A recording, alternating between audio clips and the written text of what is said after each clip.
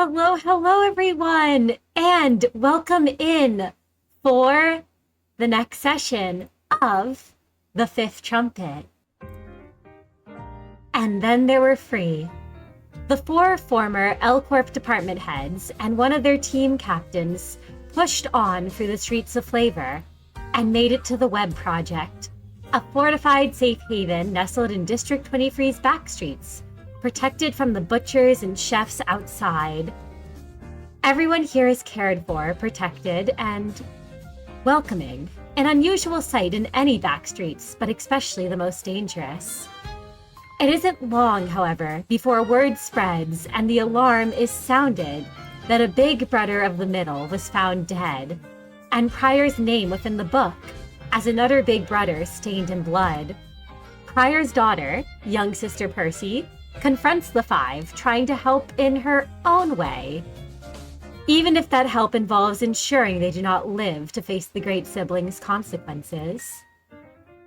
With Pryor's daughter defeated and now on their side, the four know they can waste no time in heading straight for the web itself, and where Neo's arteries lay buried beneath the ground. But before you all can leave, there is an unresolved matter. That of the figure opening the door to where you have all hunkered down to catch your breaths.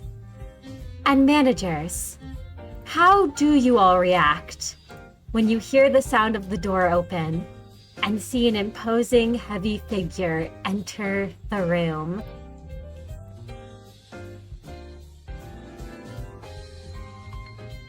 And let's start with you, Miix.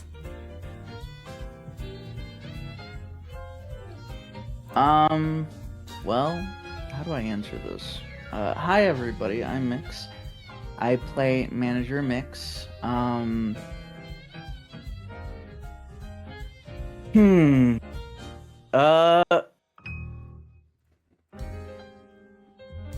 That's a tough question. A little bit of surprise?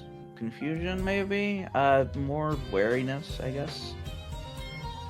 She still has some lament drawn. I mean, she's not going to do anything yet, but, you know, things have been scary. They've had to fight constantly, and it's just a whole thing.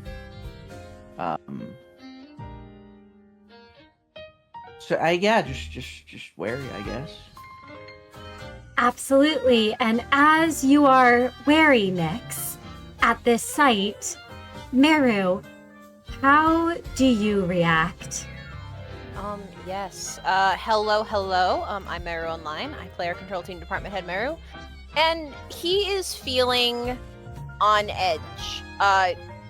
He's very injured right now and had really been wanting to just stay away from danger until he's healed up a bit more. So I think Meru can feel his heart begin to race a little bit as the footsteps approach and that door opens. He's not unfamiliar with the act of hiding away while I guess you could call it a potential enemy approaches.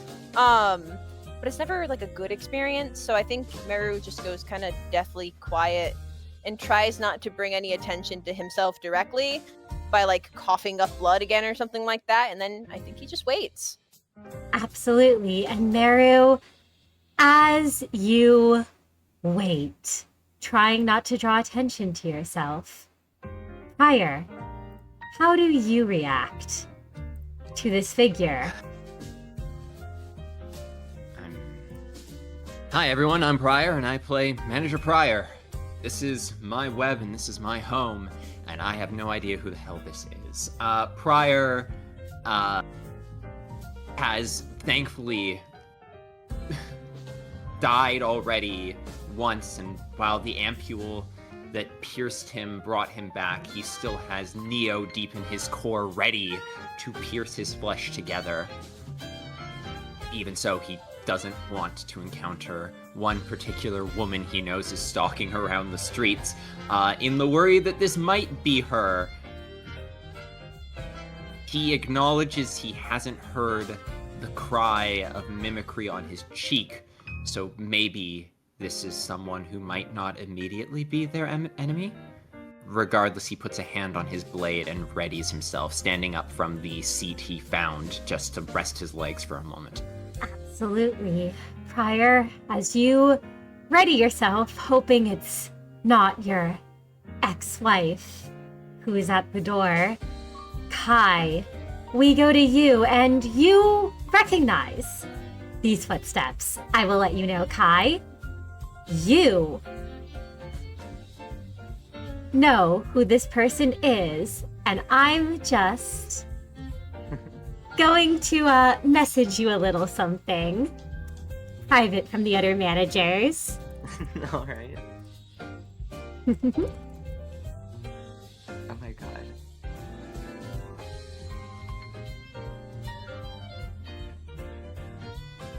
Oh, okay.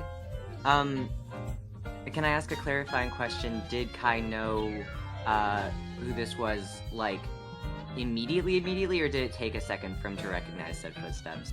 It's been quite some time, Kai. I imagine it took you a moment to recognize them, but it clicked not long after. Alright. Hello, my name is Kai Calypso, playing Manager Kai, who sees a shadowy figure entering and at first closes his eyes, accepting his fate that they'll have to fight another web member guarding the throne immediately after their confrontation with Perci. And then, upon listening further, realizes that this is someone that he might have some luck interacting with, as he turns his head towards the doorway and says, Bruce? And as you do, Kai, you see this man here in the doorway.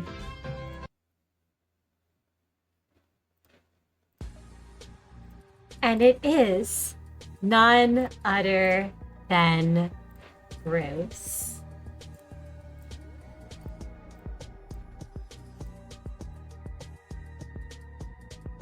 All of you can now see a large man with broad shoulders entering this little shelter and hideout. His apron is bloodied, and the sleeves are rolled up, revealing muscular arms inked in tattoos, though prior, you would know these aren't tattoos of the middle, at least not permanent ones. He carries a cleaver in one hand. Miix and Meru, neither of you recognize this man.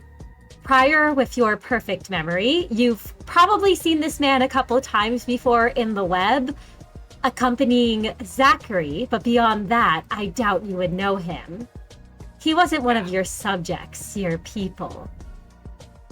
But you, Kai, you recognize this man as none other than Bruce, from those times when you ventured outside the web project itself.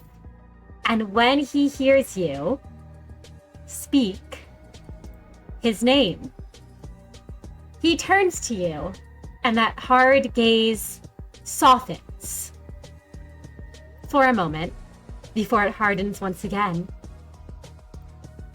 Kai, I heard you returned. I had to seek you out once more.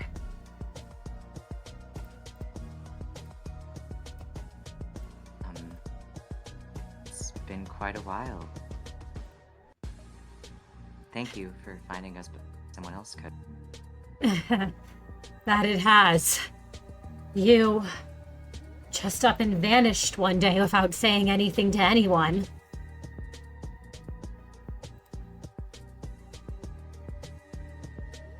Rumors have begun to spread of what happened to Zach. I knew I had to find you to keep you safe, or at least to see you once again before, well...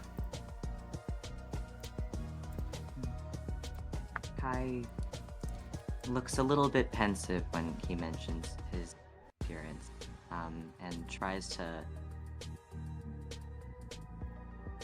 appear apologetic. So rumors have already spread around that, huh? Thank you for finding us. How long do you think we have?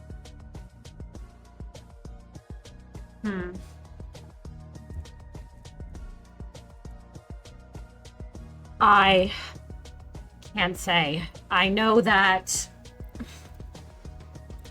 Well, I heard the young sisters' announcements over the town square.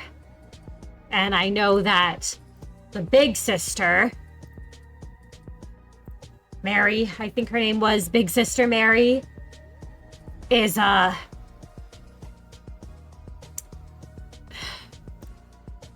probably already on the hunt for you and at that his eyes kind of dart for a moment over towards Pryor. It's pretty clear he's not quite sure how he's supposed to address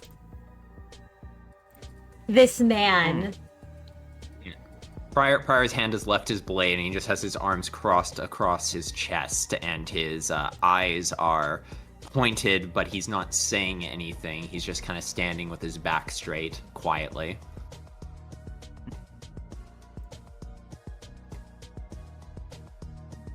I see. Well, thank you for seeking us out, to keep me safe. I'm sorry it's been so long, I don't know what to say. It has been. And he's gonna step a bit closer. He's clearly watching the rest of you to see how you all react. His weapon is still in his hand as he moves towards Kai. Do any of you react at all or make a move to draw your own weapons?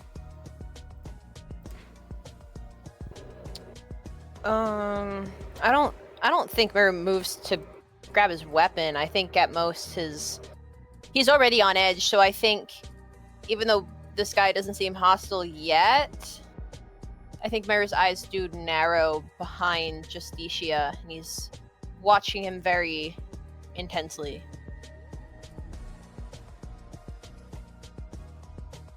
Pryor just kind of stiffens. It's imperceptible that Pryor's shoulders stiffen. They drop slightly, and his head slowly begins to like curl down into the left, like he's sizing up a cut of meat. Trying to place some ancient memory back into place. He doesn't go for his weapon, though.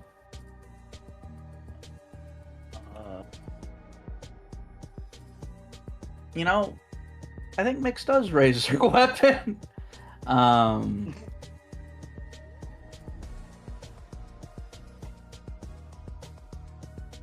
When Miix raises her weapon, My God. do you say anything, Kai? You notice that Bruce, who had been mainly focused on you, but occasionally eyeing Pryor, his eyes do dart towards Miix with her weapon raised. I don't believe that Kai will say anything to Miix, but rather to show that Bruce is someone that can be trusted.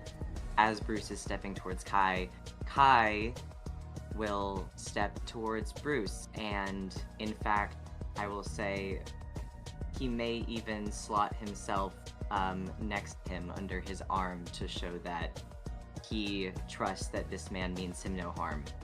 Absolutely. The moment you do, you all do watch as Bruce grabs Kai closer, his arm around him. It's not aggressive. It's actually probably to all of you disturbingly affectionate with how he handles Kai. He's pulled him up to his side, and there is this brief fondness in his eyes before that gaze hardens again. And he says, I mean none of you any harm, so long as none of you mean Kai any harm. You're not gonna get in our way?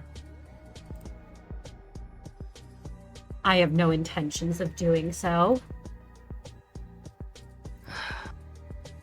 Fine. And Miix will raise her... She'll point the barrels of her pistols towards the sky.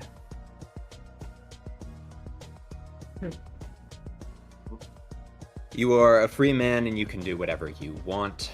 And it's unclear if Pryor's referring to Bruce or Kai as he kind of looks away, so just the eyes of nothing there are gazing at the two of them, and he sort of just takes a few steps and sits back down where he was sitting before and just goes, just don't go out onto the street.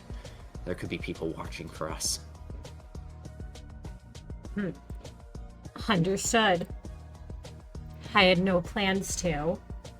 And Pryor, you see Bruce hold Kai even closer at you, staring at him, before he looks down to you, Kai, and says in a softer voice, May I have a moment with you?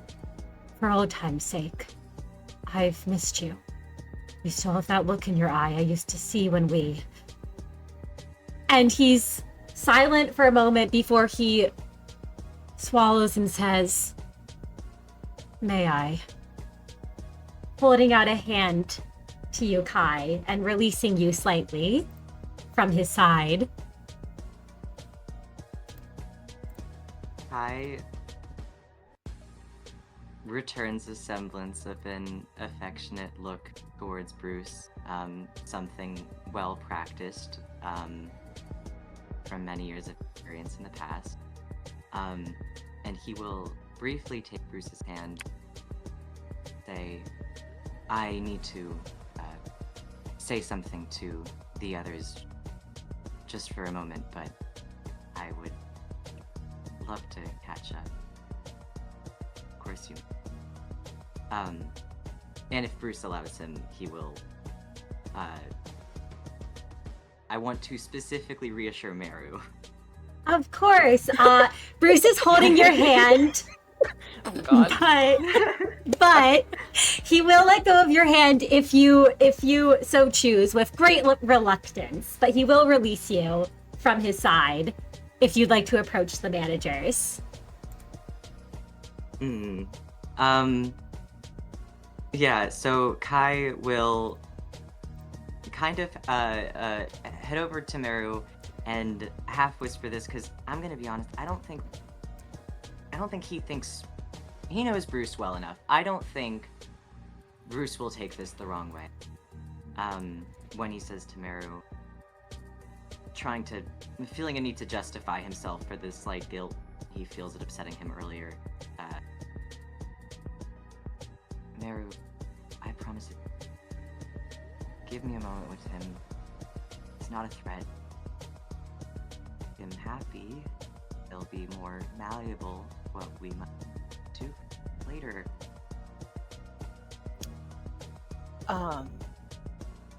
As Kai says that to him, see, I would say Meru's not hiding the fact that he was glaring, except for the fact that he's wearing Justicia.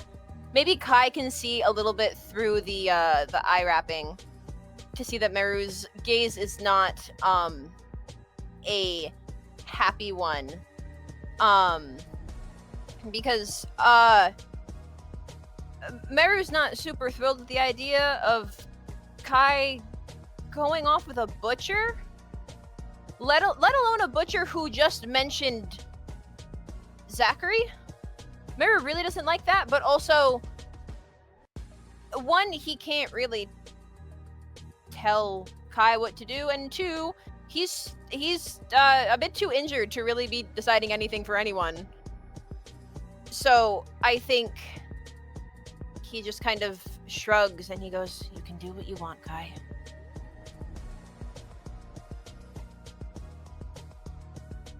The best answer Kai's gonna get at the time. So he will nod to Meru and walk back to Bruce and lower his eyelids as he says, "Let's deploy somewhere more private to catch up." And I when will say, Miix will call out quickly, briefly, and just say, "Hurry." And there's a look in her eye of, it is basically, she is just,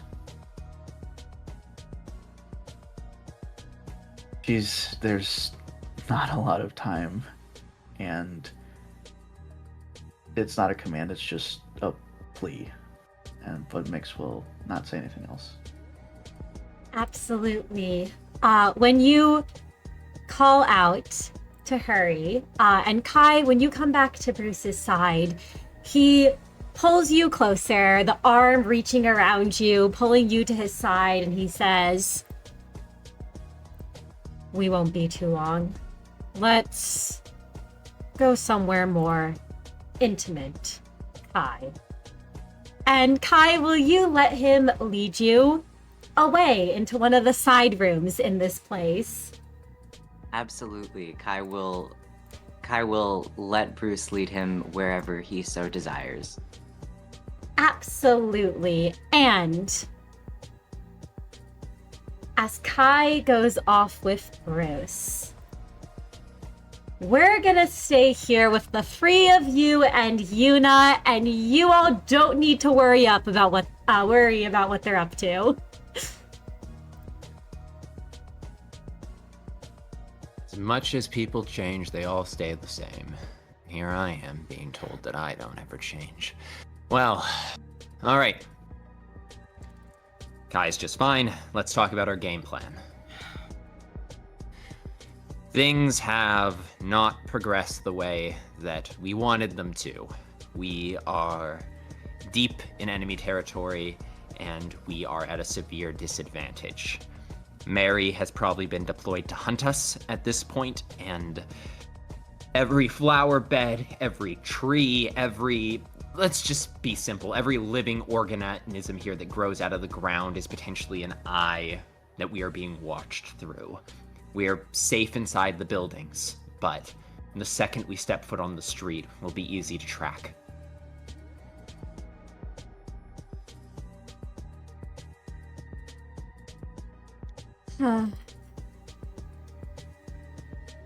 Yuna is sort of shifting nervously at that and says, "Okay, so there's no way to avoid detection from anything here?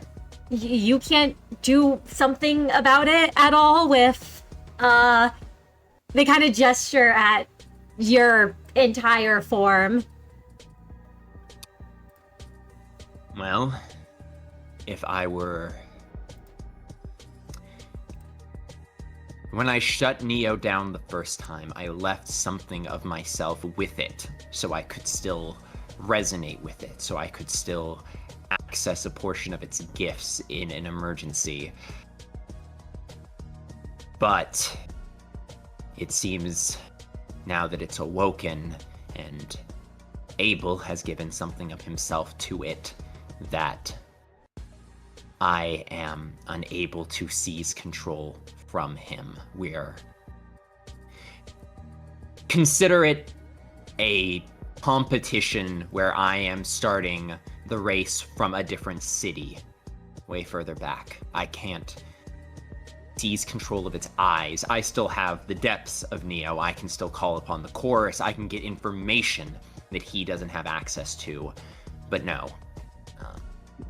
Assuming he has as much control as I think, the second we step foot on the street, it's going to be all hands on deck after us. The good news is Percy is on our side now, which means that if we can make it to the web, we don't have to go through all of its defenses. I know a back door. We can get right to the throne room without any issue.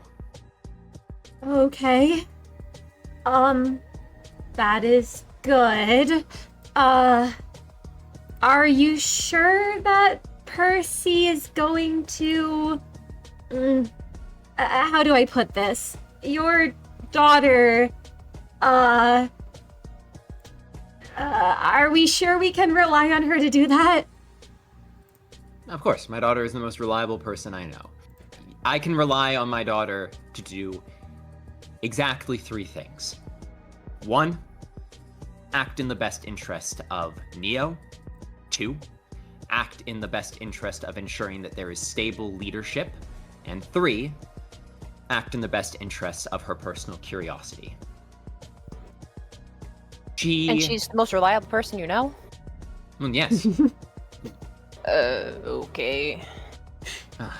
He is the most reliable child I have, to correct myself. And Prior rolls his eyes at the need to get that specific, and he goes, love, loyalty, affection, those kinds of emotional connections can be manipulated. They can change.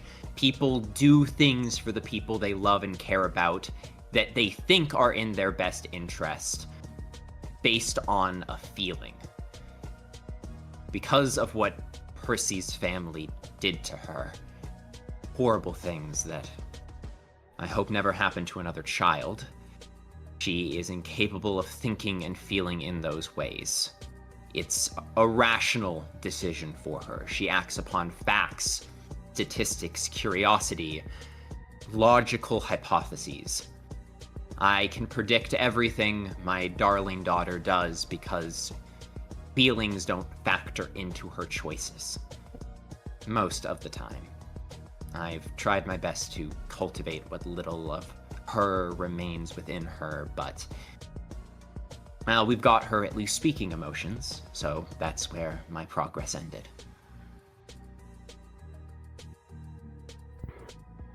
Huh.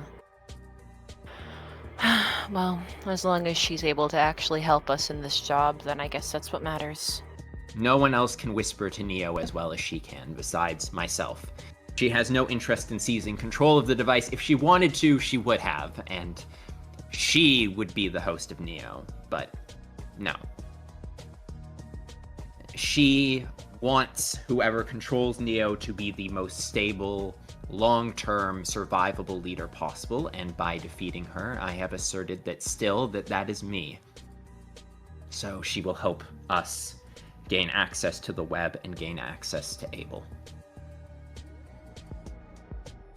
I hope you aren't planning on doing anything untoward once we get to that point.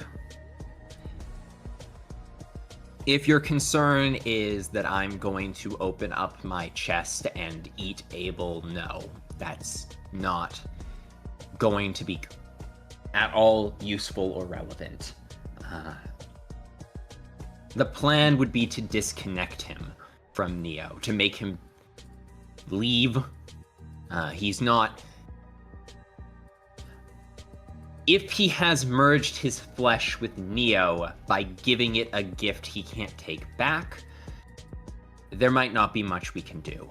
If he has simply gained access to the power of Neo through conventional means, then all we have to do is get him outside of Neo's receptor range. If he leaves the web project, it should sever the connection, cutting him off from Neo. Making the machine forget him. Like our tablets when we got too far away from the facility and they started to lose the ability to send information back before we figured out that issue. Okay, well, that's good. We have a plan there, and if you say that your daughter's reliable, I guess we'll have to trust that. I'm kind of worried, about Kai.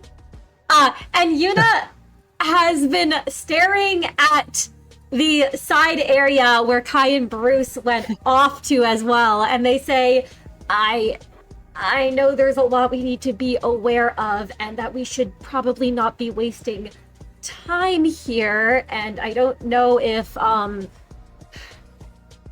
I trust you can vouch for your daughter. That man, he looks like, didn't he mention, and Yuna kind of looking at you, Meru, at this, Yeah. given Yeah. the name Zach was dropped. Yeah, no. When Yuna starts to talk about that, Meru he lets out a bit of a harsh sigh and then coughs a few times, and then goes, yeah, no, Kai can do what he wants. I don't trust the guy. Neither do I. He knows Zachary. He called him Zach. Not everyone called him Zach, I'm sure. It's usually people who knew him, and not just knew of him. Kai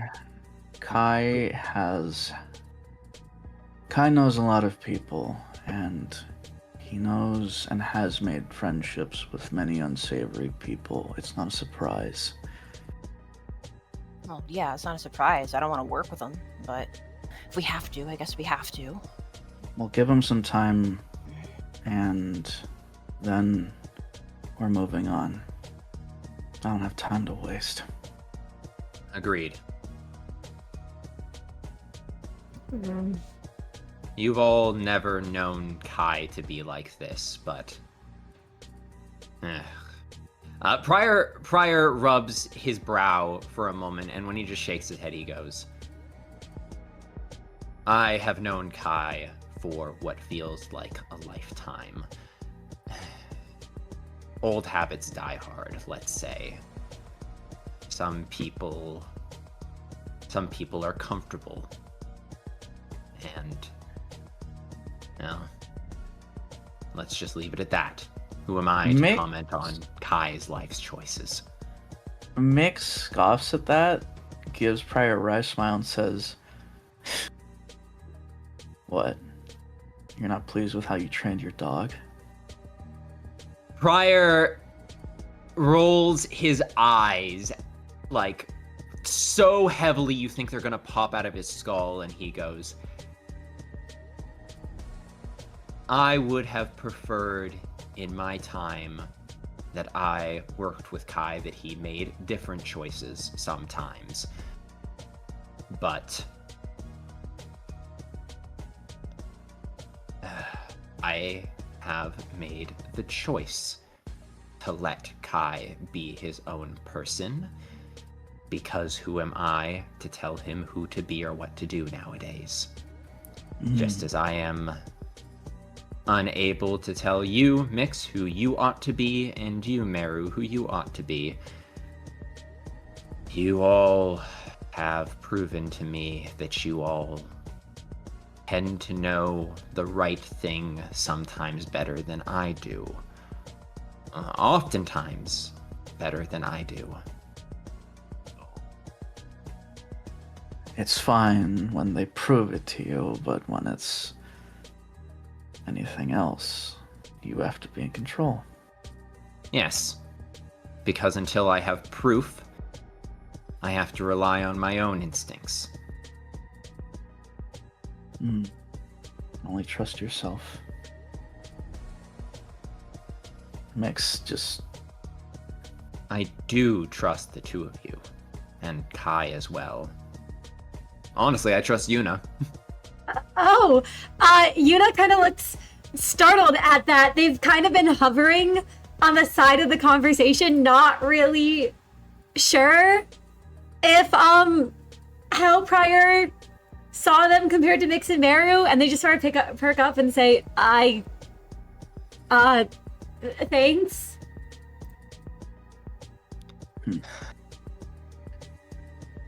You all have knowledge and expertise I lack. I hope you do know I do weight those opinions in my decisions, even if it might not always seem like I do. Your words don't fall on deaf ears, is all I'm trying to say. And I'm sorry that my actions have led us all to this place in some way. And I'm sorry that it might be complicating your reunion with your brother, Miix. I am truly sorry about that. You've given many apologies throughout our time together. So have I. Time for apologies is long past. Actions speak louder than words, as they say. They do. And Miix will lean against one of the walls here, and she taps her foot impatiently and says, "We give Kai a little bit of time, but we don't have time to waste. If he doesn't come out, I can either get him, or I'm gonna keep moving on." And Let's... Oh, yeah, please, no, you go first if you have something to say, Prior. Prior goes to produce a piece of paper from his bag to start sketching out a map or something of the web based on his memory, but it seems something happens as he gets sketching. Yes, as you're sketching, Prior, Miix, you're leaning against the wall. Yuna's probably shifted closer over towards you. Kai, can you roll me a presence, endurance, beautiful roll? Present. Okay. Yes. Thank you. Yes, I can.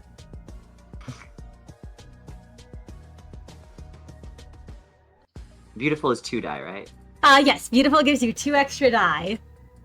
All right. And you know what? Despite Kai's want for this in the first place, the motivation of making him more malleable to their wants was real, so I'm going to spend a sin point. Absolutely. I did forget to mention, you all do gain an additional point of sin because affinity was redeemed at the start of the session. And, which might be very important for all of you, the light washes over you all and you all did get to regain a point of health. Yay. Which might be important for you. And so sorry, Senna, what was the challenge on that roll? It is a challenge 2, and it is scaling, so the higher you roll, the better the outcome will be. All right. You also all can regain a point of sanity and another point of health as the light washes over all of you. You're kidding. Oh, I'm rusty. Oh my gosh, is that 4 successes? Oh wait, okay, I thought for a second, I saw the willpower 0 roll and got worried. No, I could have done better. Oh. Absolutely. Kai, with 4 successes,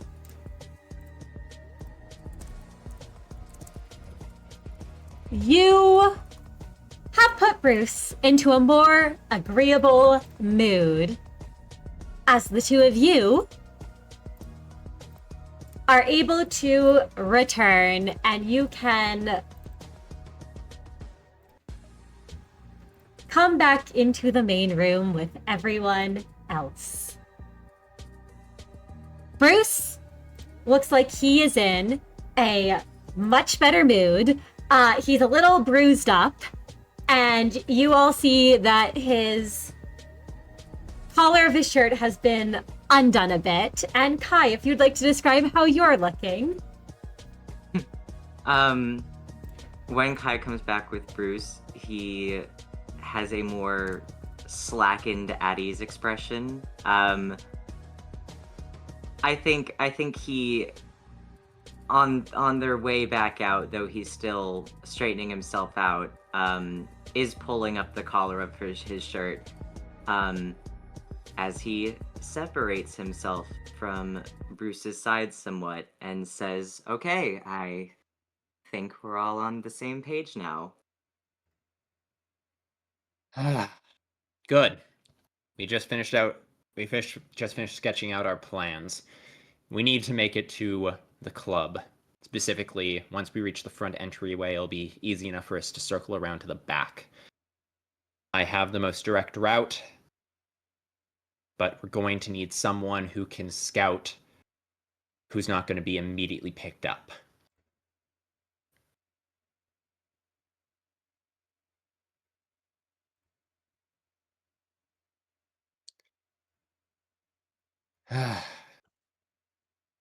As for the rest of you, and Pryor turns to Miix and Meru, he's going to say, we're probably going to encounter combat, so the two of you should be ready, and Yuna, despite the fact that you are technically capable of engaging in combat, I think that much like against Perci, the threats here may be beyond your capability. It's best that you find cover if we encounter any fights going forward. Is that agreeable with you? Yeah, if there's any cover possible, that would be great. And Yuna kind of looks down and just says, I don't know how useful I really am in a fight, so, Just keep your attunement in level, keep your gear stable, don't corrode, and stay in cover. If someone approaches you, you have the capability to fight them off, but for the most part, we can distract them. Got it. That would be good. Yeah, I'll try to keep out of the fights. I'm, not really well suited, I think, for them, and you can see Pryor that Yuna looks a bit rattled, and you remember the state you all found them in after what happened with Big Brother Zachary. Right. They haven't found us in here yet, so maybe we got lucky and they didn't see us duck into this building. So, Meru. I remember out on the street you said that you were feeling rough.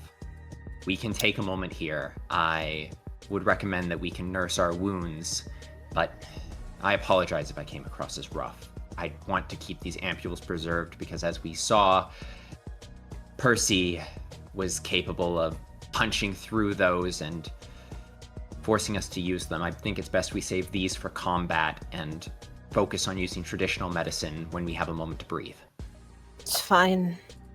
Like I said, I can handle this, so I was able to wait. Yuna, Kai, do you think the two of you would be able to do some triage? Sorry, this is out of character, but I actually was going to ask if I could. So, yes, Kai would love to. Yeah, Mr. DM, to the best of his abilities without using any ampules and Yuna's help, can they heal the others? Absolutely, Kai. You can go over to, the others. I'll just have it be one roll that you can make for everyone here. It's going to be an understanding medicine roll at challenge 3. You have Yuna's assistance, and for every success above 3, you can convert 1 point of aggravated into regular damage. All right.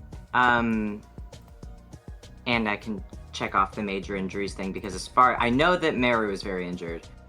So I assume I can check off major injury. I think everyone has some major injuries to some extent. We're almost like one. Yes. I believe right now it's just you and Meru who have taken. Oh, really? Okay. Yep. But you can add major injuries because this is only for aggravated health. This doesn't do anything for regular damage. All right. And I'm scared now because that last roll was so bad, so I'm gonna use Sin again. Absolutely, you can spend a point of Sin. Okay. let me try. I'm gonna willpower that one too. There we go. 8 successes. With 8 successes, that means that you can, Meru and Kai, both of you can turn up to 5 aggravated wounds into regular damage.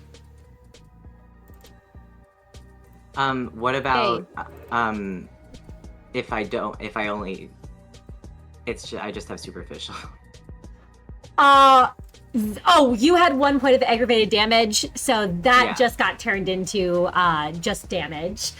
It doesn't. But it doesn't heal any of this. Yeah, it doesn't heal anything else. It's only for converting any egg damage you have. Understood. But you're able to get rid of those major injuries and those worse wounds that both you and Meru have on you. If you'd like to describe what it looks like as you patch him up. Sorry, Meru, were you gonna say something? Oh, no. Okay. Kai will, to the best of his ability, staunch any bleeding from Meru, and he mentioned that he was coughing up something, so I'm like, there's not really much practical I can do for that. Maybe in some kind of med kit, there is something to induce nausea, and he can vomit up whatever that is so that more doesn't come out. Awesome. Yeah. Yeah, Meru can... Very confused. Yeah, he can go off, away from the others to do that.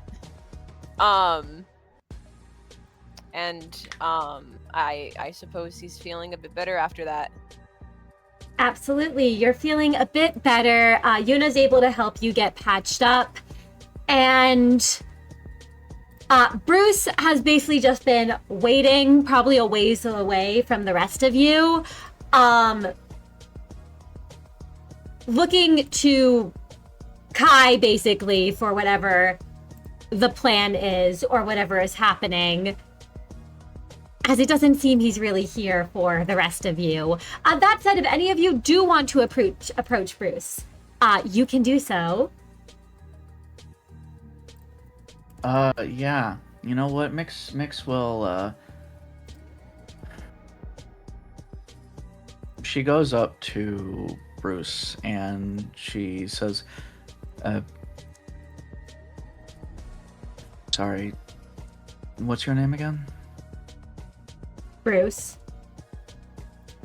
Bruce. You know anything about Abel? I know that there's some better who moved in a couple of years ago, going under that name. Zach's talked a lot about him. You don't know anything about him, though. I just know that his name's Abel, and that the web isn't what it used to be, according to people. Alright, well, thank you for letting me know what you do. Thank you for letting me know what you do know.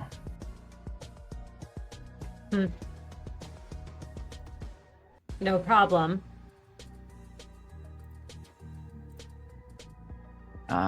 Yeah, that's basically it.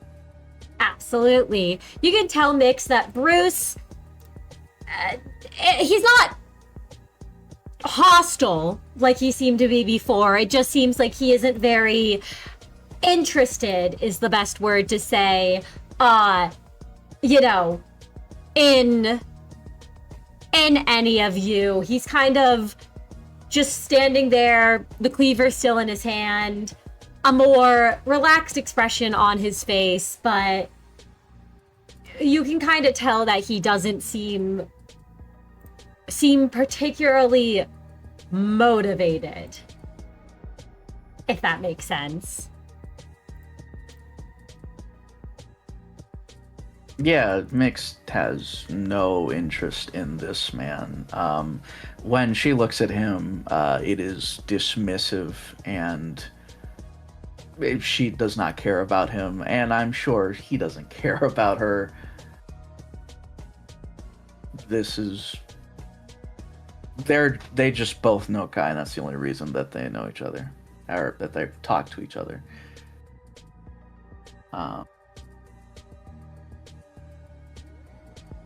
Absolutely. And as Let's you light a cigarette, though. you can do so, and as you return to the rest of the managers, do any of you have anything to ask of Bruce or that you'd like to say to him? Pryor just wants to get out into the club. He feels that we've already spent a lot of time here as it is. He keeps checking out the window nervously, so no, Pryor has nothing specific to say to Bruce. Absolutely. You don't see anything out the window, Pryor, and that is because you do not have a high enough awareness to even spot any of your children of the web. Without That's really Mimicry's comforting, warning. Cinna. Thank you. Thank you so much. No problem, Pryor. Then, in that case, are you all ready to venture back out onto the streets? Yes, sir. Suppose so.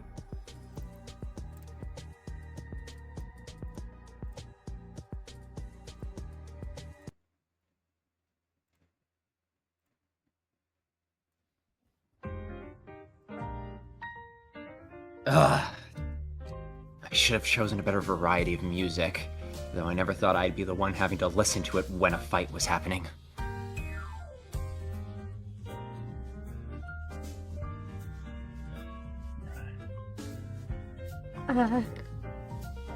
Yuna kind of looks to you, Friars, like you chose all the music here? Of course, I chose everything for the intercom speakers.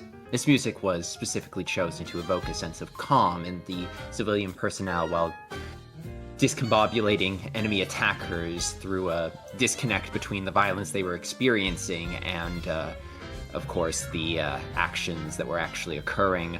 The children of the web are well used to fighting underneath its effects, so it doesn't harm them as much. Everything here is designed to optimize the defender's advantage, but I'm getting ahead of myself. We are, after all, the attackers here. Uh, You need to focus, Yuna. yeah. No, I'm focused. And Yuna just kind of grips their ego weapon tighter as they walk through the streets, which at this point, you all see have been cleared out entirely.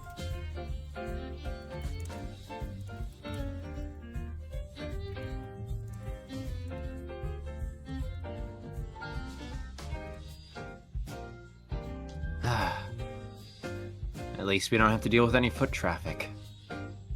Alright, if we follow this street up, take a left, then follow it down a block, another right, we should be reaching the entrance of the club. It's a straight shot, basically, once you make that first corner. If you forget the other corner.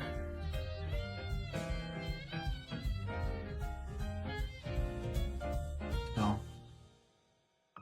That's the best way I can say it.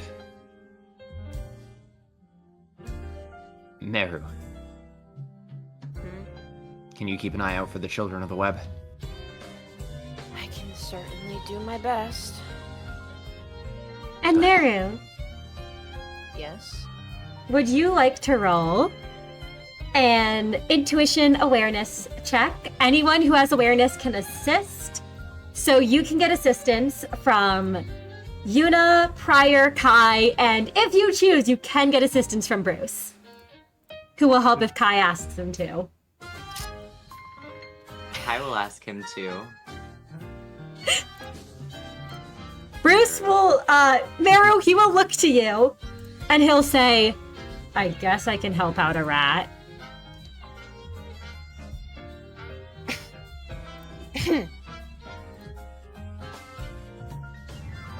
Sorry. This is No, me you- pausing for a second. Meru doesn't need his help. Meru says, no need. I don't need help from a butcher.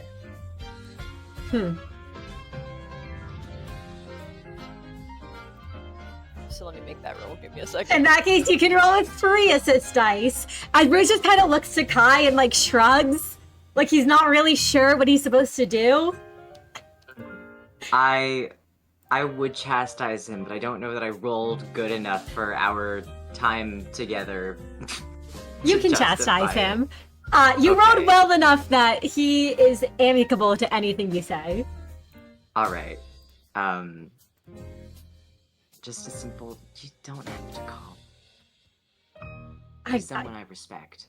Be nice. I'll be nice. I'll be nice. Listen, you call a rat, right? Like I just figured You like don't have to call him sir. That doesn't mean you have to call him a rat. Fine. I won't call that one a rat. He's not really sure what he's supposed to refer to him as. Kai isn't entirely sure what Meru would prefer Bruce refer to him as. Preferably his name. Okay, cool. Okay. That's a start. Makes sense. Well, his name is Meru, and I know obviously Bruce knows Pryor's name. I know he just spoke to Miix. Did Miix introduce herself? No, not at all. All right. Yeah, he'll say, listen, I know the big brother, okay? Everyone knows the big brother. You don't fuck with the big brother. You don't touch his property. I mean, people. You don't touch the big brother's people. Meru, then there's Meru. And then there's the Feder. I don't know what we are calling it. Is it insensitive to call that one a Feder? And the other one? I'm pretty sure they're Feders. Abel's sister. Oh, You can call me Miix. all right. This is a lot of names. I don't usually refer to people by names. The other. He did just refer to Yuna as another feather, right? Yes, he also called Yuna another Feder. Well, the other feather's name is Yuna. Try your best to remember their names. Okay.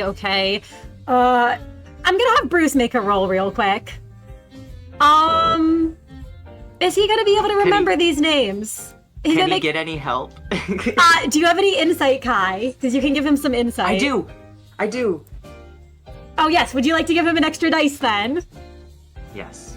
Alright, he'll roll 2 dice instead of just 1. 1 success. Oh, wait. Okay, I got it. Meru.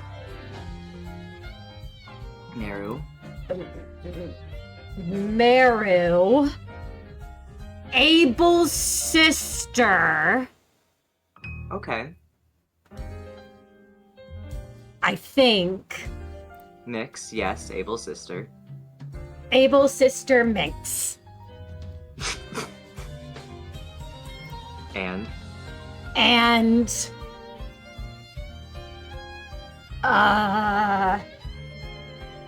Starts with a Y. It starts with a Y. Vienna. Yuna.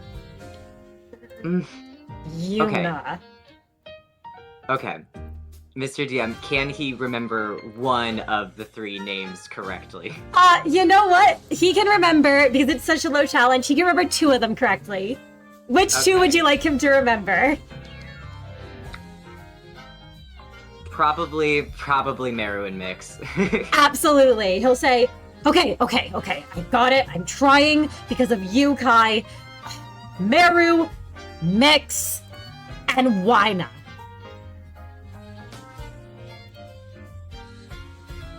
I can tell you're trying. Thank you so much for trying. Huh, You're that's so trying. You're so sweet for trying. Kai will not try to correct Bruce more than that because he knows he's not going to get more through. That's pretty good for him. Absolutely. Bruce does actually sort of puff up his chest a bit, and he looks pretty happy. He looks pretty happy that you gave him some praise, and that you know, he's done it. He's done it. So, Bruce, yes? Yes. And he's immediately gone on the offensive again when you address him, Prior. Prior eyes his exposed arms and goes, temporary tats aren't really something we give out in the web. I imagine you got them from the Big Brother Zachary, correct? Oh yeah, no. Zach's the one that gave me these, and he kind of like flexes his muscle a bit, and you can all see the tattoos. Oh, gaudy. Zach. Nickname basis? Well, yeah, of course. Zach was, you know, one of my good friends. I mean, I heard about the shit that happened with him getting killed. They're all saying that. And his eyes trail over to you, Prior, before he lowers his gaze and says, well, it doesn't matter what they're saying. I trust Kai's judgment on things. And, you know, well, Zach was a good guy and all. I'm sure the middle will carry out whatever vengeance they do. And I just want to be sure. Missing. Big Brother Zachary is missing.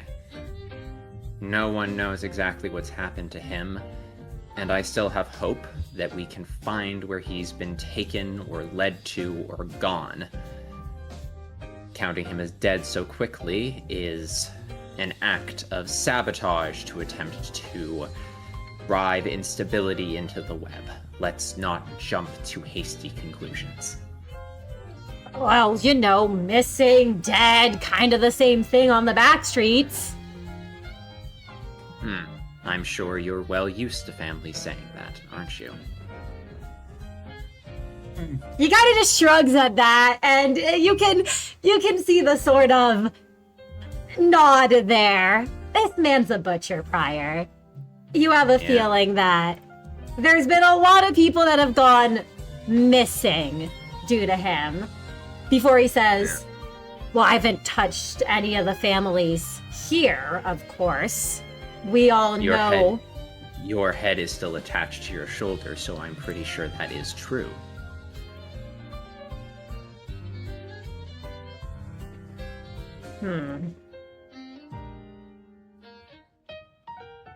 You were supposed to stay on your side of the street, and we were supposed to stay on ours. The fact that Big Brother Zachary ever let you into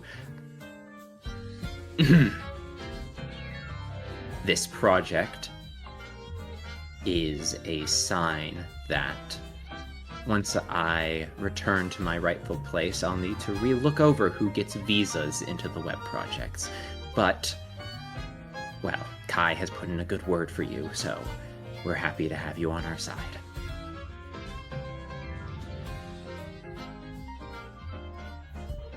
I will say, Meru will mutter under his breath, happy's a bit of a strong word. I think even Meru can tell that Prior is there is something in the back of Prior's throat, which is the fact that we are under attack, that Prior isn't jumping Bruce with his bare hands to choke out a butcher. No, Meru's not like, he doesn't, it's not like he's like glaring at Prior while he's doing it. Meru's just more, while Prior has the ability to look at someone like Bruce and say that, Meru does not. Yeah, I think Miix will step forward and say, well, all right, Prior, you can go easy. Come on. Let's focus on we have to. Yeah, we do. And besides, you used a lot of big words. I'm not sure his head can take it. I, the player, laugh. Prior has more composure than I do.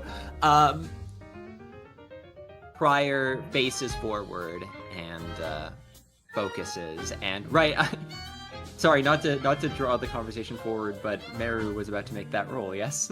Yes. Yes. I was. You all can see Bruce is just kind of looking between all of you, and he basically then just looks back at Kai and just whispers, I don't think your friends like me very much.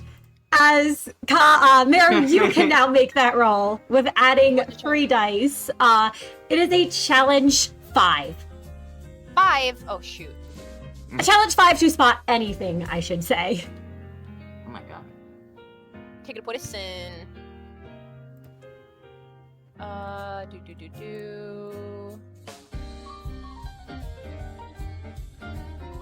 get all my dice from that.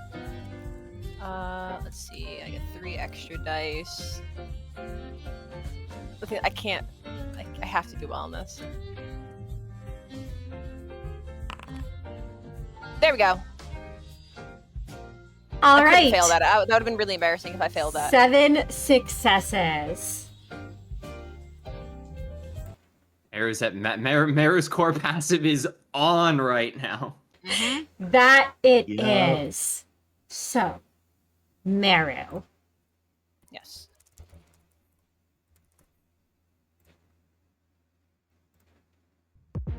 With 7 successes on your roll, you can see that there is a formation of children of the web around the next turn. They are basically waiting among the emergency lights. You're able to spot them, their tattoos flashing. It looks like the moment you all proceed, you will be attacked by them. But until then, it looks like they're waiting for you all to be in their trap before they strike. You notice that these ones are lined up differently than the ones who were fighting alongside Perci.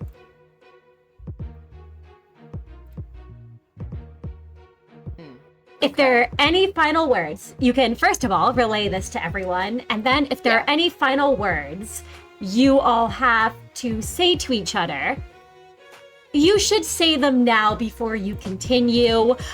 You could all try to look for a different path to the web than where they are all lined up, but I will tell you now, with your perfect memory, the path you are on is the most efficient path there.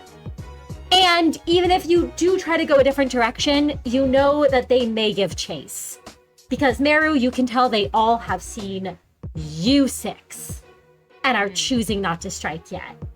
And that is all. I will allow you to relay the information.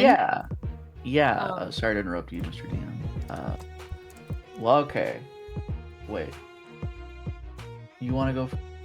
Oh, yeah, no, I was just gonna say that when Meru, he notices, the eyes, I guess, on them, Meru will kind of tell everyone to halt, and we'll kind of just point out what he saw.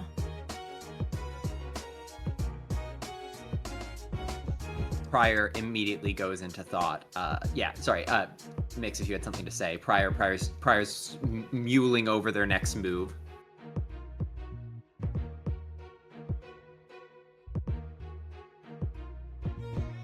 All right, we have a moment. They're not going to strike until we move. Take one moment, collect yourselves. They know, we know, and we know they know. So, until we take any steps forward, we're fine. Yuna, find a piece of cover. Everyone else, Do what he says. let me know when we're ready to go.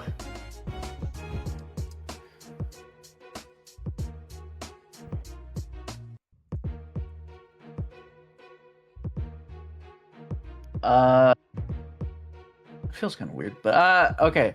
Miix will quickly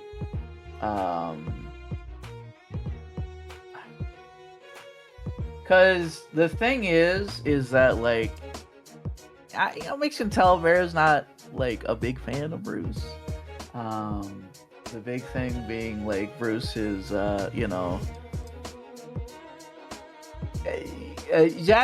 she'd be friends with Zachary, and, like, Zachary, terrible person. It's not that much of a stretch to think that Bruce is probably a bad person, almost 100%. And Mira is not comfortable with the fact that anyone who is, a friend of Zachary is here.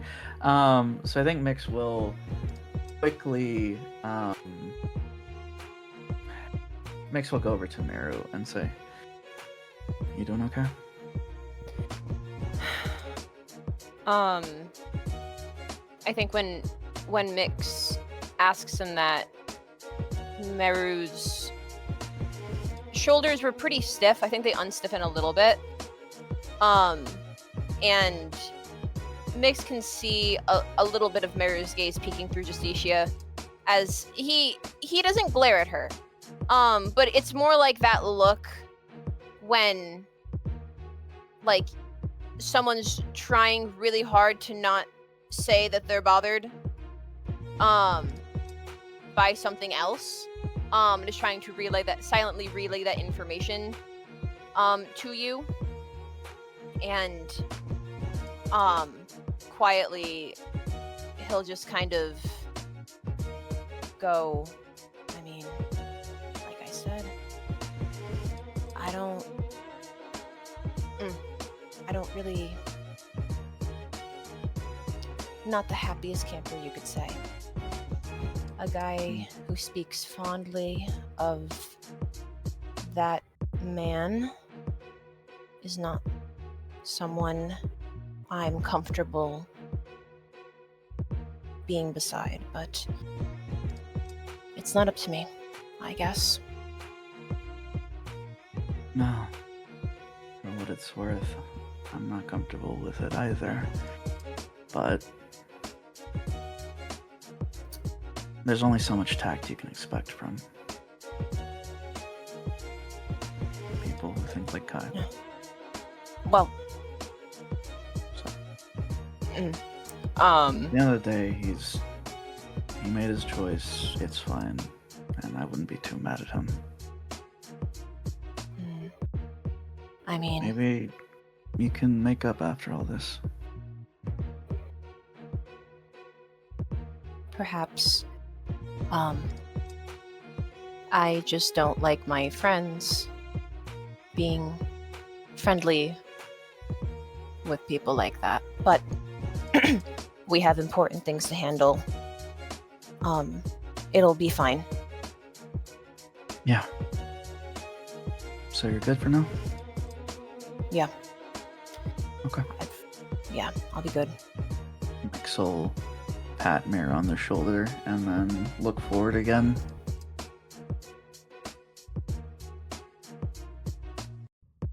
Absolutely. And All right.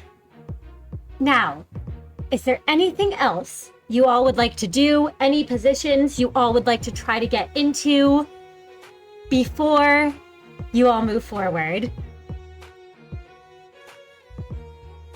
Yuna has taken cover and is hidden. You will still benefit from their K Corp emergency ampule passive. I will let you all know. However, none of their other passives will trigger, and they won't be able to use any other skills without putting themselves in the firing range. All right. Briar probably shouldn't be in the front. Meru should not be behind like 3 different people, I imagine. Absolutely. Feel free to readjust yourselves how you will. Oh shoot, how do I move? Oh no. Oh, there we go. Duh. Click and drag. Yep. Yeah, I was pressing I was pressing control like I was making a line. Meru, You're I always don't making move. lines. The line moves. But yeah. Miix will be at least next to the front, just because, like, further she gets going, the better. absolutely. I'm gonna just move you all a bit so you're not right on top of each other. There we go. All right. Do you all like the positions you're in? Ryan's really happy where he currently is. Yeah. No, I'm just fine being next to Kai's just fine being next to Bruce, yeah. Absolutely. And you all know that there are children of the web waiting. So would you all like to move forward? Or are any of you going to suggest trying a different path? I think, yeah, Pryor knows the children of the web. I know going around is just going to potentially get us ambushed by another group. So I think we kind of just have to press through to the web as fast as possible. Absolutely. In that case, managers, you cannot ambush them, but they also cannot try to jump down on all of you. Not that they could ambush all of you, given your mimicry prior. And with that, I think we're going to get ready to enter initiative.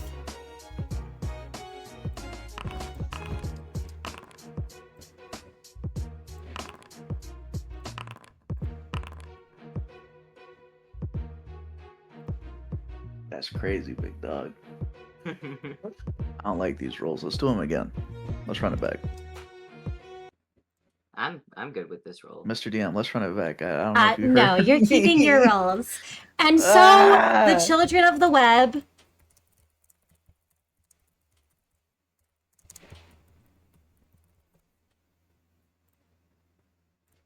are going to drop down from the shadows above.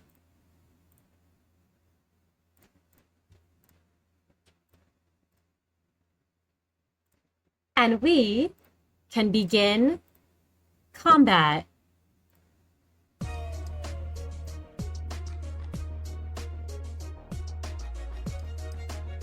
All right, here we go.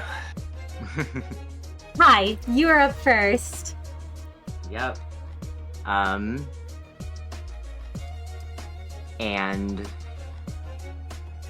sorry, I was pontificating depending on where in the turn order I was. I wasn't expecting to be first. So I suppose. You know what? I'll go for God, I hope I roll okay. I'm gonna go for skill 2, and attack. I'll say this child of the web, the one, yeah, that one. Absolutely. So that whenever they attack back, at least one of their skill slots is focused on me. Absolutely. So you'd like to attack this one right here? Yes. All right, before you attack at the start of the round, all of the children of the web do gain 2 protection. And all of the children of the web do have Percy's boluses, given she has provided them with that. And one last thing triggers Kai at the start of combat before anything else.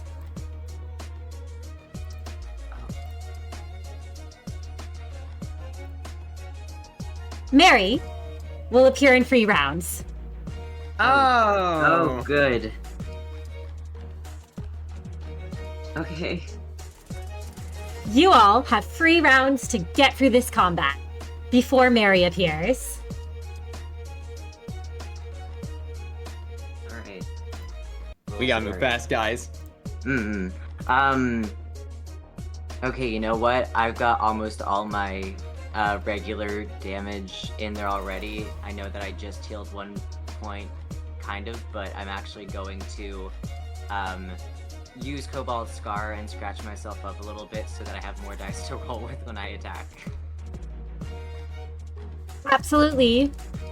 Alright. Okie dokie. just so that I can use my Cobalt Scar modifiers. Okay, and what is the challenge here to attack this child of the web? It is a challenge 5. All right.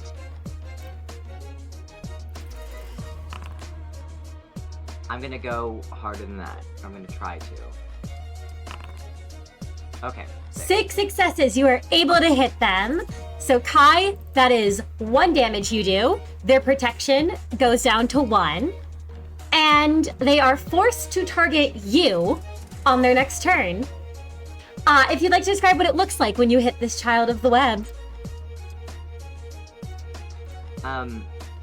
Can I ask for clarification on the protection thing? So like they didn't actually take any damage to their like stat bar? That's just... No, they have taken Okay. no health damage. You've noticed that at the start of the combat, all of you would see that these children of the web, unlike the ones with Percy, have taken up a formation similar to that of the Zwei. They do not have shields, but they're fighting as if they do. And when you strike them, it is as if you are hitting a shield rather than a human body. All right. You also all can gain an additional sin point, which you may need Yay. from Affinity. Okay. All right. Then I say Kai swings his paw down. Not swings. Punches his paw in, expecting to hit in the solar plexus of this child of the web, like he's seen so many of them do to others and experience to himself, but instead feels almost an invisible force field push him back, and he kind of like shakes his head in confusion and steps back a little bit, thinking along the lines of, okay, break through something? What the hell is in these boluses?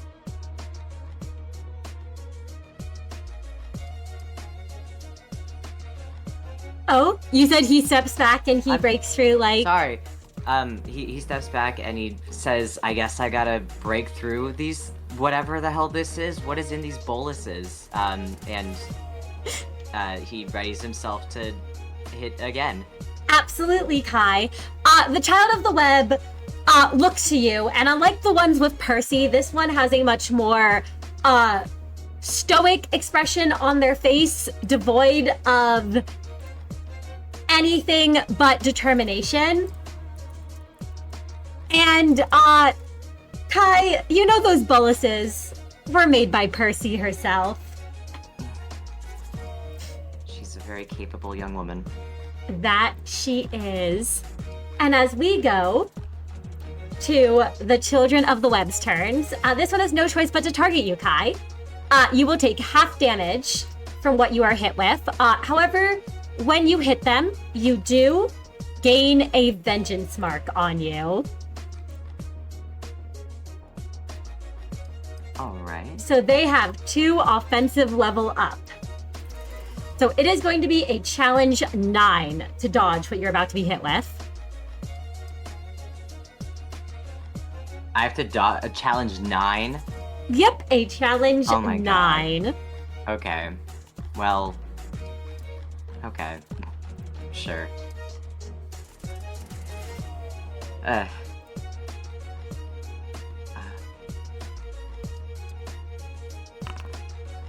Wait. Maybe. It's possible. 7 successes. It's realm. definitely Damn it! possible. Oh! With 8 Oh wait, I successes. didn't even re-roll that third one. Whatever. Oh, you can re-roll 1 more dice, Kai.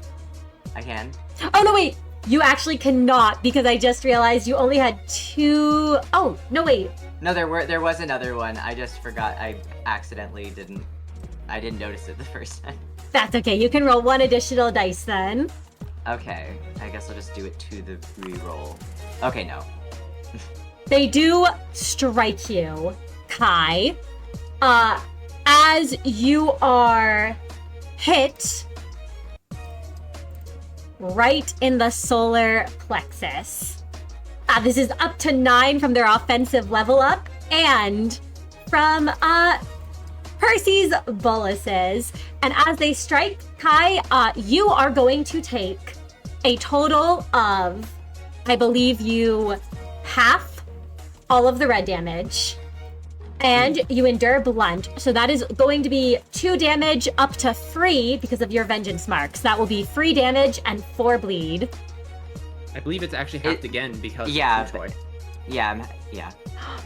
Oh, right! Half You again, do get to that's half it again, so you only take 1 damage. Okie dokie. What would be a devastating hit, Kai, you are able to basically absorb most of the blow, if you'd like to describe that.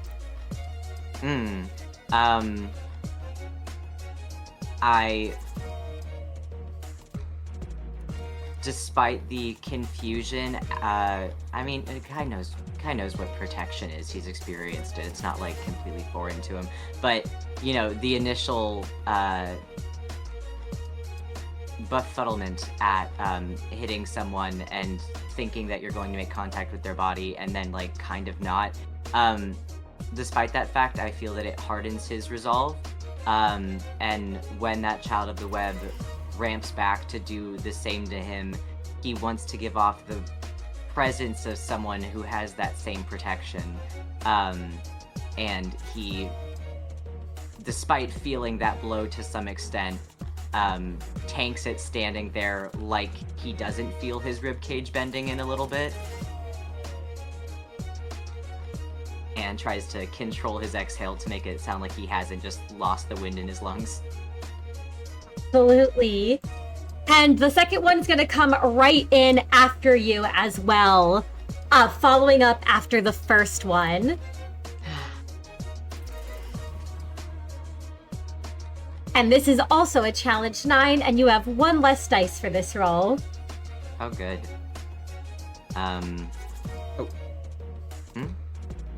I was gonna say, would it be a challenge 9 because was the other one not hit yet? Sorry, a challenge 7, not a challenge 9. Oh, okay. Well, that's a little bit less threatening. Well, a little bit less impossible.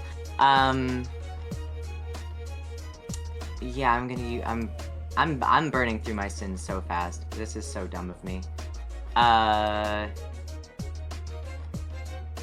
I am going to use it anyway. Oh my god. Hang on. I did it! Let's go! 7 successes! Alright, Kai, you're able to dodge this one as it comes in. If you'd like to describe what it looks like when you do. They're aiming right for your chest. As the children always do. You know their strategies. You've seen them fight, and you've probably fought alongside some of them. Exactly. What you said. After the first child of the web hits him and he manages to tank it relatively well, when the second one dives at him, he almost just jumps back a little bit. Like, he knows exactly where their fist is going to make impact, and rather than let that happen, he gets just enough out of the way that that child of the web will instead stumble forward, being dragged by the, what's the word that I'm looking for? Like, the force of their own fist lurches their body forward, and they stumble a little bit. Absolutely. And you watch Kai as they do stumble. And you can see too that Bruce has his eyes on you during this fight.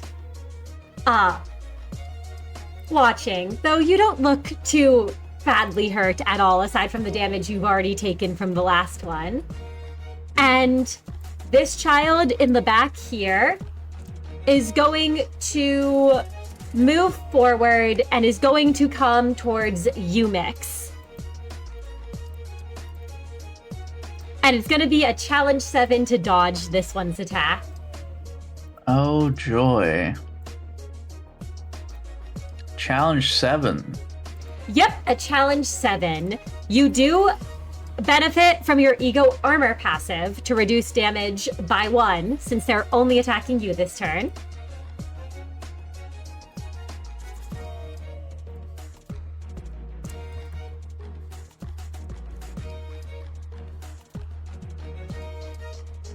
Gotcha.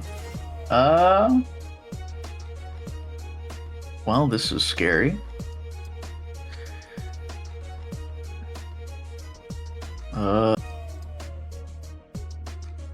Yeah, I guess I'll try to. I guess I'll try and dodge. Spend this point of sin to push. This would be very hard for me to dodge. Well, it's not impossible. 5 right? successes. Would you like to Have spend a faith. point of sanity to re-roll?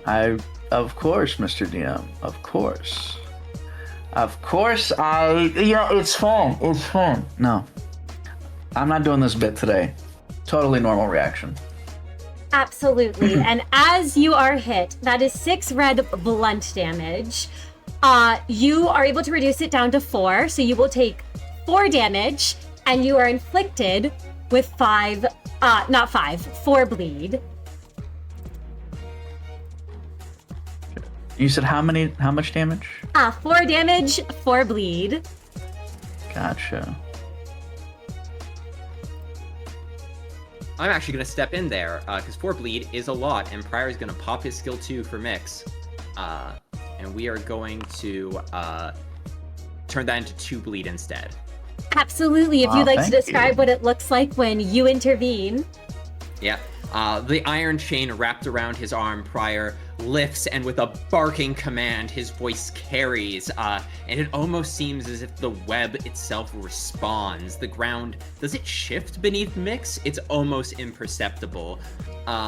Though as he yells, the child maybe is startled, or maybe Miix hears the bark of a command, and she is able to watch as the child's blow goes slightly wider than it had a moment ago.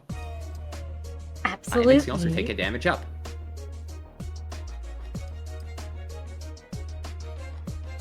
And you all can also heal a point of sanity as the light washes over you all. Oh, I need that. Yeah. I'll take that. The child right in front of you, Miix, is going to slip between you and Kai and is going to go for you, Meru. And this is a challenge 7 coming at you. Alright, well, this is when I use desperation. I will take a hit back to my willpower. Sorry, what did you say the challenge was again? 7? Challenge 7. And before you are hit, the light continues to wash over you all, and you all can recover a point of health as well. And this challenge 7 is coming at you, Meru. See, now I have to think for a quick second. Do I want to reject that health healing so I can have my extra dice? Because if I miss, then I'm taking more damage. I'm gonna stick to being injured. This might be a bad choice. Absolutely. Yeah, I think I'll do that. And I will roll. 9 Well- success crit. There we go. I didn't want to get hit. Yes, they try to dart and hit you, but because Kai and Miix are right in front, they're not able to quite as you dodge. And the final child of the web is, you know what? They are also going to go for you, Miix. They saw the first one strike, and they seem to remember, it looks like they were trying to rush Kai at first, but as they see how impenetrable he is, they're going right for you. And that's going to be a challenge 7. Ow. Okay. I will.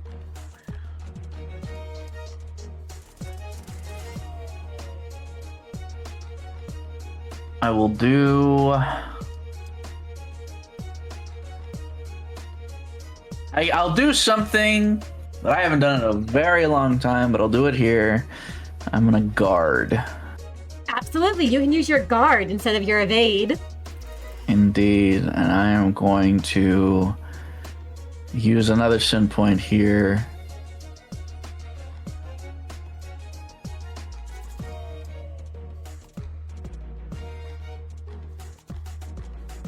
Absolutely. All right. And please make that roll. Please. You know what? Let's do it. Let's just do it. I'm gonna pray. It's 4 fine. successes. It's fine. We re-roll these. Good. 5 successes. That is going to be a total, because they are only striking you this turn, of 4 damage and 4 bleed. As Miix, you can choose, because it should be once per encounter, not once per round. You can choose to reduce the incoming damage by 4, taking 0 damage, but that would use it up for the entire encounter. I'll do it. I will do that. Then you will take 0 damage, but you will take 4 bleed. Let's not completely take Miix out of the combat. Let's take another point of sanity damage. I'm back to full.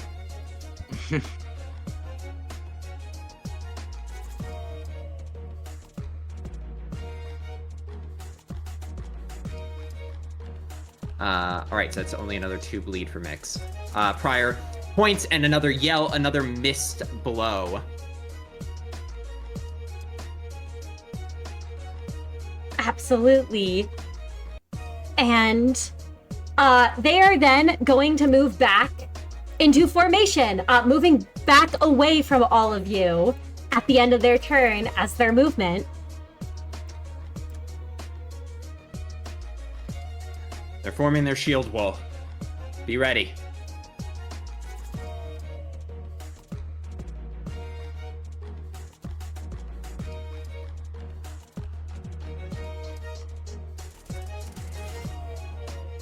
And as they do, we go to Bruce's turn. And Bruce is going to... You know what? The one advantage of this, actually, I'm looking at this. Prior is going to say this. He's going to speak. Sorry, not to interrupt Bruce's turn. He's going to speak just loudly enough over the sound of the combat and the music that they can hear and go, "The children are fighting in patterns. They're returning to their shield lines. We can cycle out our front lines. When you're done, move to the back, and then fresh people can move to the front. We can try and outlast them."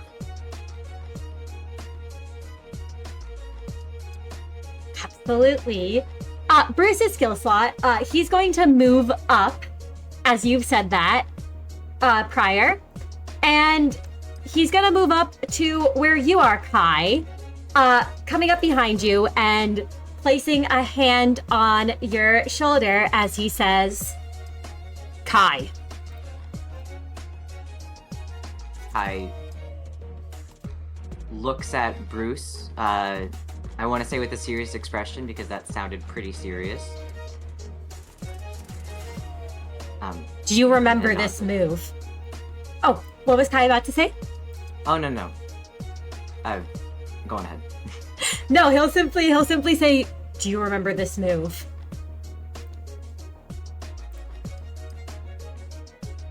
As a player, can I ask?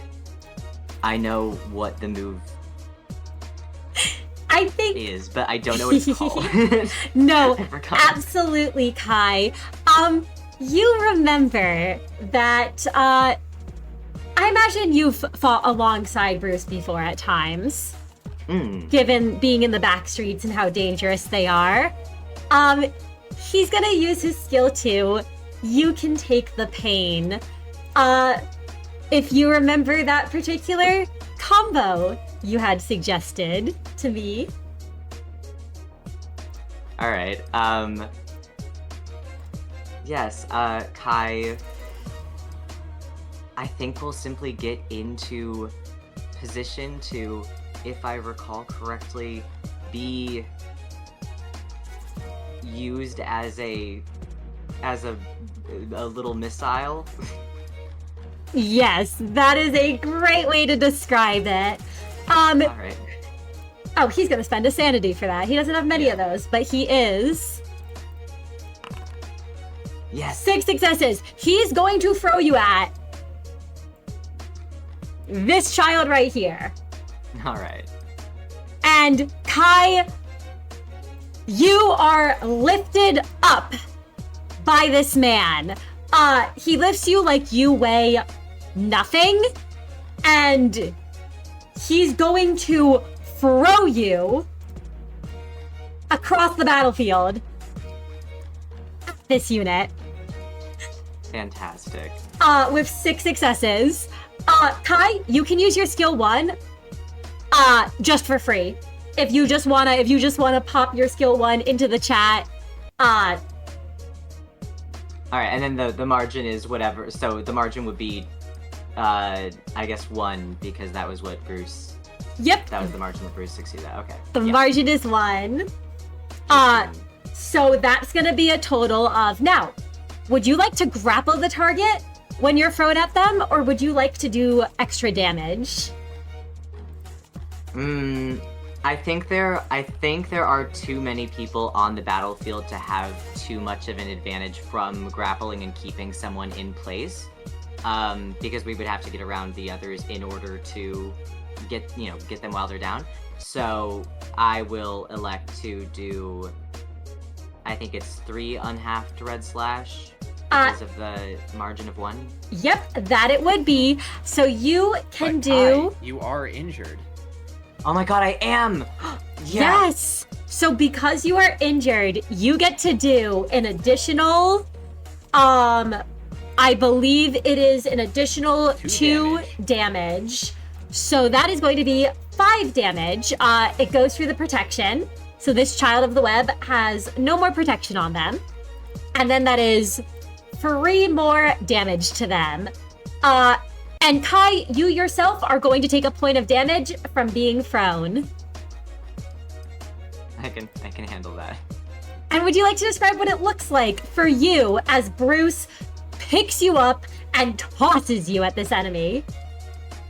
Kai, not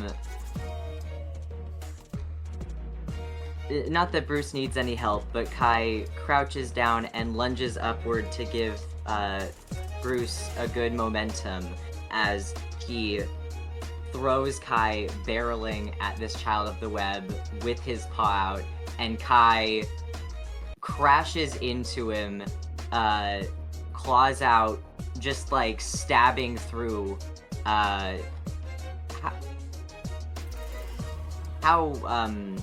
How injured is this child of the web? I don't. Not at all. The children of the web are very hardy, and this one does not look that phased by what you have done to them. I did not think that this was nearly a finishing blow. All right, good to know.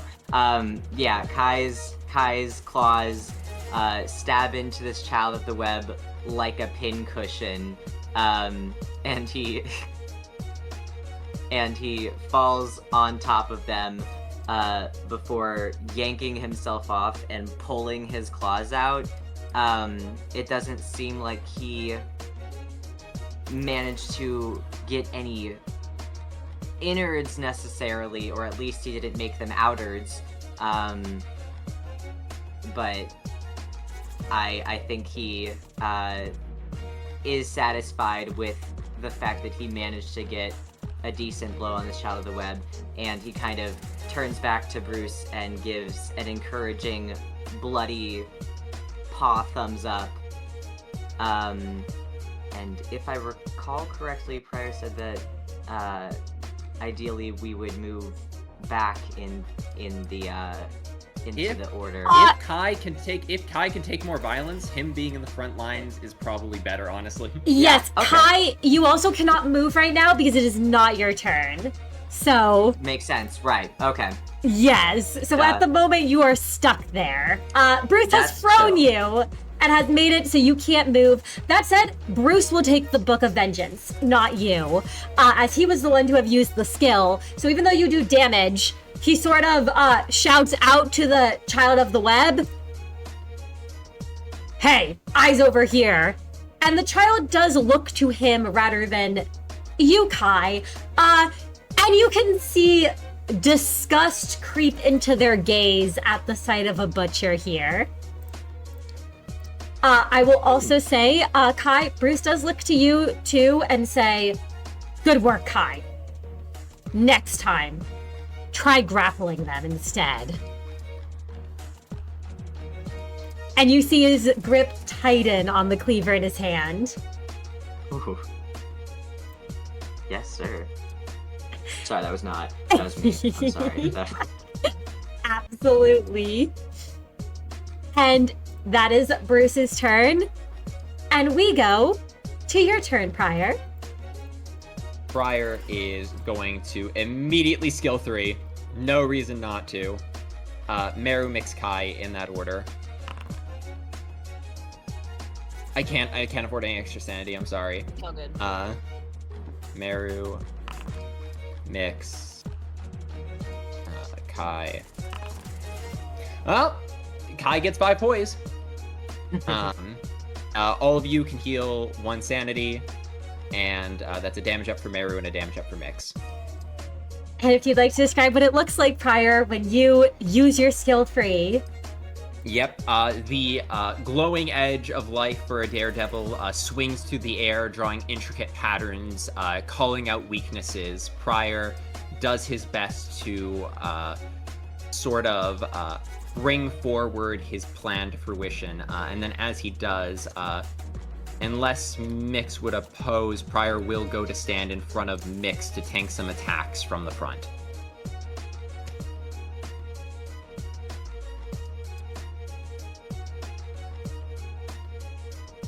Do you oppose at all, Miix?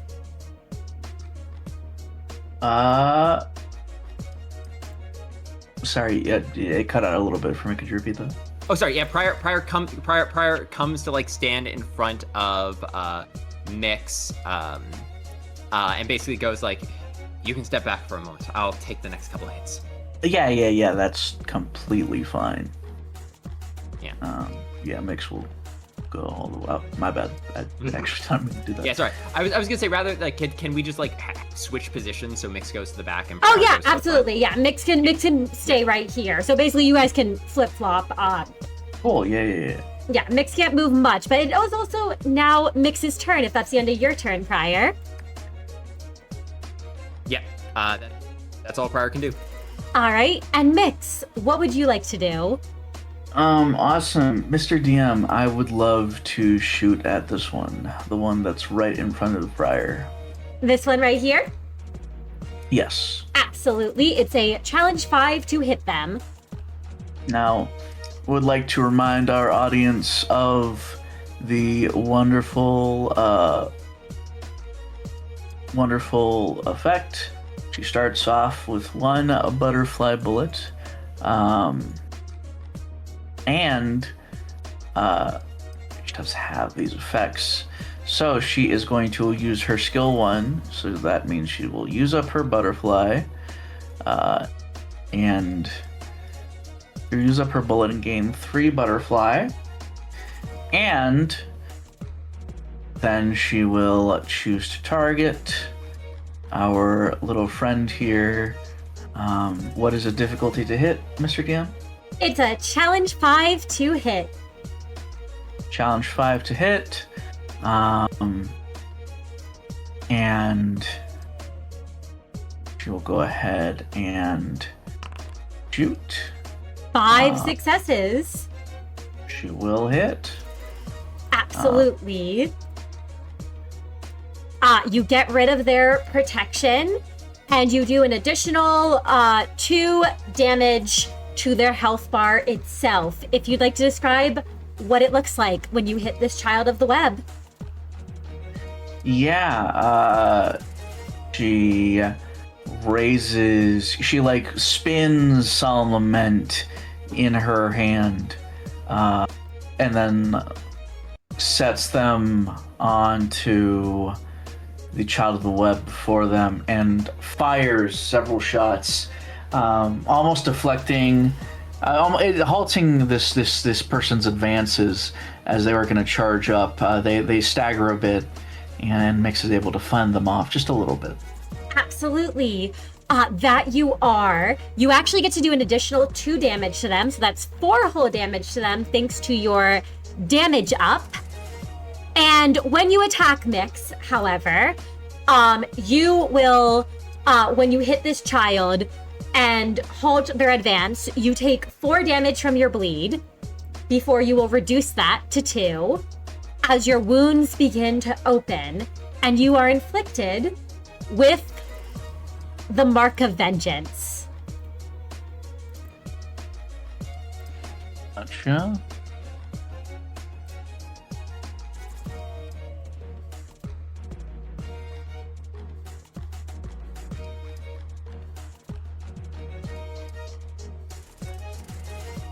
And Miix, is that your turn?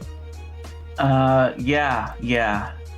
Miix will just mutter under her breath, "Get the hell out of my way!" They That's that. look to you when you say that, and they simply take up a defensive stance and say, on the Big Sister's orders, we are to detain at any cost the Big Brother and any accompanying him.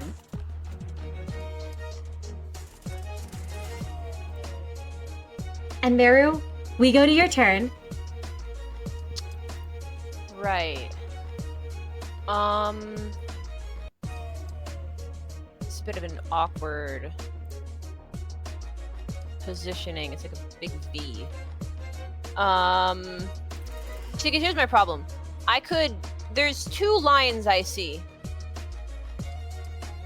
And I feel like both require me to...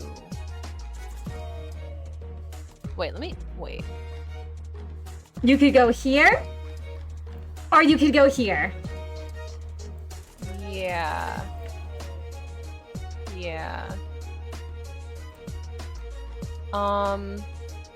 This is probably the most beneficial one right here. I mean, Absolutely. if obviously I'm shooting. You can hit 3 of them if you shoot that way. Okay. So, okay, if I do that... Oh gosh, I almost moved myself. How much do I have to take to avoid hitting any allies? If you consider Bruce an ally, you would have to take 2 aggravated sanity damage. If you only consider Kai an ally, you would only take 1 aggravated sanity damage. Well, Meru doesn't want to consider Bruce an ally, but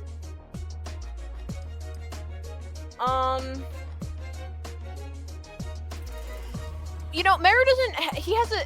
I don't want to potentially mess anything up, so I guess I'll take 2. Absolutely. And I will use desperation. I'll take a point of sin. And I will fire magic bullet. Absolutely. And it would be a challenge 5. Okay, well, challenge 5. Let's roll. There we go. See, that's why I wanted to take the damage, because I was a little worried. Nice. Oh my god. Absolutely. Yeah. That's going to be 7, 8, 9, 10, 11 damage. Plus the damage up. Plus the damage up for 13, I believe. 13 damage. It first goes through this one's shield, so they're gonna take 11 damage.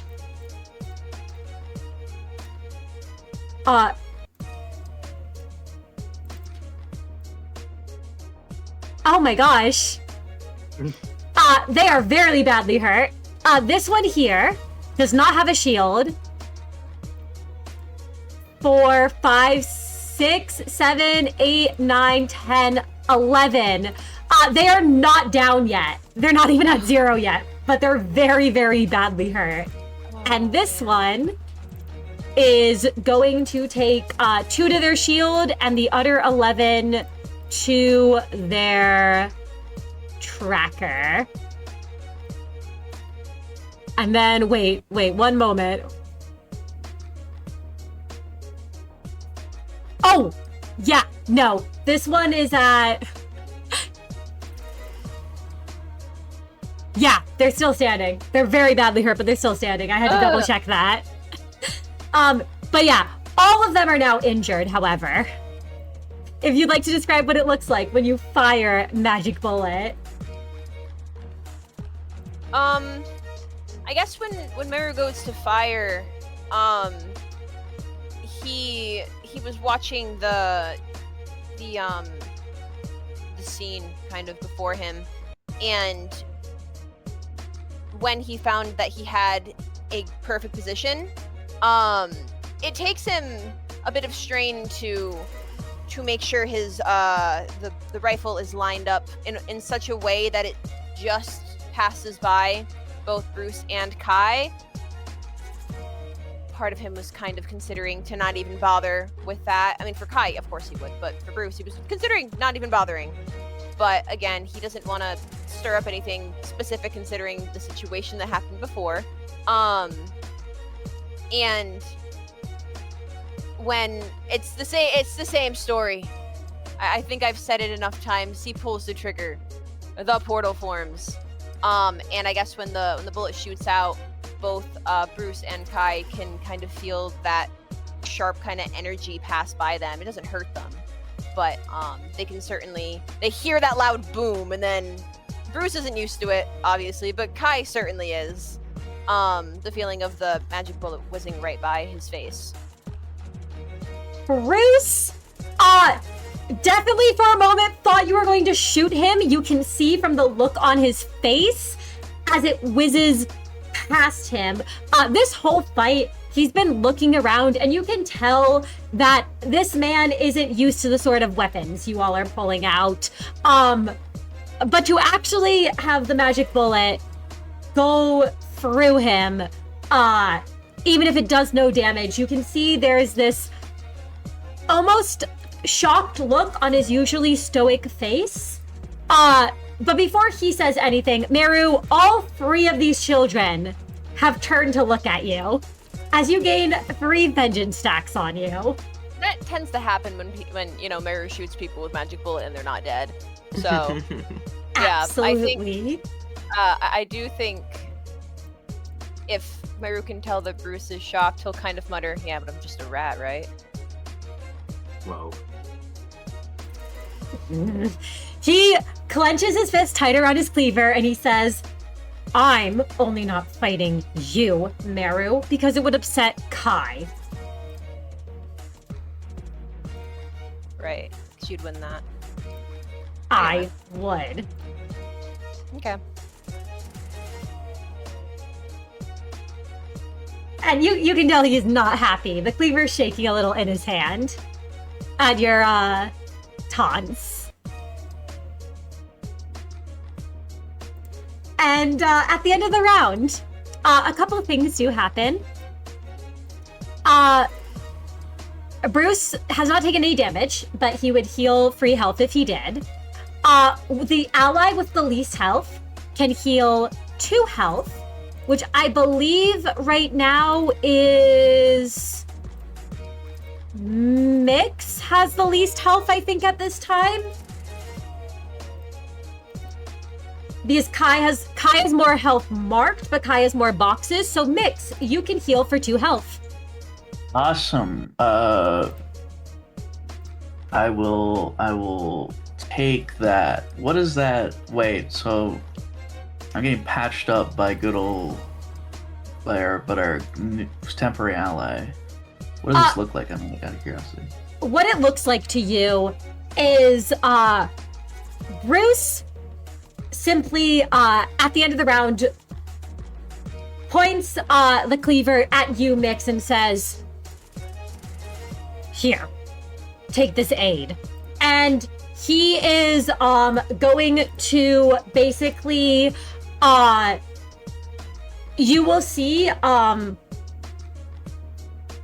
you a little vial of something. You're not quite sure what it is, but you can drink it to heal 2 health. Okay, then Miix will, she'll do so. She'll pinch her nose. She gags multiple times and, like, looks like she's gonna throw up as she drinks it down. But she does feel better, thankfully. So thank you, Mr. DM, for being kind. Absolutely. I will say, she does, she does exaggerate just a little bit to rub it into Bruce's face, but that's it. Oh, absolutely. When you do that, he sees you, like, gagging it down a little. He says, ugh, Nestborns always struggle to deal with any sort of actual medical care. Like we have in the Backstreets here. Oh, I'm sorry. I thought you would have discovered things known as spices and culinary ability and any ability to make things taste good, but it's fine. This is the finest shit you can find down in Backstreets of District 23. So I'm sorry You're right if it's that not it's to your shit. liking. You're right that it's shit. You all see, take a deep breath, and he whispers, for Kai, I am doing this for Kai. I am working with these rats and nestborns for Kai's sake. For Kai, I'm doing this for Kai. I'm working with this butcher for Kai. And do the others hear this? I imagine Meru at least does. I leave it to Pryor if he can hear this. I know Meru's listening. Meru's on Miix's side. No, but I mean, like, the children of the web, like... Prior is looking over his subjects, his children, and he's just kind of got the most stone face expression on that he can manage. And he's admittedly, he also doesn't like Bruce at all. He shares their same disdain for the butcher. This is just a really confusing situation for everyone involved. The children of the web are completely stone-faced. If they can hear what's happening, they are not reacting to it. And at the end of the round, and at the start of the next one, something's gonna happen, everyone.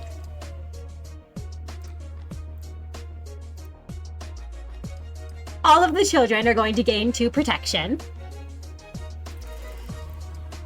And Mary will appear in 2 rounds. Guys, we gotta clean this up. Prior hears, I imagine, from like the distance, the sound of like armor clanking. Even though his awareness isn't that high, he knows certain sounds in his web very well, and the color kind of drains from his face, and he says, "We have to go. We have to go now. We have to punch through them, no matter what it takes." Yep, you can hear those chains clanking, and you can hear that Zwei armor clanging. Your ex-wife is coming, Pryor. And Kai, we go to your turn. What would you like to do? The child in front of you is very, very badly beaten. However, Kai, you do know that when children of the web go down, it takes 2 hits to actually put them down for good.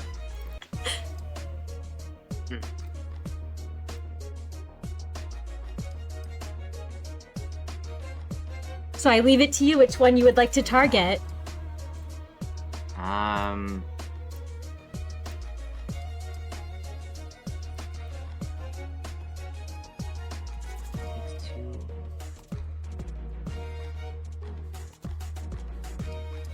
I think then in that case I will not go for them yet. Right now, I think I have a different idea in mind for how I would hit this one. You know what? In order to get closer to Bruce, I'm gonna attack the child of the web that is closer to him, behind Kai. absolutely. You do have poise on you that you could use once you And roll yes, if you want to crit. I will definitely be using my poise. All right, and it's going to be a challenge 5 to hit this child. All right. And okay. And I'm gonna use a point of sin, which now I'm on my last one. But that's okay.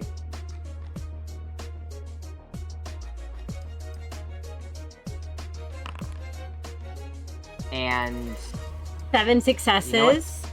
I'm also, I know that they have the shield on them, and I know that how strong these children are. Okay, so it's 8, and then plus the other 2 successes.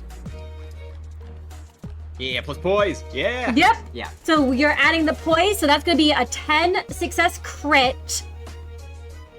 And Kai, that's going to be a total of, are you choosing to bind or are you choosing to do extra damage? If I were being thrown by Bruce right now, I would choose to bind, but I'm just gonna go for damage.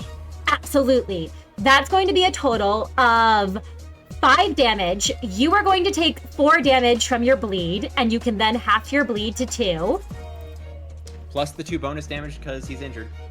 Oh, yes, you are injured. So that's actually going to be a total of 7 damage. It goes for the protection. And then that is enough to take this child down. Now, Kai, usually what happens when the children go down is their middle tattoos begin to fracture their skin. They, rather than falling and collapsing, begin to rise again with strength. However, because Big Sister Mary, Young Sister Perci, or Big Brother Berg are not on the field with them, and because you landed a crit on them, the crit is enough to prevent them from standing back up. If you do not want the children to stand back up when they hit 0, you must land a crit on them with your final blow. And would you like to describe what it looks like when you, I imagine you're incapacitating, not killing the child, but please let me know which it is. Yeah, no, I think I'd rather not. I think I'd really rather not kill a child of the web, especially with so many witnesses. Yeah, so I'm just incapacitating them. These little pricks are stupid tough, though. So, like, I'm not going for, like, ripping hearts out because that kills people, but, I am going to have Kai cause, I would say, a good amount of brain damage to this person. While they are, I believe...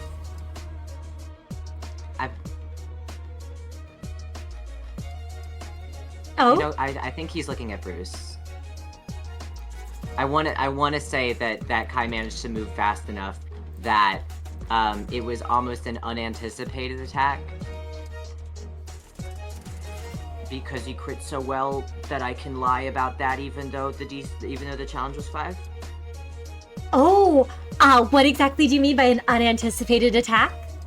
I mean that he comes up from behind and smashes him in the head so hard he isn't fully aware what has happened until he's on the ground and he can't stand up.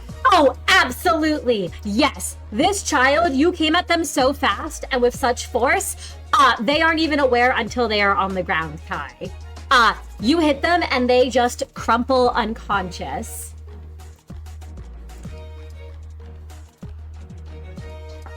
Fantastic. And you know, Kai, you know how tough these children are to bring down. And is that your turn, Kai? I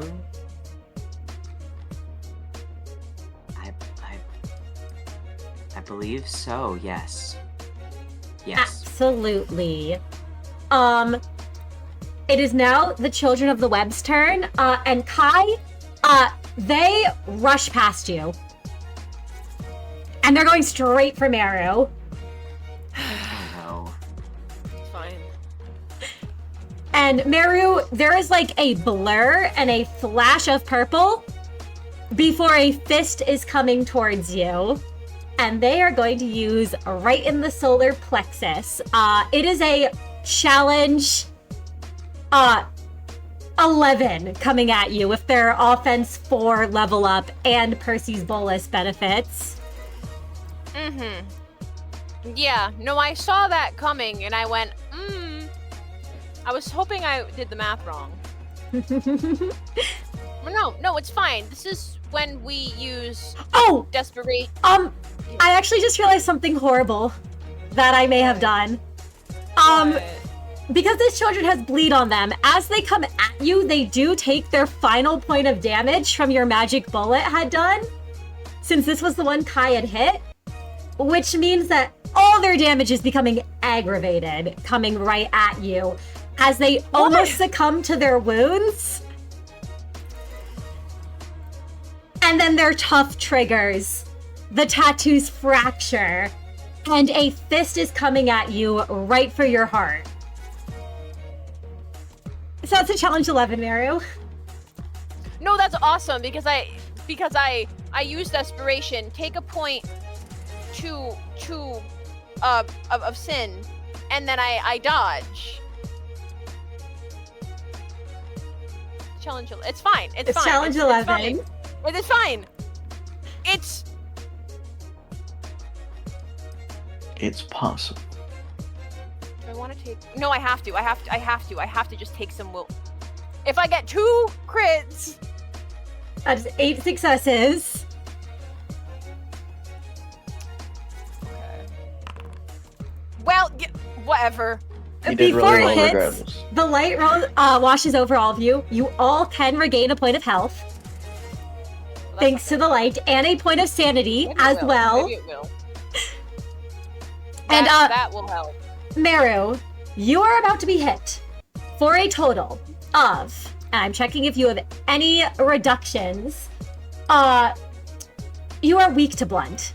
So this is going to be a total of Oh no. 7. With their additional stuff, that's going to be 7, 8, 9, 10. You are about to be hit for 10 aggravated damage. Red blunt damage. Well, that's why Meru has an ampule. Because he needs it. Meru, this attack kills you. You are punched through the stomach. It probably reminds you a bit unnervingly of how Berg was fighting back on the boat, except there is a killing force behind this one. And as they hit you, I'll first describe what they do, and then you can describe how Meru reacts when you die. You hear oh shit, I always underestimate our strength.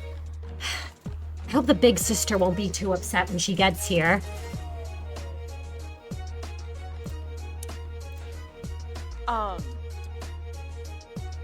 Well, I imagine if the punch was aiming for Meru's heart, it punches through his chest, right? That it does. Breaks his ribs and all of that, and That it blood does. just spurts everywhere, and Meru falls to the ground, and then kind of lights out. It's like he almost didn't. He had like one moment of going like, "Oh shit." But then I imagine that's when the ampule kicks in.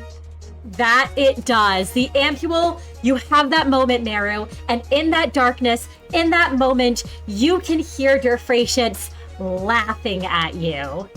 Yeah, well, Before the ampule kicks in. should give me a better gear.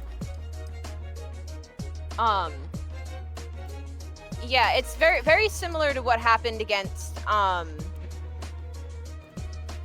Zachary. Meru, he's on the ground and he feels this like sharp pain as he opens his eyes before he feels that pain kind of dissipate as the ampule works to basically stitch it back together, I suppose. And that does, how much does that heal for him again? 10 health, Meru. So you should be restored to full as the emergency Perfect. ampule is deployed. Well, I think Meru, he only lays there for a second. When his eyes open, he has a moment of being like not sure where he is. But quickly his memory comes back to him, and his eyes widen as he shoots back to his feet. Stumbles a little, not from pain, but just from, you know, how quickly he got back to his feet. And he puts a hand over his chest where he had been struck through, and after finding that he was healed, lets out a long breath before glaring at this child of the web. He knows he can't focus on one person, but he's certainly not happy. Absolutely. The child, for a moment, there's a slightest hint of this, a little bit of guilt in their eyes for a second before it's immediately hardened and they've gone back into a fighting position. And any guilt has been erased from their face. And that was the first child to act. As the second one is going to go for you, Prior. And Prior say... drops into a stance ready to dodge. Absolutely. And say, Big brother, this is on the big sister's orders. I expected nothing less. Alright then, let's get this all cleared up. And Prior's gonna dodge like his life depends on it. Absolutely, Which this it one... does. It does indeed. And this is a challenge 7 coming at you. I am gonna push. Yep. The blow goes for his chest. Prior brings the hilt down, switches around so the blade is facing against his body, and just pushes the punch off to the side as he steps just slightly clear of it. He's actually gonna tap the ankle of the child of the web with the blunt end of the blade and go, "Your stance is wrong. Front foot forward more. Honestly, it's like I taught you all nothing." He's gonna step back. Right, Big brother, Prior. I'll fix my stance to detain you better. And the child immediately gets into a stance position as you corrected them. And the second one is immediately going to follow up the first one, coming towards you, Prior, and trying to copy the stance you just corrected that one on.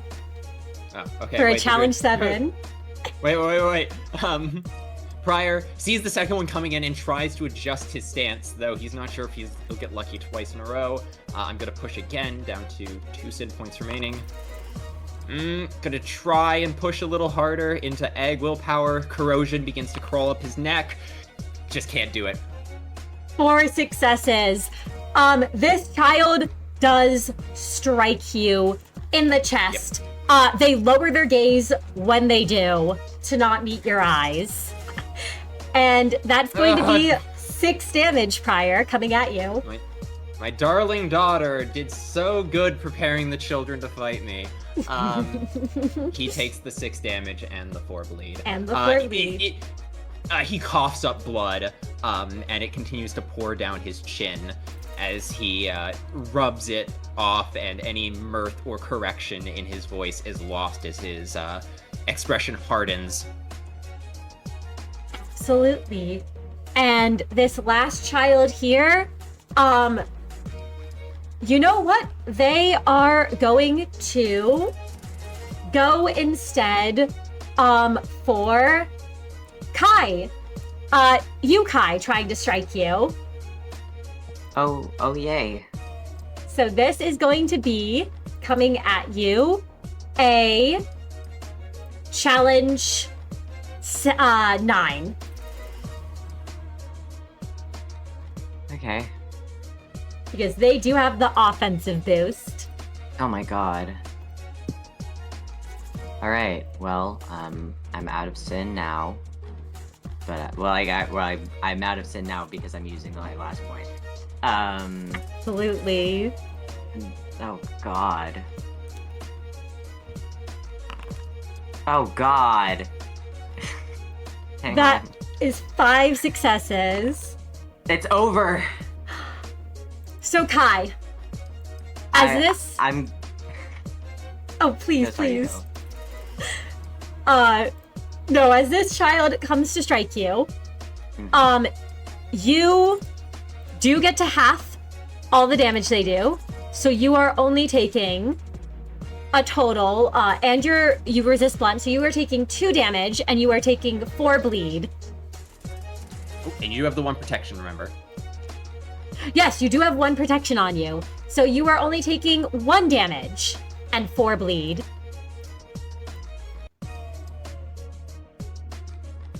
Can you guys weigh in and tell me if you think I'm stupid if I do this right now? Or are you thinking scars? Yeah. Honestly, clearing your bleed right now might be a really That's good what idea. I was thinking about, yeah. Oh, Yeah. would you like to Scars from a Wolf, Kai? Yeah, I am going to Scars from a Yeah. Wolf and Uh, clear all of that bleed. Absolutely. You don't take any damage, so you can heal back a point of health that you just took. And you can clear all of the bleed on you. As you can feel the scars on your face and on your arms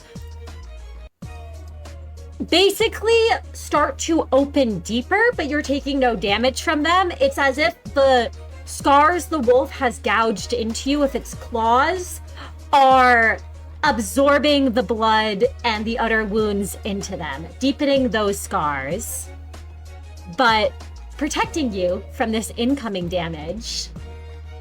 If you'd like to describe what it feels like for you when you use Scars from a Wolf.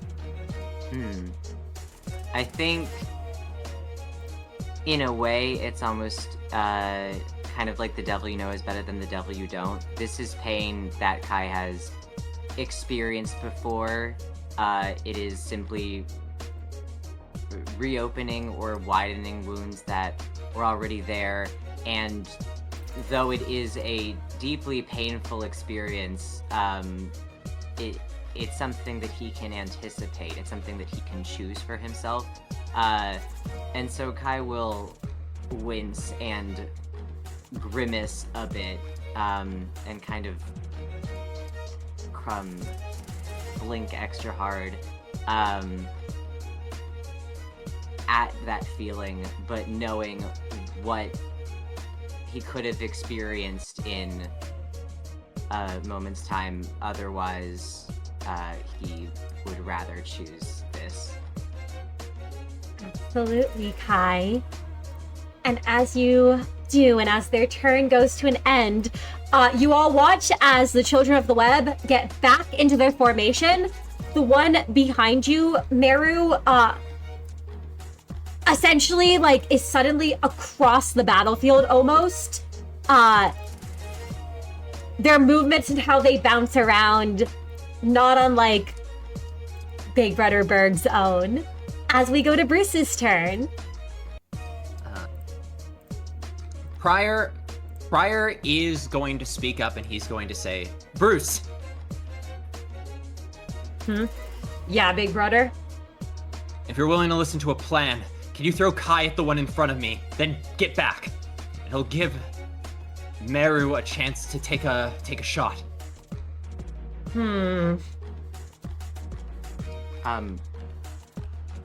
If he's thinking because Kai hasn't given his agreement yet, Kai will turn to Bruce and sort of nod his approval. You can.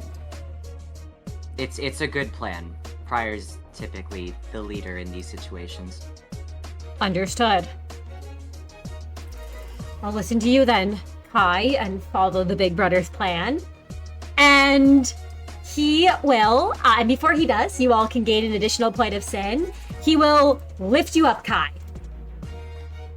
And he is going to throw you And I believe it was the one in front of Prior. This one right here? Yes.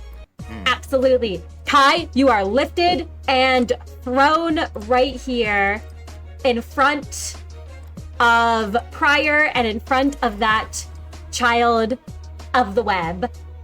You can attack with your skill 1 for free. Yep. Oh wow, that would have been a horrible roll. I am going to grapple because that is what Bruce wanted me to do last time. Absolutely. And as you grapple them and hold them into place, Bruce is going to use this.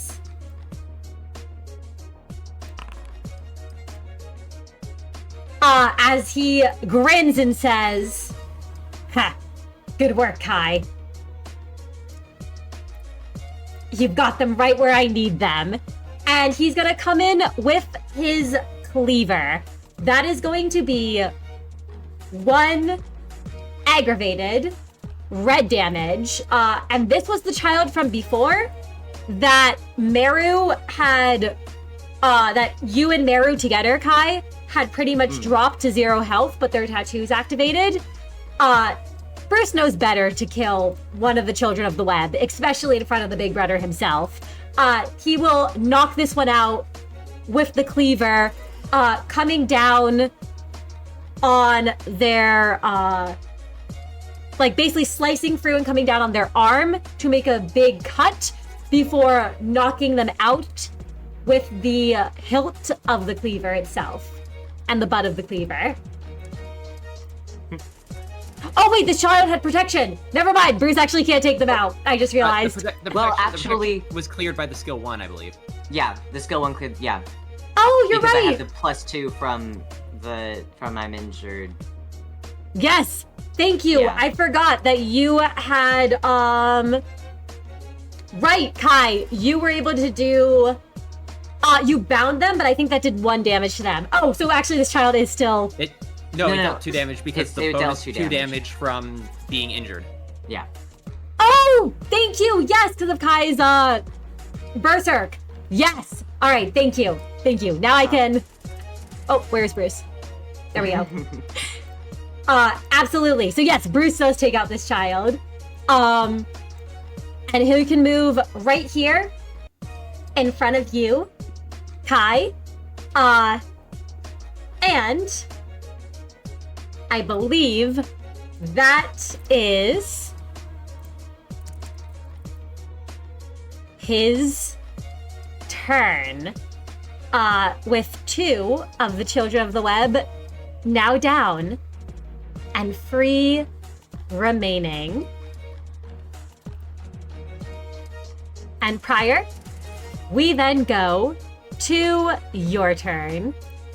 I have 4 bleed on me. That you do.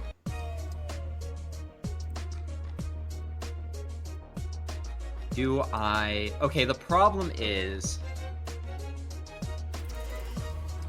Mary's gonna be here soon, so I think we need...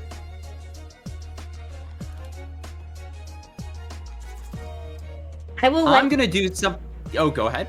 No, if it helps inform your decision, this child is almost dead. This child is not yet injured, and this child has not been hurt. All Okay, 3 of the children no. have not yet activated their tattoos, so they all still have another trigger.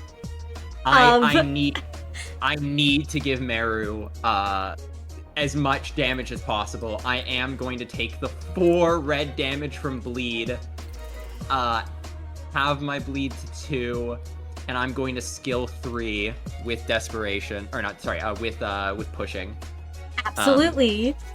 Oh, and I'm going to take that extra sin point because I needed to immediately spend it. Let's grab that. First coin. At Meru, spending sin. Come on, crit. Come on, crit. 8 successes, no crit. It's okay. It's okay. At least you get a damage up. Yeah. Second coin, Miix. third 5 coin, successes. Kai. Yeah. So all of you can heal a point of sanity. All of you can get a damage up. Absolutely. Prior, you take 4 damage from the bleed. Yeah, And if already you'd like- marked it.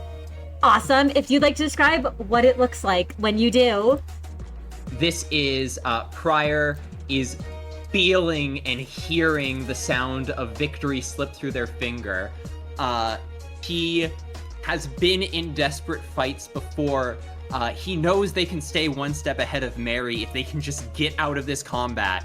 But he doesn't know if they're gonna have the ability to.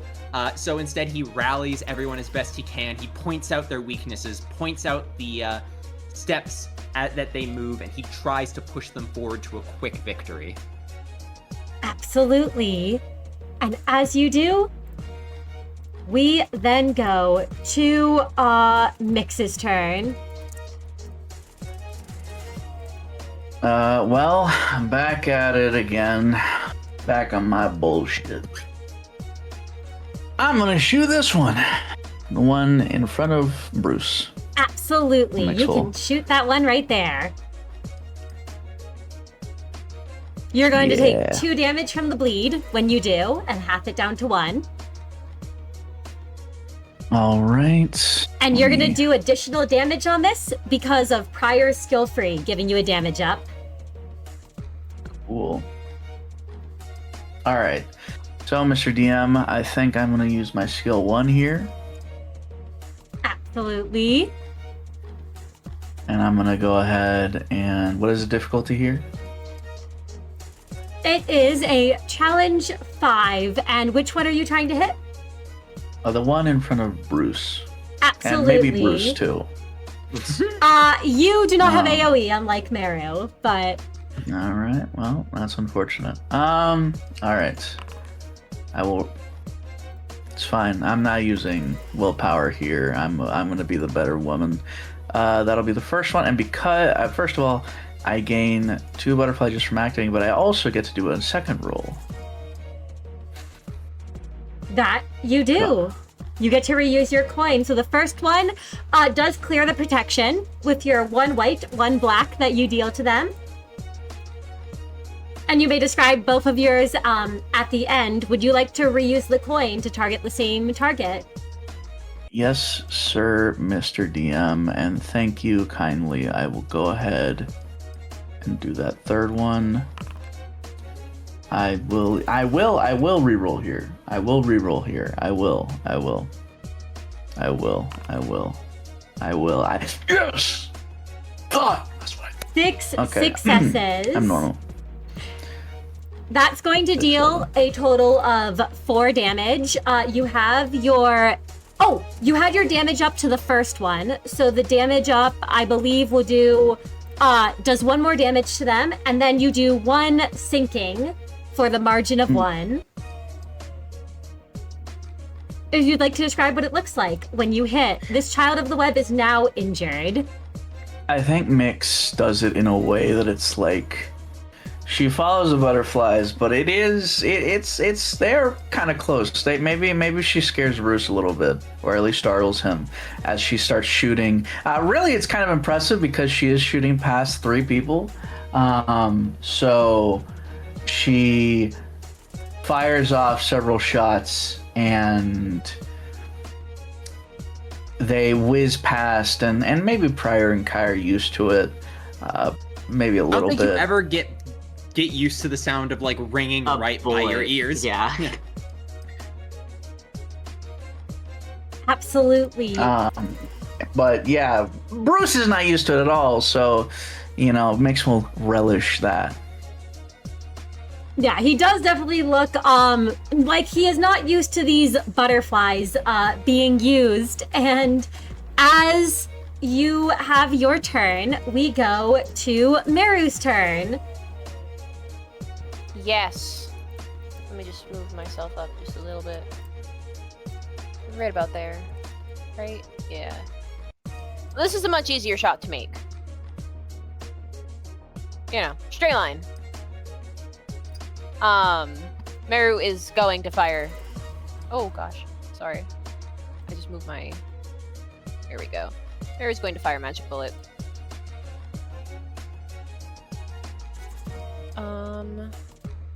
Let's see.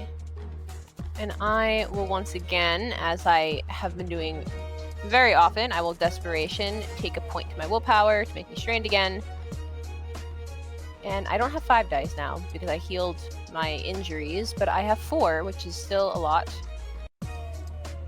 And I will... What was the challenge again? Challenge 5? Challenge 5, yes. Which line are you going for? The 2 here? Oh yeah, just like straightforward. Absolutely. Alright, let's roll. Yup. Yup. Ooh. Yup. Yup. Yeah. Oh my Wait, gosh, 11 I- success crit. Do it. Do Should it. I- Do it. Do it. Should Do I... it. Do it. 12 you know what? success Eh. crit. There we go. That's going to be a total of 11 damage, 12 with your damage up. And that first goes through the shield. So that's going to do 4 of the damage to the shield, 8 of the damage to their health, which is enough to injure them in a single blow. The other child is going to take 2 of the 12 damage to their shield, breaking through the protection. And the rest is enough, because that was 12 whole damage. The critical. And that was a crit. This brings them down, and their tattoos do not activate as they try to stand back up, their skin fracturing, and they fall back down. If you'd like to describe what it looks like, Meru, as this child collapses, I imagine you're not going for the killing blow, No. unconscious to the ground. No. Yeah. The spot that Meru is... Unlike them, who struck him right through the chest and the heart. Meru normally does that to people, but he's not doing that here. He's specifically aiming for a non-lethal spot. But Meru, after what happened to him when he was temporarily downed,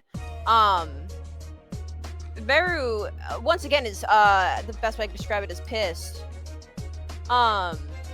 So when he pulls the trigger this time, very clear line for him, no one to really worry about because everyone else is in another spot. That portal forms again, and it billows for a moment, that energy that always sparks around it, before the bullet shoots right through them, and one of them goes down. Absolutely. They go down, and at the end of the round, Bruce is going to activate his passives. He's not taken any damage yet. And he... Oh yes, Kai, did you ever take the damage from him throwing you? I believe you did, right? Yes, I'm pretty badly injured regardless, but yes, I'm pretty sure I did. Absolutely. He's going to heal the one with the least amount of health. I think that at the moment, Kai has the least amount of health out of all of you.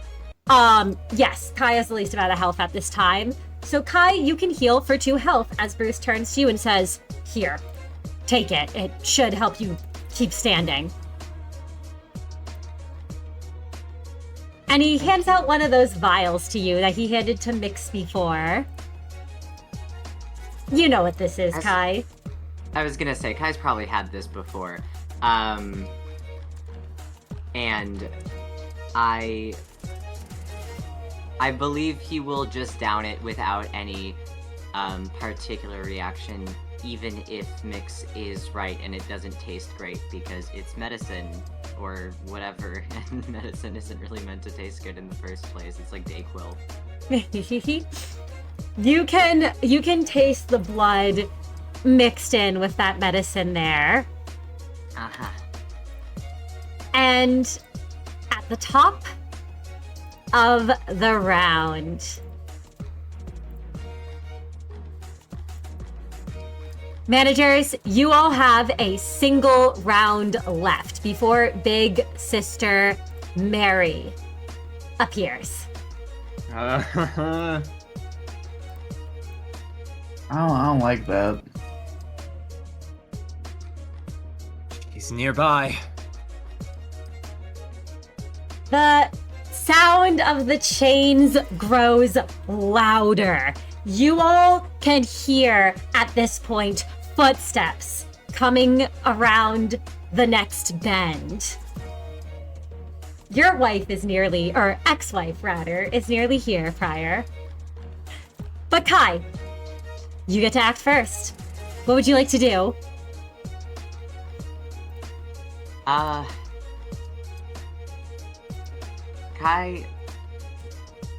I think Kai is looking worse for wear, and we know that Mary is approaching. I am going to pop Kai's skill 3 and actually heal him up for 5 damage. Absolutely. Which I don't think that there's like a, yeah. And so whenever I attack next, I'll have the 2 damage up and I have a sin, or I gain another sin. That's nice. That you will. You get 2 damage up, you gain 1 sin point, and you can heal 5 aggravated damage. Yippee. Kai is looking a lot better now. Yep, and Bruce sees that and gives you a nod, looking a bit reassured to see you looking better. The children of the web then get to act. They are going to go for who's looking in not great shape. You know what? This one's coming right for you, Miix.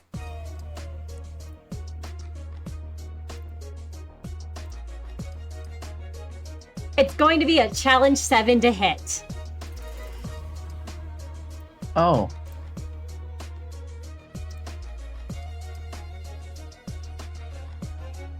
I don't like this, but alright.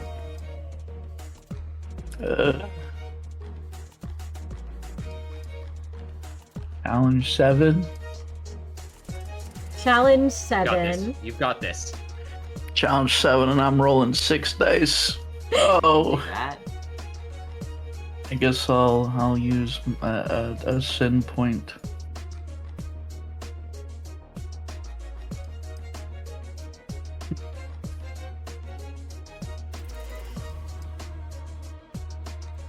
Fine, it's fine. Miix will do well. It's fine, it's fine. 4 I usually know. successes. I'm gonna reroll. That's crazy. Yeah, it's fine. I got hit. You are going to be hit for a total of...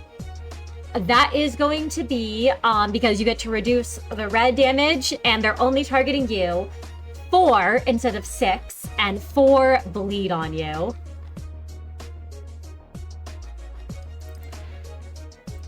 They're going Ow. right for the chest, as they always do. That's actually going to be, -2 bleed, so only 3 bleed on Miix, and Prior. The corrosion's starting to look a little bad on Prior, but he's holding it together. Absolutely. As you try to hold it together, Prior, and as you take that punch, Miix, this child right here is actually going to go right for Bruce, who's right in front of them. And Bruce will make that challenge 7 dodge roll. Or guard, rather. 7 success crit. This child comes for Bruce, and he just puts his fists up to block himself, and their punch just hits against his own fists as his tattoos flare to life, and he just tanks the hit from the child of the web.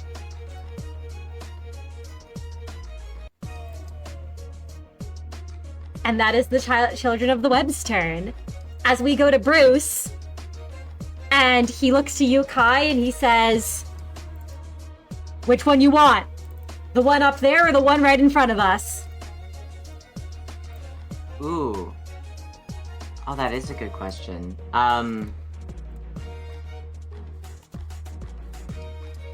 Which of them are looking worse for wear? This one is worse for wear.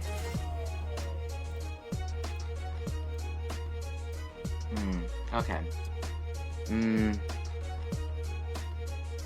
But Neither have activated their passive yet. yeah. I'm like, I don't know that we'd, if we didn't crit, then they'd still be standing afterwards anyway. I think I'm gonna say, I'm gonna go for the one in front of. The one in front of who?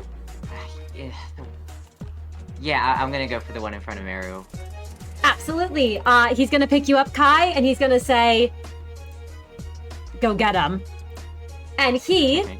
will throw you at that child.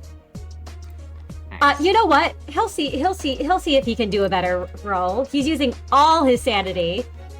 8 successes. Great job! Wow. Oh god, and Kai has 3 damage up. Yep. Kai, you can use your skill 1 for free. Yes. And like Prior said, I've got my 3 damage up. Are you choosing to bind, or are you choosing to just go full damage?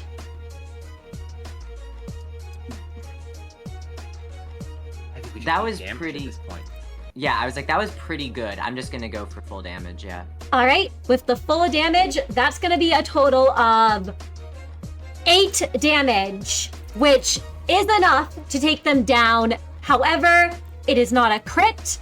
So as you strike, and you can describe what it looks like, they will stand back to their feet again. But you can first describe what it looks like when you're thrown and attack. Kai leaps into Bruce's arms with more confidence in this movement after a couple of, I wouldn't call them practice runs, they were on the field, but, and he allows himself to be thrown with a clean arc towards the Child of the Web near Meru. He clenches his fists together like he's trying to make a battering ram with his paw and gauntlet, and completely knocks the wind out of this person. And as he sees them go out cold and then their tattoos break and rise back up, he's like, oh god, like it's not that he forgot. It's just that he felt really good about that one, but I'll get him next time. Absolutely. You felt good about it. And it was, Kai, this blow you did would have been enough to take down most other people. But those tattoos fracture, split, they rise, and you know that all of these children of the web were Prior's making. Raised and trained to be like this. It comes as no surprise that these are very capable fighters and very strong people that Kai needs to down a couple of times before they're actually down. Absolutely. And Prior, we then go to your turn. 2 of your children remain. I'm in a really bad situation here. Do you guys want buffs, or do you want me to try and see if I can go for a hit? Give me buffs. Give me buffs. I got a big turn coming. Alright, buffs it is. I take another 2 damage. Go down to 1 bleed. Yep, as the cuts open up. Yeah, Neo tries to hold them shut. We're going to go... Meru Miix Kai. Meru first. 6 successes. cannot crit no matter how many dice I roll. Miix. 3 successes. Kai. 7 Oh, success man. crit! Kai, you get poise, 5 poise. Miix and Meru, you both get 1 damage up and can heal Yeah. a point of sanity. And everyone can heal a point of sanity. And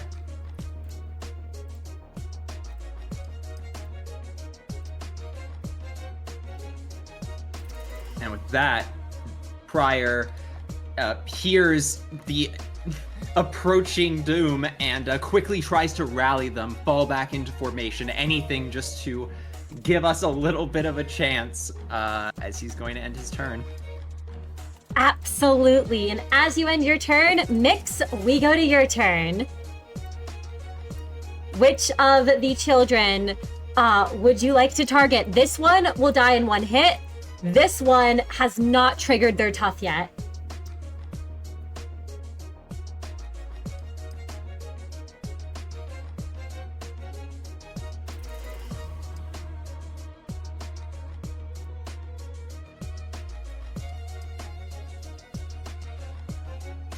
I am going to kill a child today. I'm gonna kill this one. I'm gonna kill the child behind Bruce. That child. Absolutely. It's going to be a challenge 5 to hit them. Not Yeah. kill, But before you hit me, Mr. DM, I should clarify. We're not gonna kill these children because I don't want the web. Let me clarify, because I gotta be careful. Be I very can't careful be with your caught. wording. In my head, I kill this child. Miix will not. Spiritually. I'm gonna use my skill 3 Absolutely. on this child. Now, Miix, your skill free, because this child has not triggered their tough yet. I don't know, because I know with your skill free, there's not a roll for it, if I remember right, or is there a roll for it?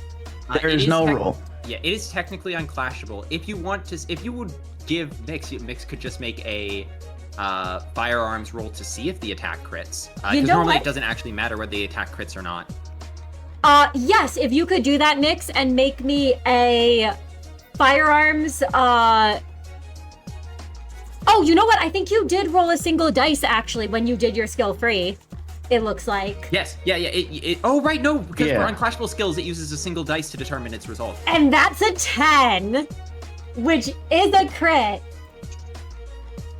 It'd usually be 2 10s, but you only have a single dice. So Miix, with this attack, you are dealing a total of 1 black or white damage 7 times. 4, 5, 6, 7. That is more than enough to bring this child down for 7 damage plus the additional damage from sinking. So that is 8 whole damage.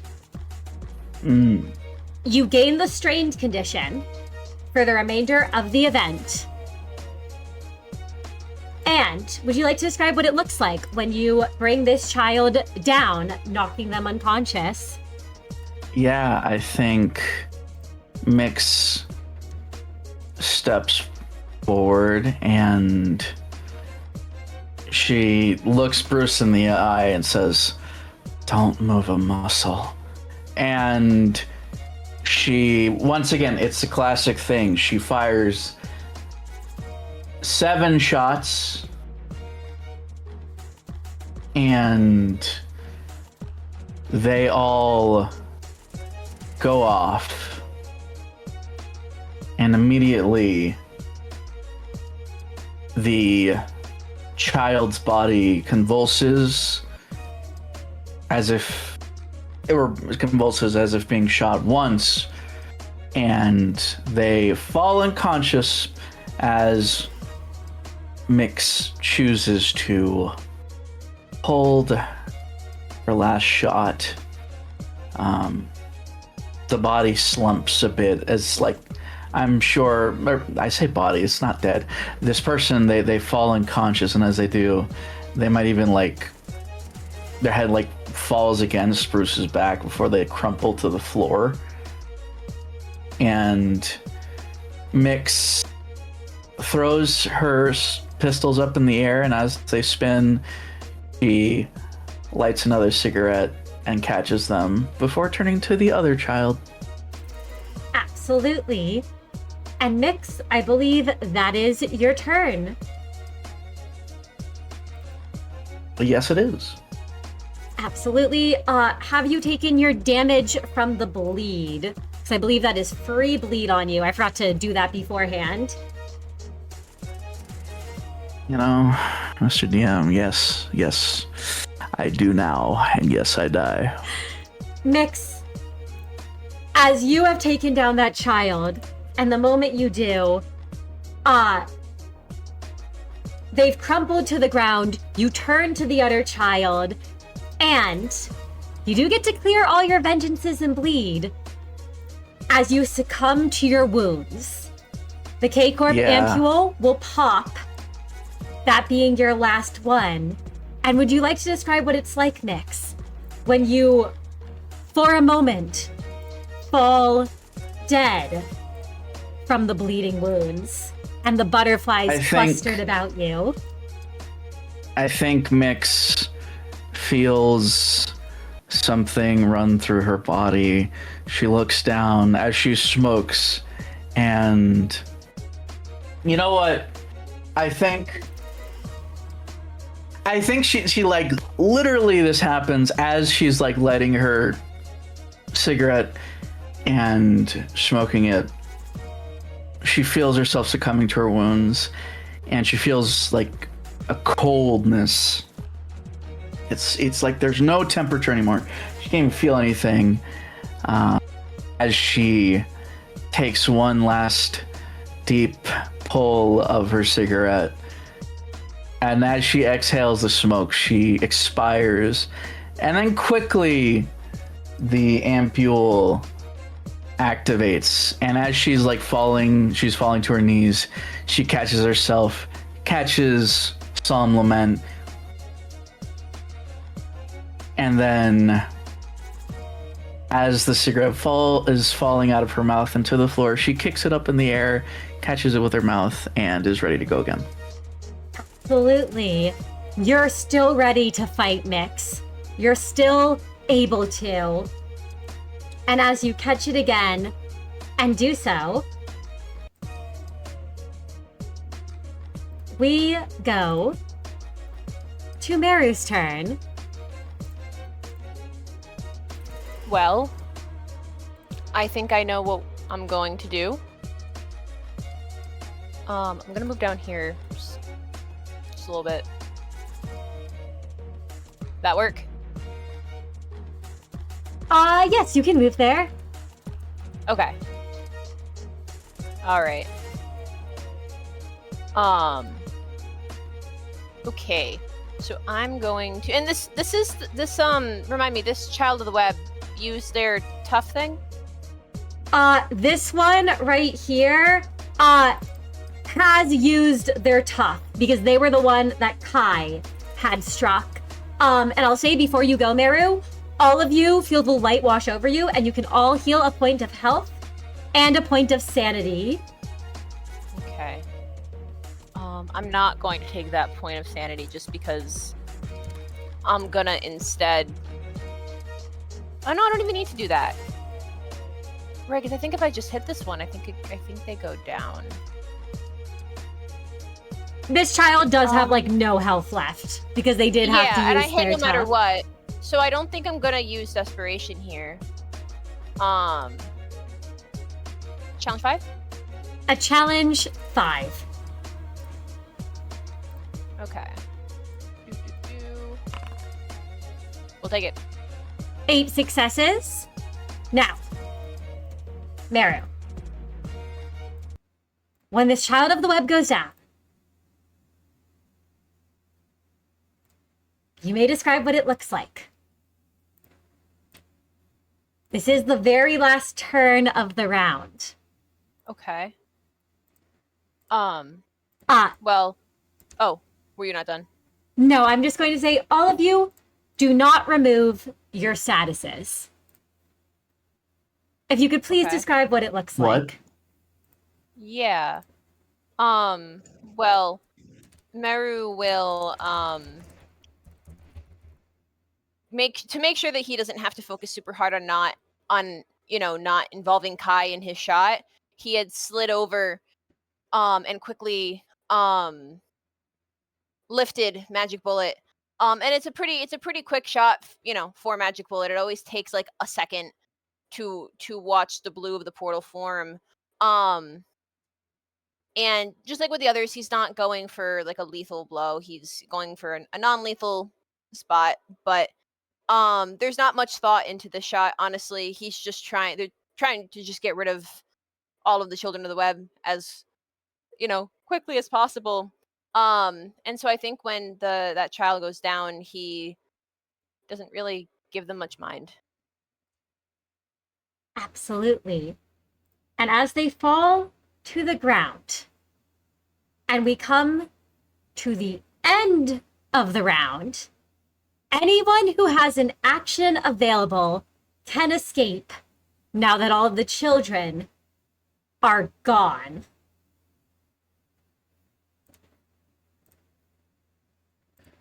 Unfortunately, yes, Friar. I was going to So say, we can we've all escape? taken our turns this round, so I don't think that's any of us. That you all have. Mr. DM, please. Dang it. End of Please the don't round do will this. trigger. Please don't do this. This does mean going in. Oh my god. Miix just healed to full. I was double checking to see who has the lowest health right now. It looks like it's you, Prior. You might need this. Bruce will offer the culinary aid. Pryor chucks the whole thing, glass and all, into his mouth. Wonderful. He has a distant look in his eyes. He realizes that they were too slow.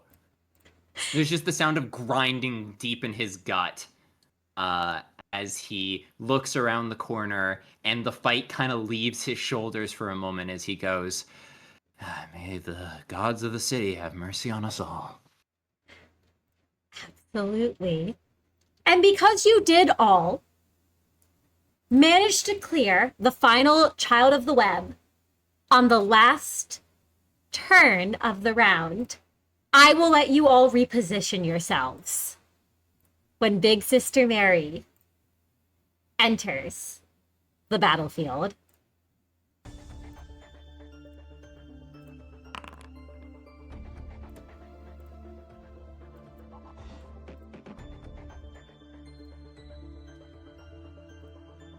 Pryor is fine where he is, unless, Meru, you're the one with the gun. Where do you want to be? Somewhere where I don't have to shoot around any of you. Do you want Kai to... Uh, can we reposition ourselves? Because I can have Kai move. Where can be like right here, perhaps? That could be good. Where Absolutely. he's further back, but still, he can still kinda. As you all get yourselves into position on the field, you can see Big Sister Mary. There are bags under her eyes. The chains are rattling. The armor of the Zwei is clinking. And she has a huge greatsword drawn in her hands. And we will continue this encounter when we return from intermission. We shall be back in 15 minutes, and I hope you are all excited for what is in store.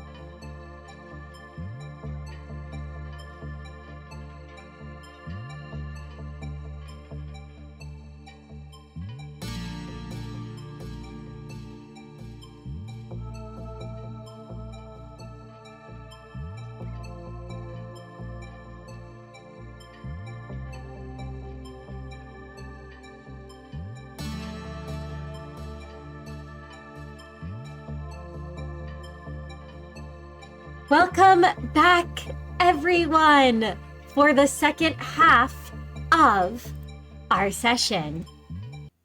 And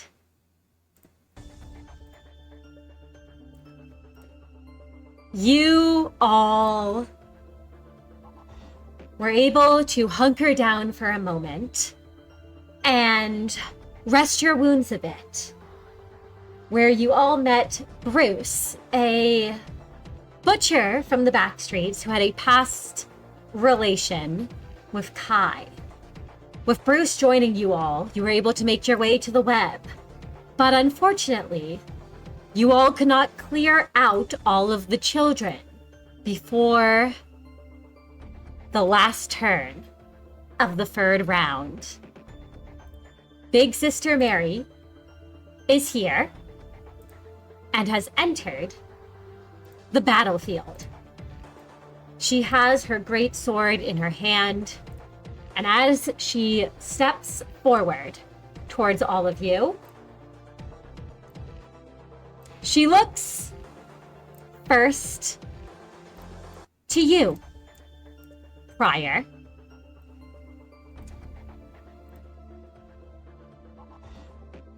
Prior, I gave you a warning. You have ruined everything by acting as you did against a big brother of the middle.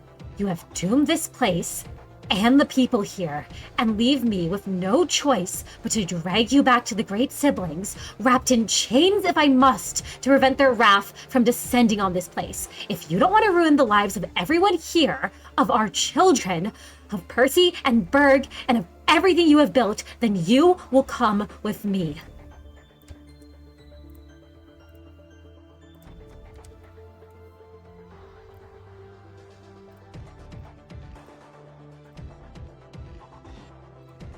I understand there are severe allegations against me right now.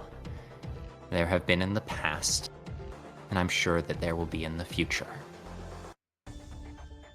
But there is no proof, and there is no evidence, circumstantial statements at most. There is no need to act in haste, and there is no need to involve the great siblings yet. If I am able to take the web back, I would be more than happy to explain to them myself what has occurred. You just need to buy me a little more time. If you are able to take the web back, Fire, and there is no telling how quickly they will get involved. I have never known you to be sloppy when it has come to doing what needs to be done. And I cannot trust that you will be able to get there in time and reclaim your throne, because if you do not, the man currently sitting there will not do anything to protect this place and to protect the children here.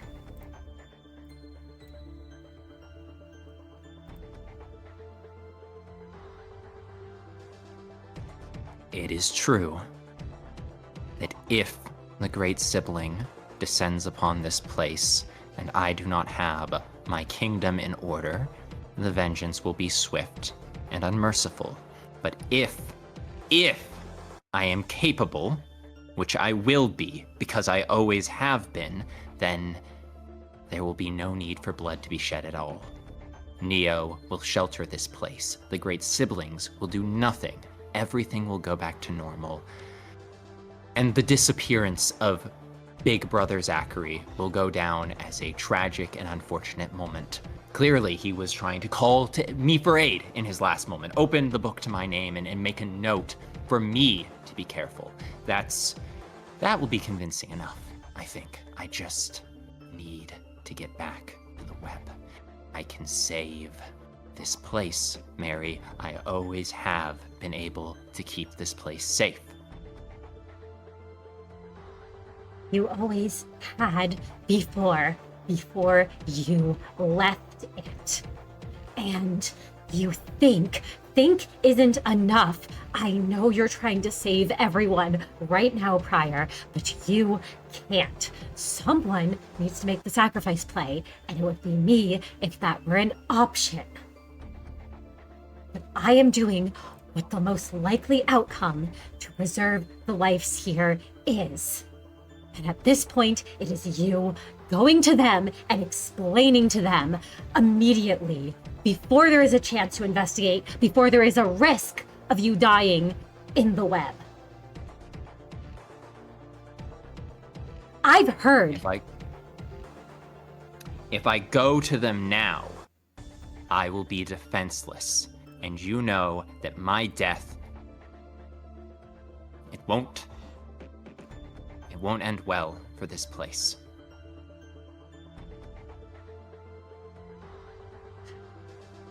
No, it won't.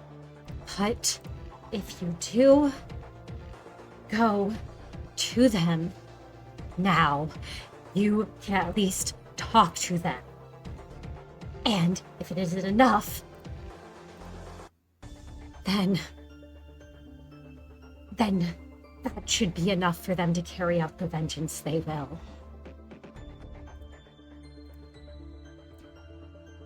I can't sacrifice anyone, Mary. If I give someone up, even someone who didn't do what's being accused, maybe that would save them. But I'm not going to do that. I have sworn oaths. I've made promises. Prior, the eyes of Nothing There glance back at Meru as his two eyes remained locked on Mary, and he says, I will not sacrifice anyone innocent. I can come up with an outcome that saves everyone. No, Prior, you can't, and I am not asking you to sacrifice anyone innocent. I'm asking you to give up the one who did this. And when she looks at you, Prior, she knows. She knows you didn't do this. She knows that you've taken out members of the Middle before. And you've known how to properly dispose of them. If you refuse to bring to the Middle the one who is responsible, then I will have no choice but to bring you and all those with you to them.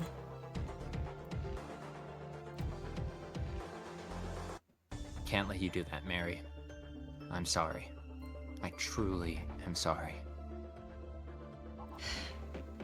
I truly sorry too, Prior. That you are still stuck in that cycle.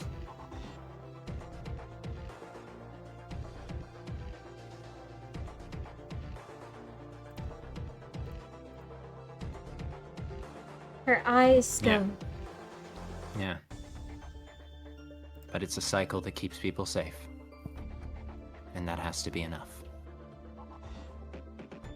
The grip on her sword tightens, and you can tell she bites her tongue, that she has more she wants to say, but that she has resigned to the fact that you aren't going to change on this, and that you won't budge on this. And she simply says, "Then I will keep them safe how I must."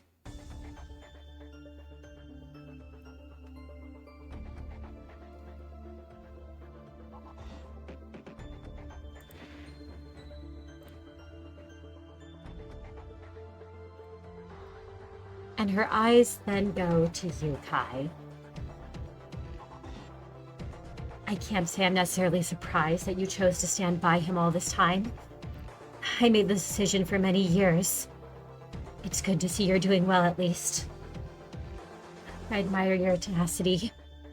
And take care of yourself, Kai. I slouches a bit at Mary's words, while he disagrees with her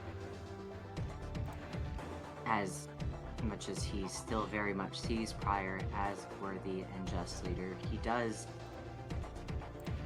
admire her respect Mary and knows that she has at most lack. He grimaces and avoids eye contact. He doesn't look forward to this altercation for a few different reasons. But rather than address the rest of what he simply said, "Glad to."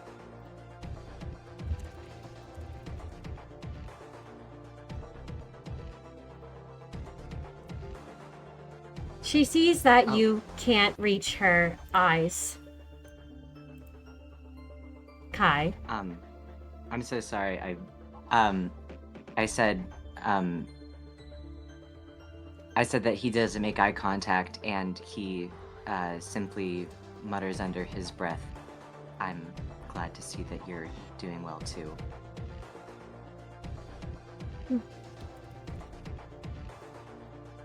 I am doing the best that I can under these circumstances. You look strong. I've had to be strong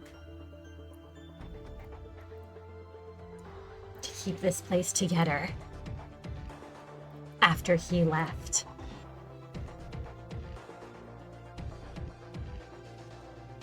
I've heard Percy's announcements, so I'm sure that she is already back with you both, wherever she has crawled off to.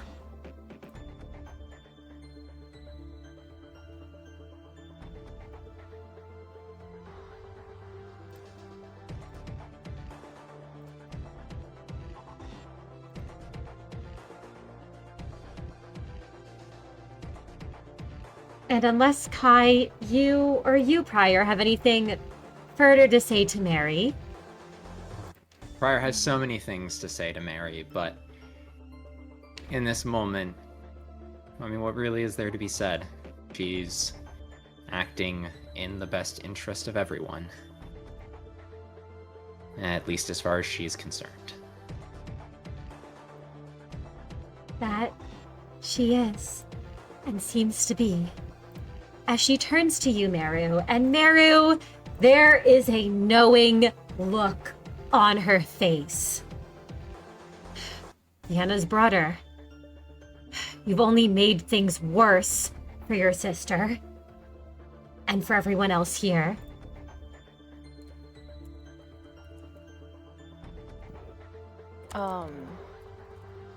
I think Meru,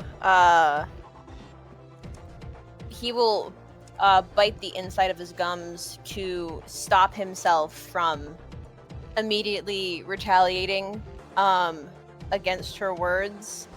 Because I think Meru wants to say something to defend himself against that statement.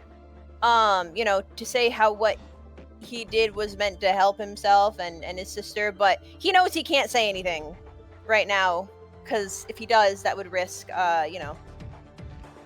damning himself. So he just, in his head, he tells himself that Vienna is fine. He is fine. They're going to handle the situation, even if it means they have to fight this clearly dangerous woman.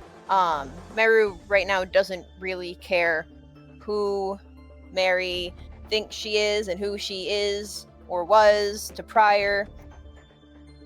Meru just thinks about how they got through Zachary, they got through Percy, and they can get through her.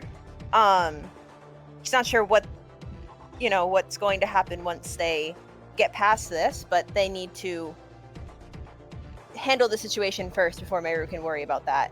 All he knows is that he will finish the job, make things right with Vienna. That's all he knows. So I think Meru will just straighten his back, tighten his grip on Magic Bullet, and fix Mary with an even stare that, she likely can't see due to him wearing Justicia, but he won't speak because he doesn't need to. That's all. She notes your silence, and she simply says, I've given you a chance.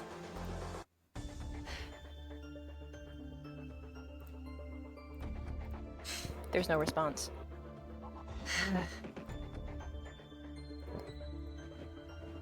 She sighs. And there is a mutter, actually, under her breath for a moment that only you, with your awareness, can pick up on, Meru. You are as stubborn as your sister is. And Miix. She then looks to you and says, Able sister, we meet again. Pain. Pain. Correct. I am well aware that I probably have no chance of dissuading you from seeing your brother again.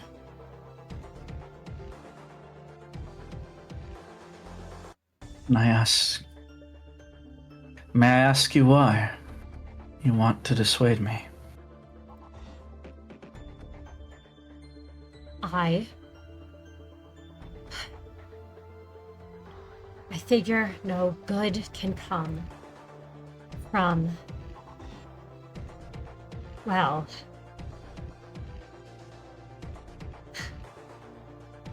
I would be delighted if there was a solution that could minimize carnage in this place. But the truth of the matter is that only one person can sit upon that throne. I don't see him being convinced to move from his spot.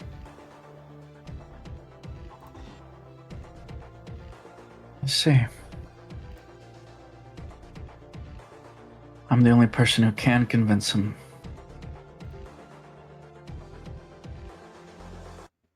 Even if you could. At this point, you, like my ex-husband, seem determined to sacrifice any amount of people for the one you are trying to save, or seem to believe that you can save them all. And that is not the case. If you have a plan, I would be open to hearing it, but something tells me you do not. I need to talk to him. And then what? What are you going to say to him? What are you going to do? He is a man who has been affected by Neo's choir at this point. Do you really think you can reach him? I think I'm the only one who can. And do you have any proof of that? Do you have any substance to back up that claim?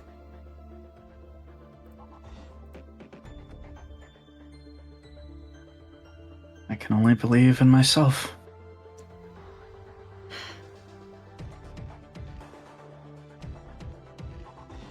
She does actually shut her eyes for just a moment, takes a deep breath and says, belief is not enough for me.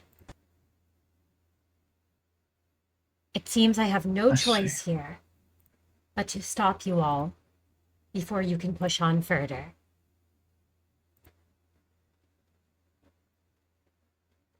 There is no other way, my lady.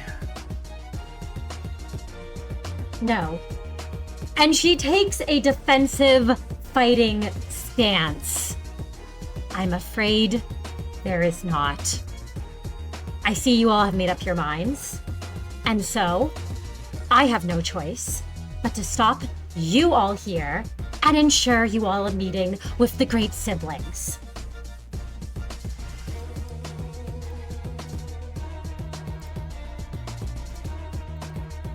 And we are going to begin combat. Managers, Mary will act last. And she will begin Okay. with 20 protection on her. Oh my god. 20. You said 20?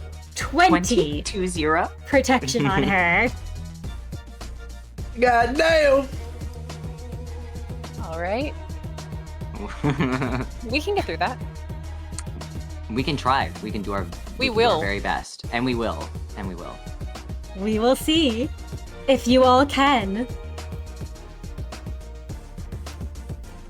Alright.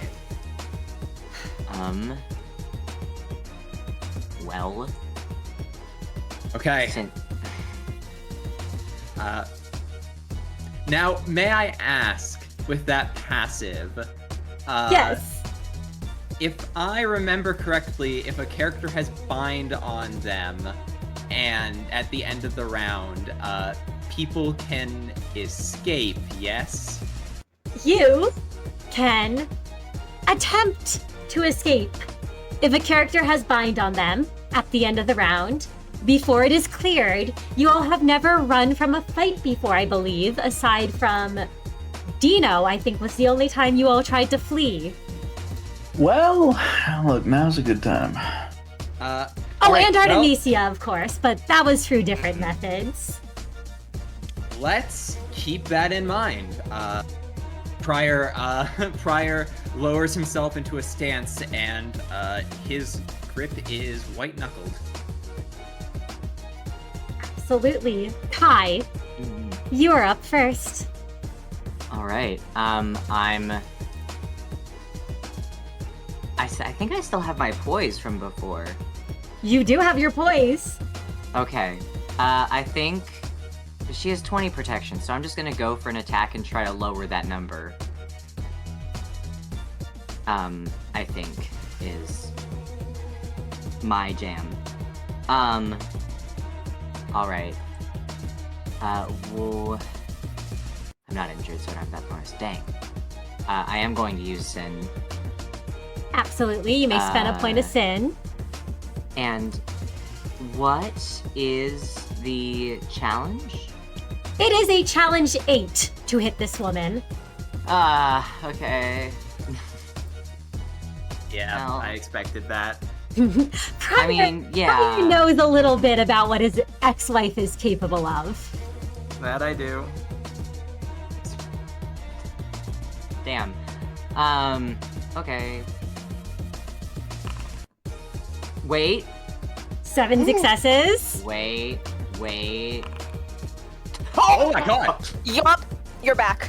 And I'm gonna 12 add my poise. success I'm gonna add my crit. poise. That is Triple crit. yeah, that is a triple crit. A 14 Damn. success, triple crit, Kai. Yeah. Uh-huh. That's going to be a total of 8 damage, which brings her protection from 20 to 12. Damn, only 12 protection. Fuck. I mean, And, that was one turn in. Like, Kai. sorry, what were you saying? Something? No. I didn't mean to cut you off there. When you hit her,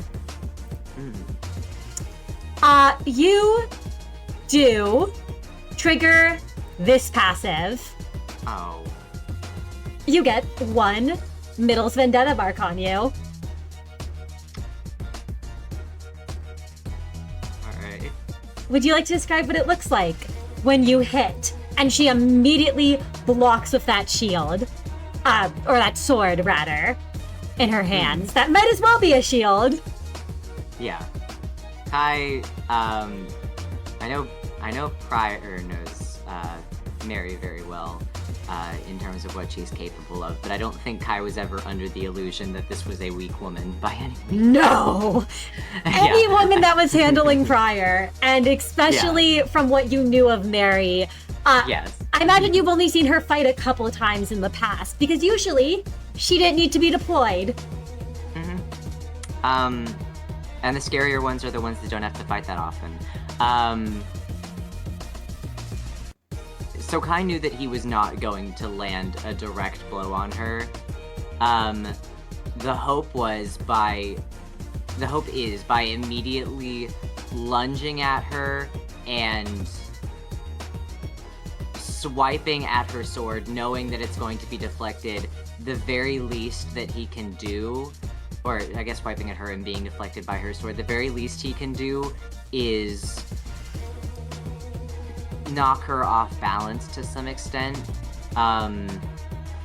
Putting full force into it and not letting emotions get in the way, trying to follow Percy's earlier advice that he very much failed to when in conflict with her, because while he has respect for Mary, I do not think that he has quite as much of an attachment to her as he can put his all into attacking her, knowing this woman can hold her own.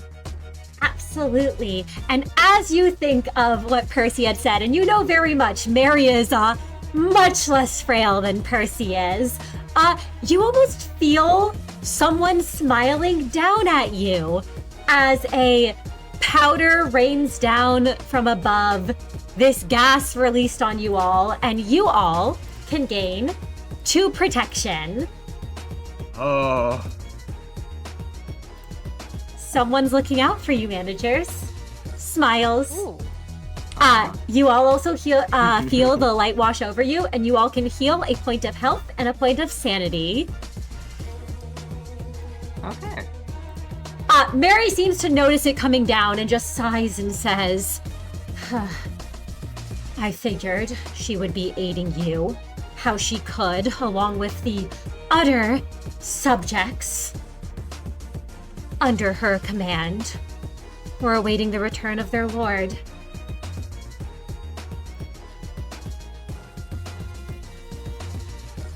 And Kai, is that your turn? Oh, unless you have something Yeah. to say prior. No, Prior just lets out a huff that a small flicker of a smile in the corner of his lips. It's good to have friends at home.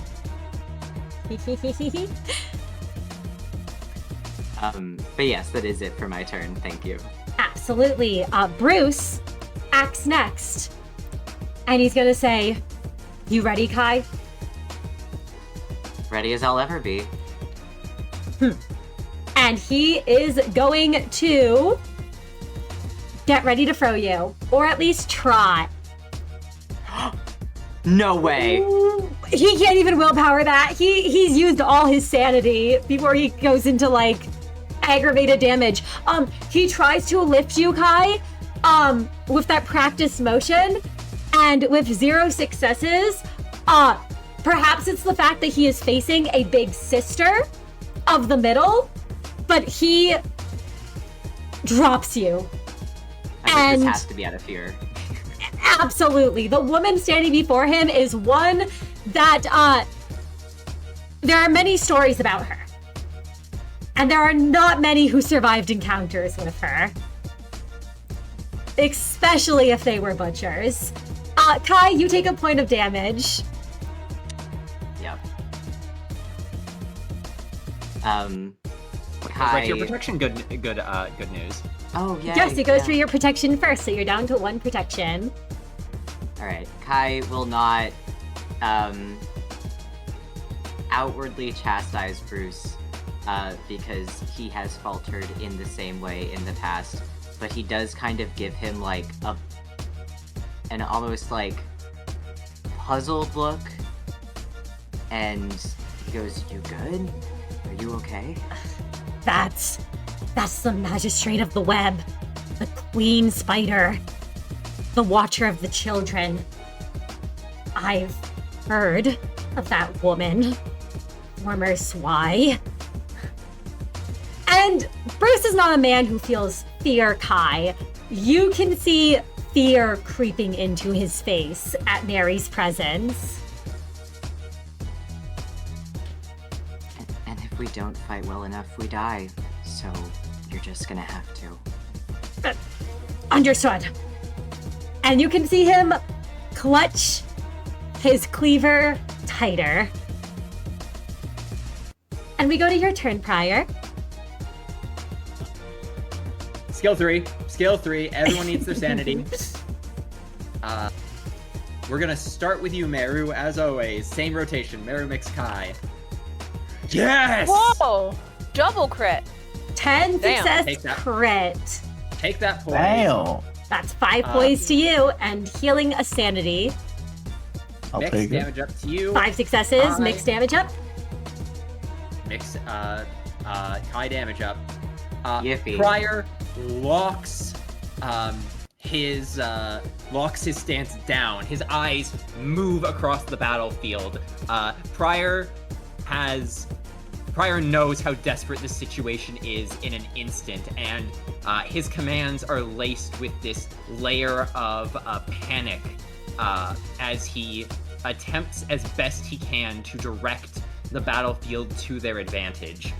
Meru, the path opens up for a shot. Miix and Kai, you feel you are every crack in her armor is called out to you. Prior still doesn't sound too confident. Absolutely. And Miix, we then go to you, Yes. as Prior's called out Miix his commands. Miix will shoot at Mary. It is a challenge All right. 8 to hit Mary. Well, ain't gonna happen, but luckily it's not gonna. It doesn't need to happen because she's gonna use her skill 2 here. Absolutely.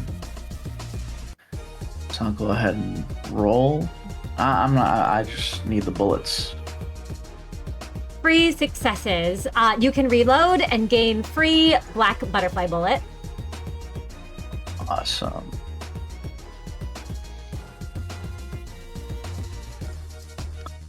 Awesome. Okay. Yeah. All right. And what does it look like, Miix, when you use this? Yeah, Miix will. Guess what does it look like? I think Miix will fire off. It's more like covering fire, I think, because Bruce failed so spectacularly. Mary might try to come in to get a free hit, and Miix does some covering fire here. But the main purpose of it is as she shoots and these butterflies appear, 3 of them float down from the heavens, down in between Miix's fingers as they turn into what looks like bullets and then quickly disappear. Miix doesn't physically reload, but she sees them manifest before getting ready, feeling empowered briefly. Absolutely. You are empowered, Miix. The butterflies flit about you. And if that is your turn, we then go to you, Meru. All right. And you all So- can gain another point of sin from affinity. Okay. Right here. Does that also make me have to take something for Kai? Yes, that would, because Kai is in the Yeah, way. that's fine. Sorry. That is fine. No, that's okay. That is okay. I will take that hit. It's okay. That actually for once works out for me. Because then I use desperation, take a hit to my willpower, and now I'm strained again. So it actually Nice. worked out. And I will. And what did you say the challenge was? A challenge 8 to hit 8? this woman. 8? That's okay. That's okay. That's okay. That's okay. Yup. Yep. 11 That's okay. success crit. Meru, That's okay. that is going to be a total of... Wait, do I want to use my poise? You should, now. I think. Yeah, I'll add on my poise. Oh, but I could. No, I'm not gonna re-roll that. Well, You could. Well, I see that third thing right there. Hold on. Well, I tried. It's 12 still out there. success crit. Yeah, now I've got the poise. Oh, I did mess up something with protection. It applies after defenses are calculated. So, I forgot something fun about Mary and her defenses. So, Meru, that is actually going to be, so while you would be doing 9 with your damage up, that would be a total of 9 damage. She's actually only taking 5. Okay. So that's going to be her protection down to 7.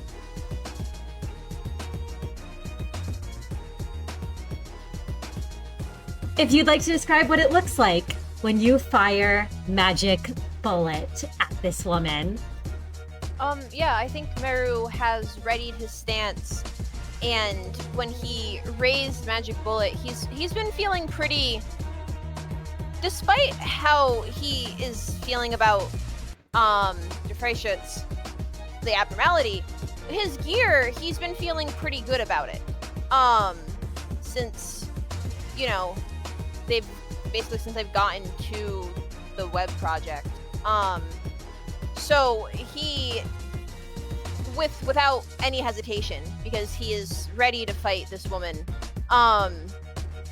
the portal forms once again at the end of his rifle, and there's a pretty strong force that he's been feeling decently consistently lately, but stronger than even how it's been recently, that strikes through to her, and he expects it to have a bit more of an impact, and he's a little taken aback when it doesn't do much.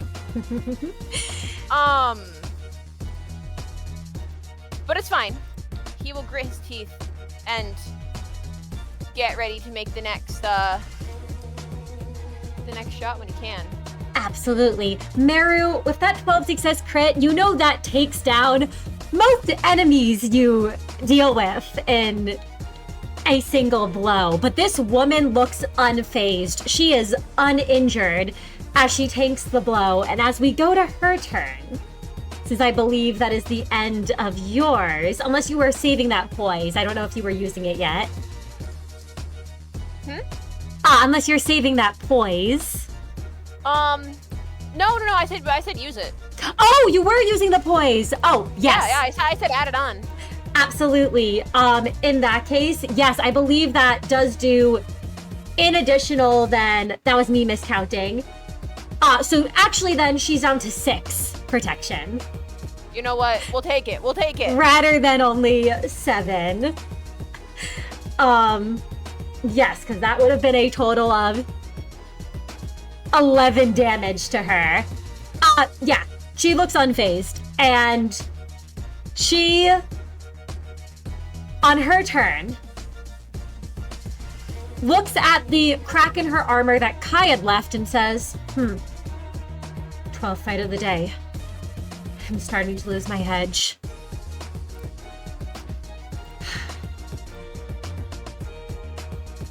It seems I'll have to get back into shape. And it is Mary's turn. Her attacks are all unbreakable this turn. Uh-oh. I don't like this. And she has 3 skill slots. The first one she's going to use. She readies herself and takes a stance. Mary will gain aggro and 10 protection, going to 16 protection. Oh my god. All of you must use at least 1 skill slot to target her next turn. And she sees you, Meru, and sees what you did. And before you know it, that sword is coming right towards you, up in your face. She is going to use your shield no longer. And Meru, this is a challenge 12. With all her offense level up. No, that's fine. Oh, like, that's so fine. It's so fine. It's so fine. It's fine. That's fine. I'll take a point of sin. It's fine. That's, like, fine.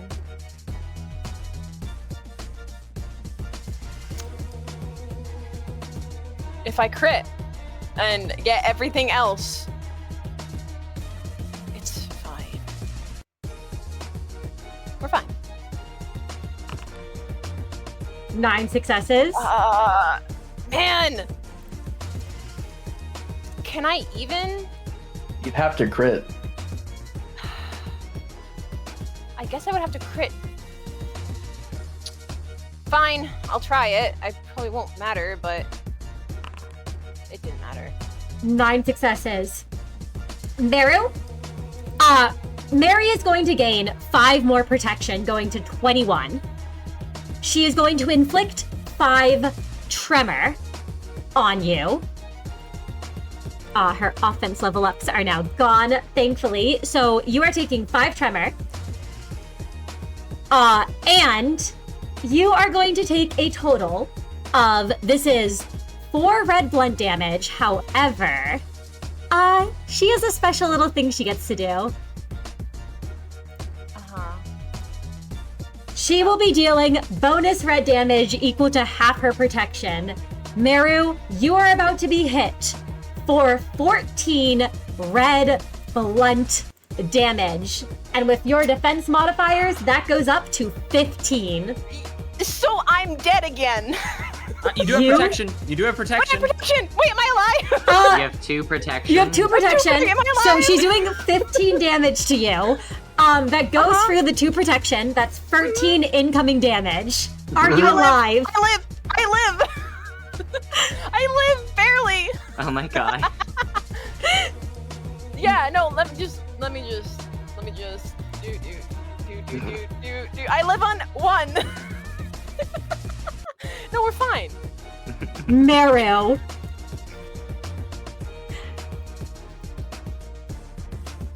In a single hit, you see this woman up in your face, and the great sword comes right towards you. It is as if your entire body is being shaken by this single attack. If you'd like to describe what it feels like when you just take this sword that I would say is almost like the size of your body, I'd imagine. Yeah, no, it feels bad. I can say that much. Meru, he was confident. Like, not that he thought it would be easy, but he's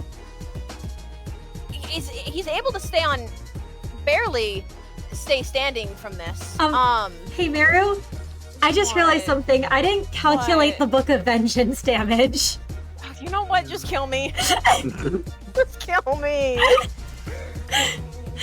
As you stay standing, and then I realized that would actually be a total of 18 damage being dealt to you. Meru dies again.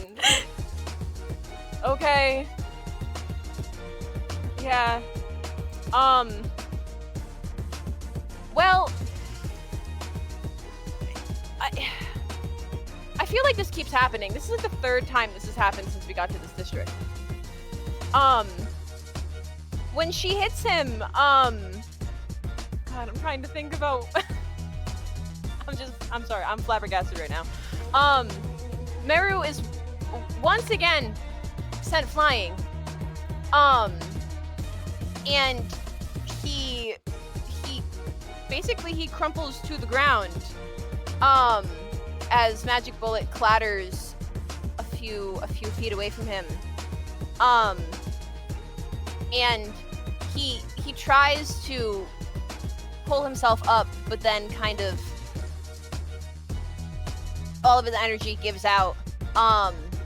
And again, that is when his last ampule goes off. I imagine. And That it does. yeah, he once again is able, after a moment, to open his eyes and dizzily get to his feet. It's a little easier for him to remember what's going on this time, but I think he's working on like muscle memory almost, of like, you get knocked down, you think you're about to die, somehow you're not, you get back up, you keep going. He's kind of done that a lot. So he's able to grab Magic Bullet and get ready. Absolutely. the moment she sees you back up, she's going again. You see... At me?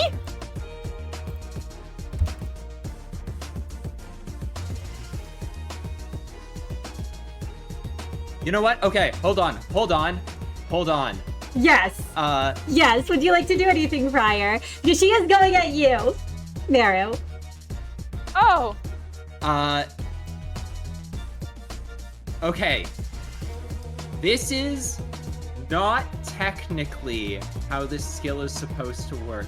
Can I take a point of sanity damage to target her with Listen I've Seen Worse to try and, like, draw her focus? Because she hates my ass. She really hates my ass. Can I try and taunt her with a roll? You know what, Prior? As you see the sword about to come down on Meru for a second time, she saw him go down. She was about to move on from him, and then he got back up. You can try to taunt her. You can try to draw her focus.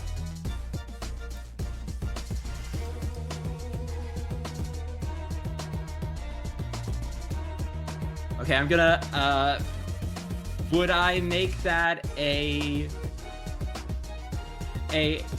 presence leadership? Yeah, I'll give you a presence leadership roll at challenge 3 because Mary God, has... she really does hate my ass. Yeah, there's a lot of personal stuff there. Mimicry hasn't triggered prior, but... If she needs me alive, that's why! Prior goes, my once beloved, this fight is between you and me. Let's not bring anyone else into this. If I go down, the rest will scatter. You know how this is.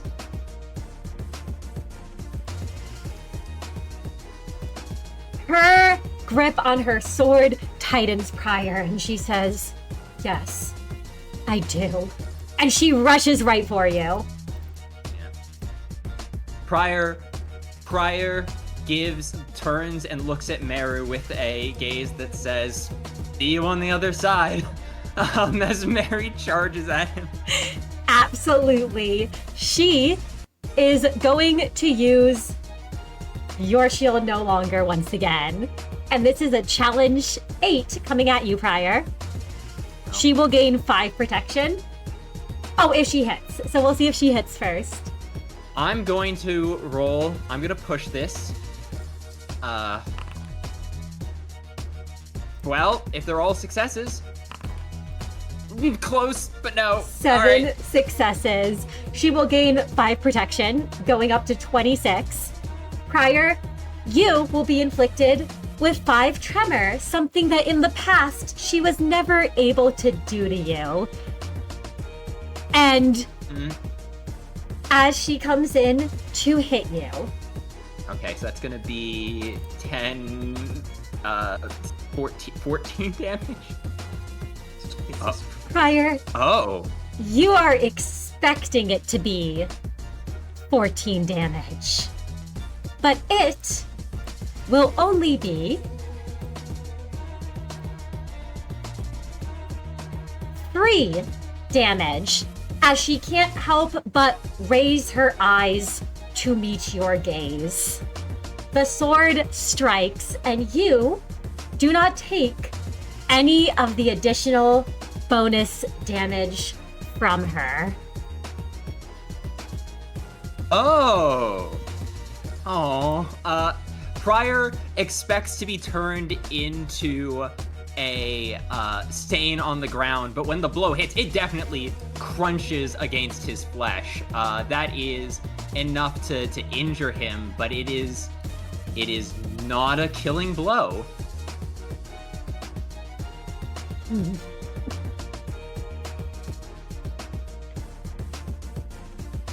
I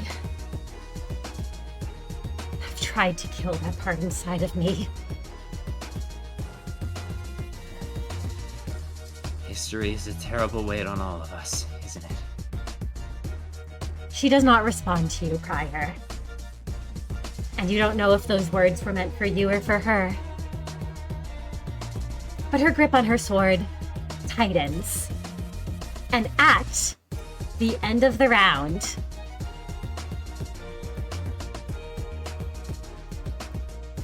what happens is Bruce will activate his passive. He does not need any healing, but he will give you, Prior, another one of those vials, tossing it across to you so that you can heal 2 health. I will take that. Thank you. Absolutely. And Mary looks with disgust at it.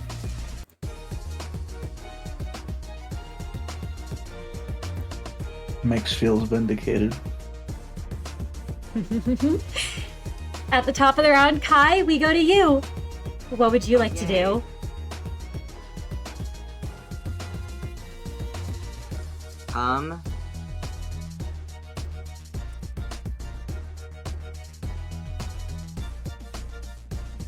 Alright.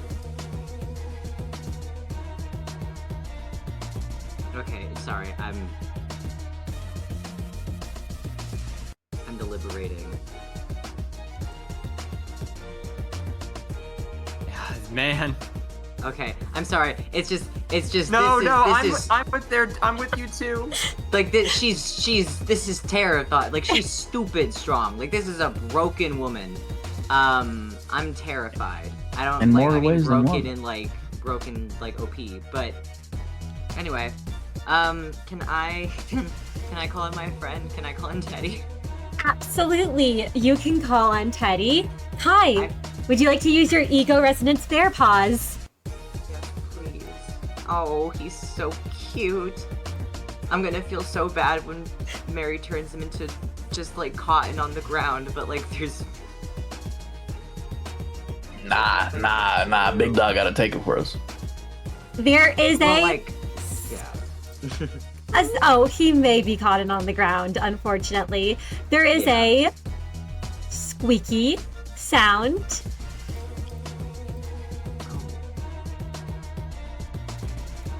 That you can hear. That's. Yeah. Oh! And little Teddy bounces onto the battlefield.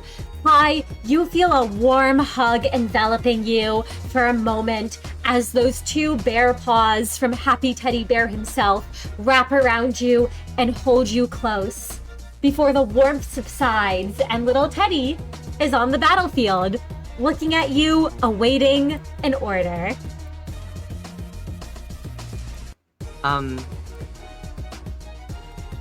Kai does not have the... Weirdly enough, there was more luxury of time when they were dealing with the Blood Fiend than there is right now dealing with Big Sister Mary. He will very quickly crouch over, look at Happy Teddy Bear, give him the most assured smile he can possibly, and say, "Hi, Teddy. I'm sorry. I hate to ask you this, but we are having a lot of trouble getting this new friend to accept what we're trying to do, and maybe she just needs a hug from you." Little Teddy lets out another squeaky sound at that. And will look to the new friend. You know it's happy to carry out your orders, Kai, and try to befriend the big sister however it can. Would you like to roll me Expression of Love? I would. At challenge 8. I don't know if this is gonna... Okay, well...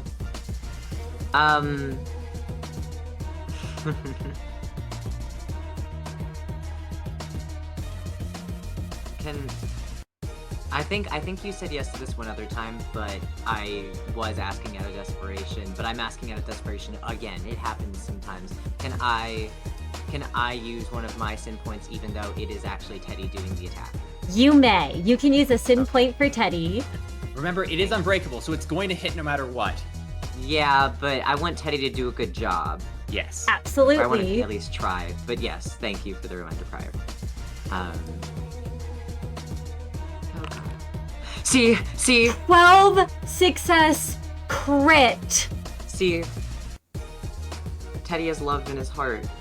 Teddy jumps at Big Sister Mary, who sees the little teddy bear, and for a moment, her eyes light up. That dead, blank stare for a brief period of time, almost shining a little. She doesn't say anything. And it quickly returns to his previous form. But then when the teddy lunges at her, she has her sword up again. It does latch onto her, however, swinging from the chains around her chest. And it's going to inflict hugs on Mary. It will also, well, it would do a stack of sinking for each margin on the attack. However, With the protection. Mary, has protection on her. Will it decrease the protection at all, or is it just? You know what? We have- Because you... Oh, Yeah, you know what? That seems fair. That seems because fair. you crit, I will let you decrease the protection by 4. She goes down to 22 protection. And she is inflicted with the hugs status. I'm so proud of him.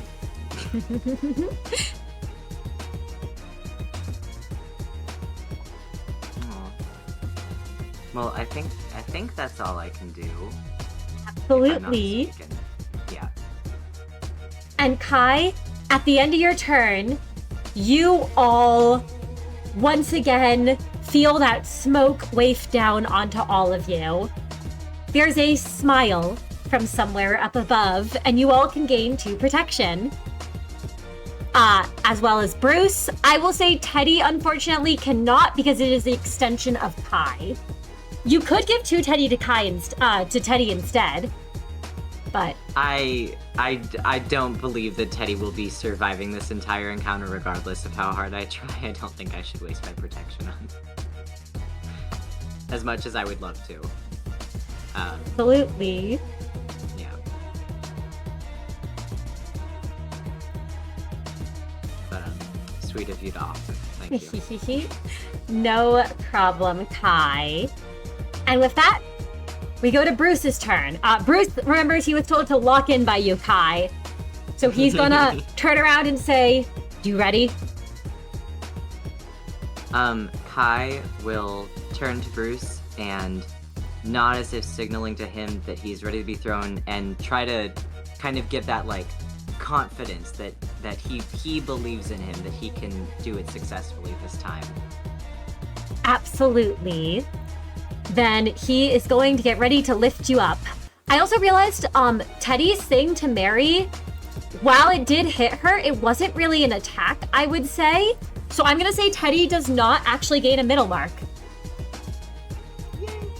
Well, she also lit up. Maybe she just likes. a No little bit. vengeance from hugs. No vengeance from Yeah. hugs. Why would we do that? And we will get ready to throw you at her, or attempt to. We'll see if Bruce can. All right, he is gonna actually try to willpower. Oh no. 5 successes. Oh. He does send you flying this time, Kai. Unfortunately, you don't quite hit Mary, and you take a point of damage. You know, it was significantly better than last time. I can't fault him too much for that. You should have seen my rolls against Percy. I mean, you did, but he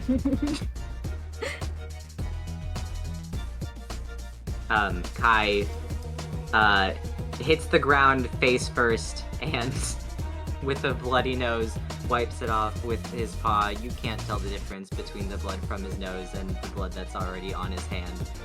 In fact, he probably just made himself look worse as he gets off and sort of shakes it off like a dog would.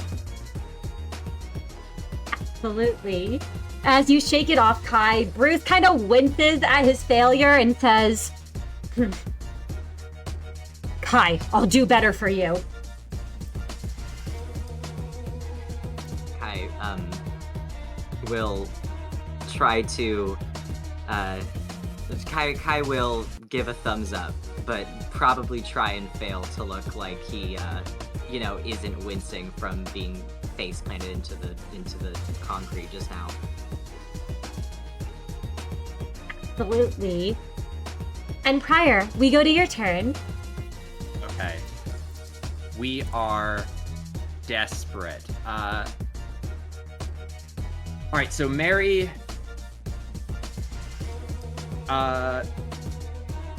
Can Prior try to aggro Mary again? Absolutely. You may try to aggro Mary again. I'm suspecting it's going to be slightly more difficult.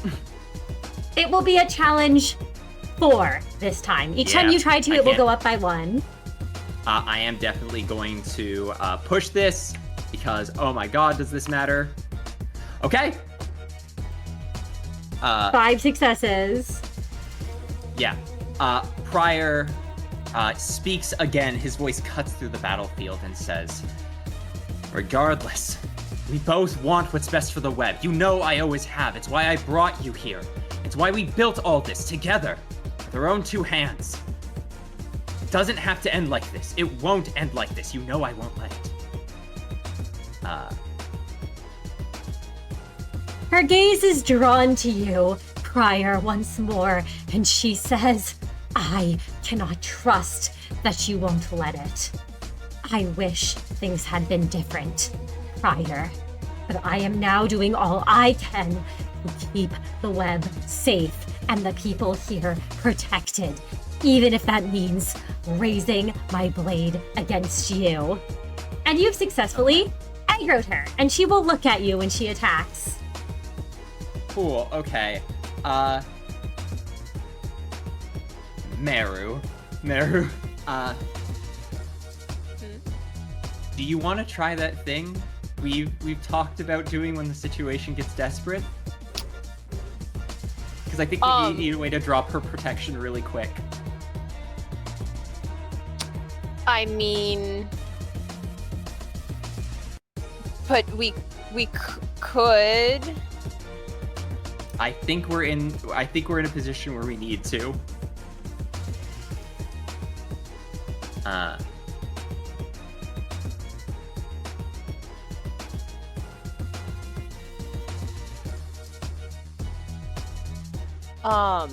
Yeah, I think yeah, Prior's gonna nod. Okay, so sorry, in character. Prior looks to Meru and he goes, Meru, things are getting desperate. Let's try and bend the contract.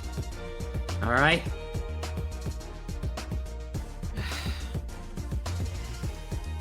Fine. All right. Prior is going to move, not to fully block Teddy, but he's going to move to make an angle where, or maybe he'll like. I'm just gonna move you out of Teddy's way, but I know where you're moving. He's moving to make an angle where him and Mary form an unobstructed line. Absolutely. Back a little bit if we did. There you go. I just had to move everyone around a little bit. Oh. To not block each other. Yeah. Right, yeah. Oh, yeah. It might be easier if actually Prior moves like here behind Mary. Yeah, if we're shifting around. Prior turns to face Mary, his back to Meru, forming a line, and Prior tries to relax his shoulders as he ends his turn. Absolutely. As you end your turn, the light washes over all of you, and you all can have some health. A point of health is recovered. And we go to your turn, Miix. What would you like to do? I'm gonna shoot this woman. Absolutely. Yeah, It we is need a as much damage as we can. Challenge 8 to hit this woman. I will use, just to remind everybody, I have bullets I can use these bullets up to give myself butterflies. I'll use one of these bullets to give myself 3 butterfly.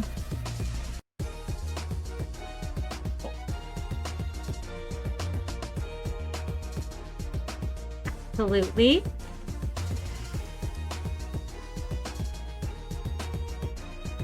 There we go.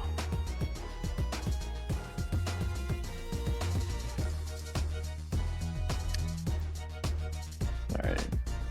There we go. Anyways,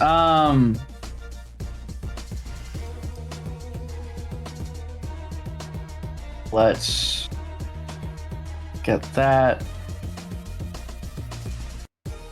And then I guess I'll just roll. Absolutely. It's a challenge 8 to hit.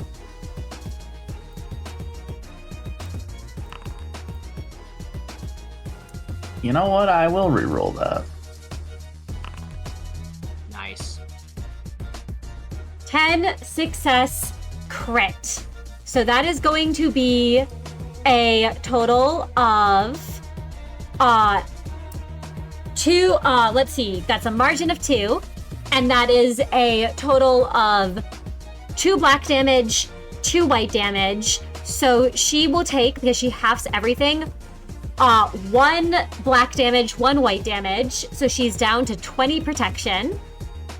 It would inflict sinking, equal to the margin.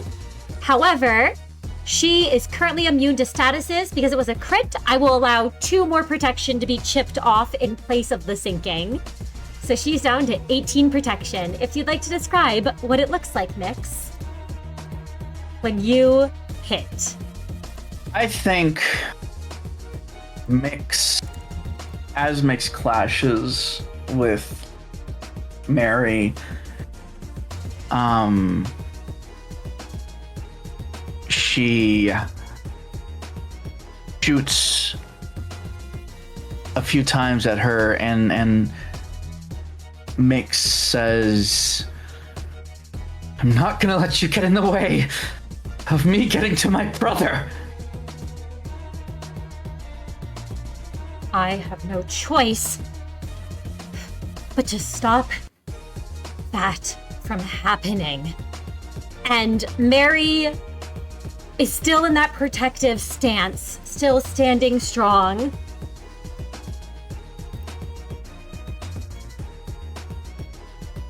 And Meru, if that is your turn, Miix. Oh, and you had your damage up, so that did actually 1 more damage to her. That would be, she's down to 16 protection, since the damage up applies to the black and the white damage.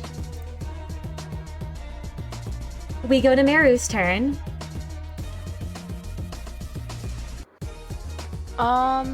Okay.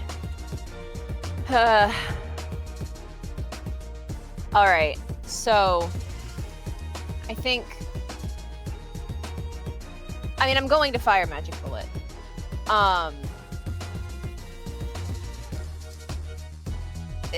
This line right here. And the target is going to be Prior. Because Absolutely.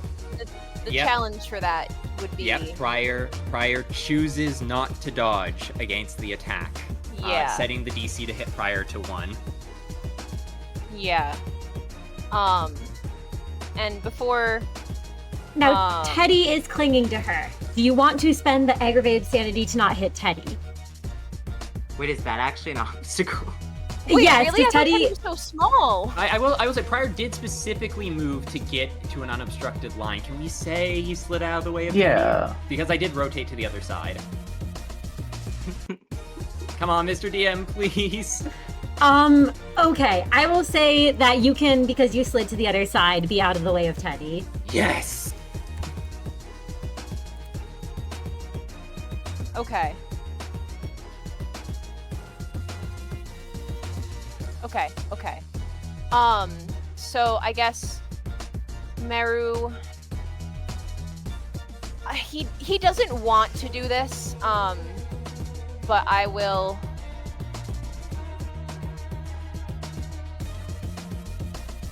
Desperation. I will take a hit to. I'll take 1 point of sin. And I will fire magic bullet. I can describe it after I make the roll. I'll take 4. And I just put it on a 1. And let's see. Oh, not nearly as much as I wanted. I'll re-roll that. Well, not nearly what I wanted. 7 successes. So, Meru, that's going to be a total of 6, 7, 8, 9, 10. 10 damage against both Mary and Pryor. Are you looking at Pryor? You said you closed your eyes when you shot? Yes. Meru. What happens is that Meru, when he goes to make this shot, he was initially looking at Pryor. But before he pulls the trigger, I think there's something about the situation that makes him think back to those burning graves. And he thinks about how he destroyed Jackson's grave. And he's staring at Pryor's back while he does this, and briefly his brain will visualize Jackson's back to him just for a moment. And he just thinks about how he really does not want to do this.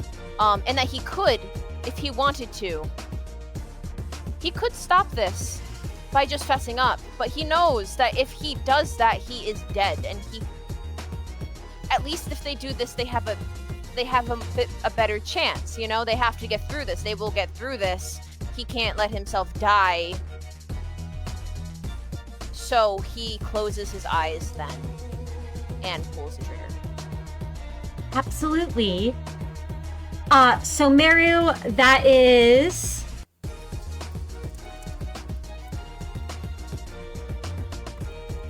going to be 10 black damage to Pryor and to Mary. Mary halves that, so she will take 5 damage, bringing her protection to 11. And All right. oh, before you are hit, the light washes over you, and you all can heal a point of sanity. Wait, hold on. Okay, hold on.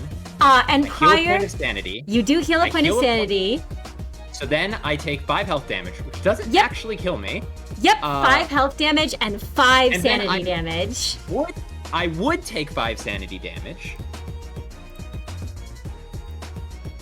if not for my crown of thorns. Oh, so you only take 4 sanity damage. 1, 2, 3, 4. Pryor doesn't actually die nor corrode. Oh shit! You are still standing from the attack, and The bullet passes through where Pryor's heart ought to be, but there is nothing there but flesh. And it actually pierces clean through him.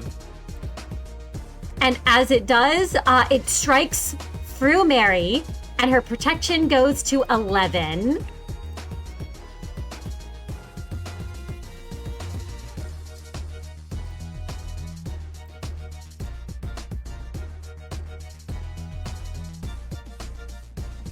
Yeah, Pryor coughs and then, well, actually, hold on. I actually take 3 less damage because I forgot I had protection on me. Sorry, I'm just gonna set Yes, up you have myself. your protection on you. So I take 1 less sanity and 2 less health. Yep, that you do. And Meru, Pryor flashes a thumbs up to the side of him and goes, "Great work, Meru. Just how we wanted it." I think when Mary hears Pryor's voice, I think his eyes will like shoot open because he expected to see like Pryor in a puddle on the ground. and his eyes are wide behind Justicia because he was expecting something way worse. And while that means his shot wasn't as good, there's a part of him that's relieved in a way. I think because I don't know how to explain it, but he didn't want to hurt Pryor, so the fact that Pryor was actually okay, it makes Meru feel a bit more motivated, I think.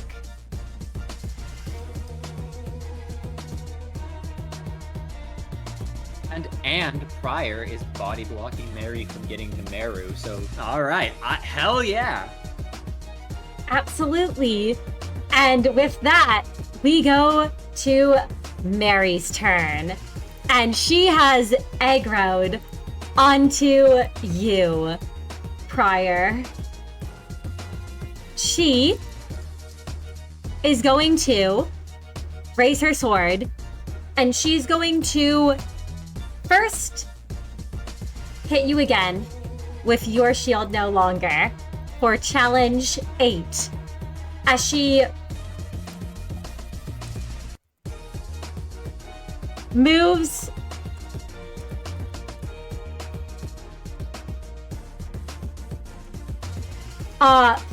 forward to attack.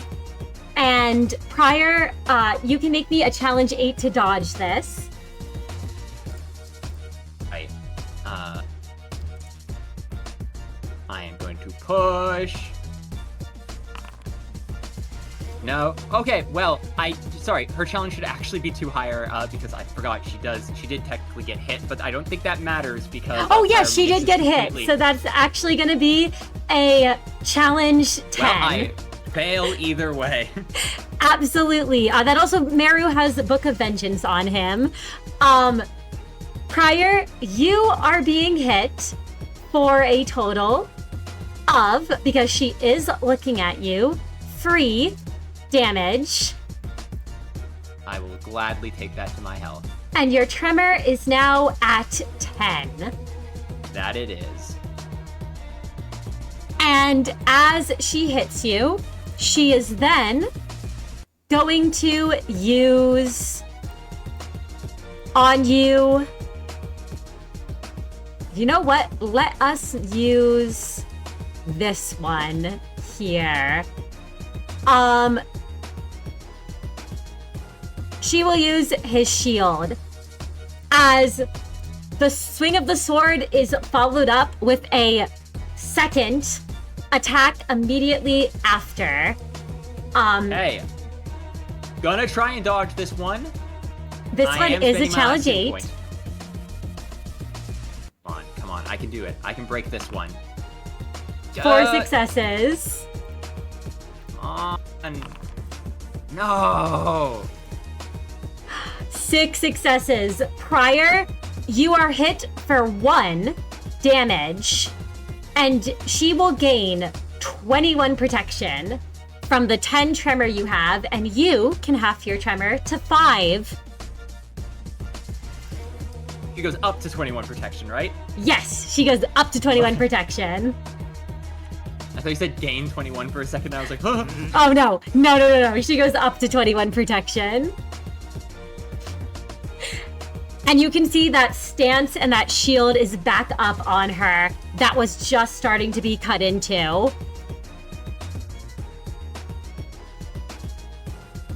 And she still has 1 more skill slot left. Her focus is entirely on you.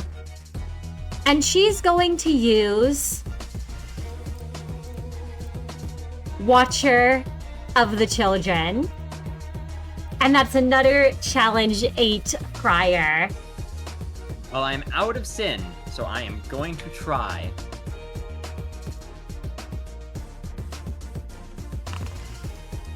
Nope. 3 successes. That will be 1 damage. You are at 5+ tremor. So you are inflicted with 3 tremor. And the second roll also fails. So you are now at, I believe, 11 tremor. Tremor. Yep. She's going to choose not to tremor burst. And as she hits you for all of that, she simply says, I do not have the children here with me, but I think you remember this one well. When I fought alongside you before.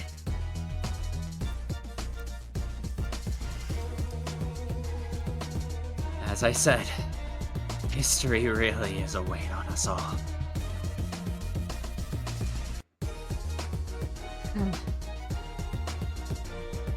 That it is. Oh well. Ugh. It's almost time, I think. And as I said, you look tired, Mary. I am tired, Friar. I have been the one managing this all in your absence, and I will be the one to have to clean everything up.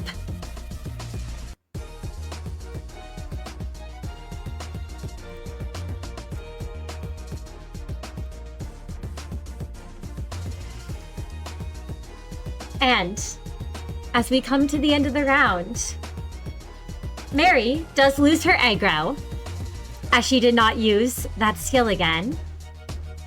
And Bruce will toss another one of those vials to you, Prior, because you have the least health right now. I will gladly take that because I currently have one unchecked box. Absolutely.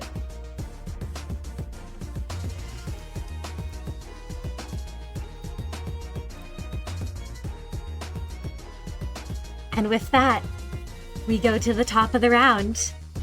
And Kai, what would you like to do?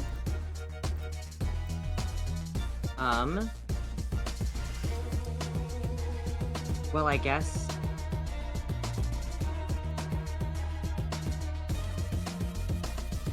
I mean, I would attack, but I'm pretty sure that would, knock Teddy off anyway.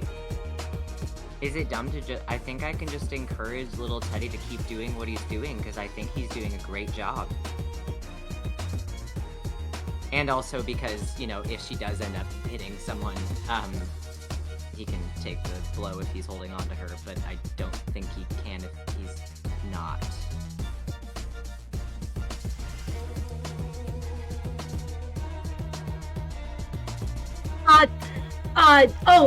What are you trying to do, Kai? I was just gonna tell Teddy to keep hanging on to her. Absolutely. To hug her again? Yeah, Teddy's already, holding on to her. Yeah. So he's already holding on, so, are you, using one of your other skill slots then? Because Teddy already has hugs on her. Yeah, no, I was gonna say, if I use another one of my skill slots, does that mean that he lets go? Because I don't want him to let go, because he could take a hit. Teddy is its own entity with its own turn, so no, Kai, you just get your full normal turn. Okay, great. Alright, never mind. Yes, yeah, then... Teddy's already hanging on to Mary. Okay, well then, in that case...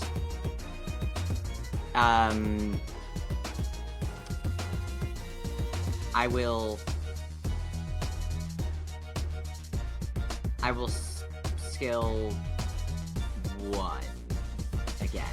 Absolutely, that's a challenge 8 to hit. Yep. Alright, and Sin. Unfortunately, I don't have the Vault Scar or anything. Or I mean, the help, the Berserker thing. Hang on. 5 successes. Would you like to spend 5. sanity? Dang it. And 7 I don't have poise. successes. Unfortunately, Kai, that is not enough to hit. If you'd like to describe what it looks like when you try to attack. Kai lunges to hit Big Sister Mary's shield, knowing full well that he's not going to get through her defenses, but just trying to keep her distracted. But I think seeing little Teddy hanging on to her, it almost... He redirects a little bit, and I think that's what causes him to fumble. As while he slices at her, he sees that Teddy is potentially in the way, and he could not bring himself to hit himself if he tried. And I think just whiffs it entirely. Absolutely. So you, unfortunately do whiff that entirely, Kai. And I think with little Teddy, he's still latching onto her. I believe you get to re-roll Expression of Love every round that he's latching on. Yes. Absolutely. Let me do that. And it's also a challenge 8 for this one. Okay.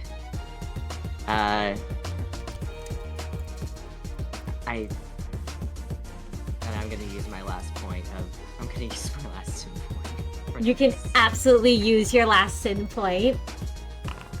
Oh my god! Oh, Teddy! Oh! Yep! Teddy is still latched on. Unfortunately, Teddy cannot do any additional damage. She still has hugs inflicted, but Teddy sort of lets out the little, like, panicked, squeaky sound. As Teddy's just not able to really get a hold and is struggling. It can do nothing but cling to the chains. Oh, poor Teddy. And Kai, is that your turn? Yes, that's my turn. Absolutely. At the end of your turn, there is going to be smoke that comes down from above. And all of you can gain 2 protection smiles.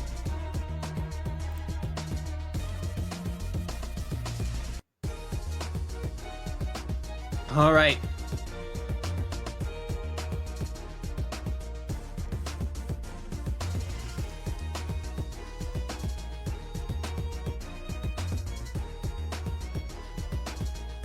And we go to Bruce.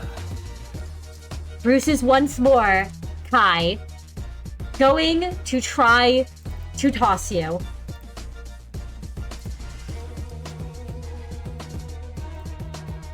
Kai gives Bruce a curt affirmative nod and tries to seem confident in Bruce's form as he lunges into his arms to be thrown like a torpedo.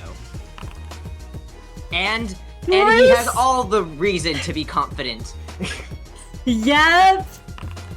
Bruce is going to use all his strength and strain as much as he can to throw you, Kai, at Mary, tossing you towards her. And you can use your skill 1, Kai. Yes. With a 10 success crit from him. So that would be 4 unhalved red slash? That would be, if you are you choosing to bind, or are you choosing to, do just as much damage as possible? Oh. I'm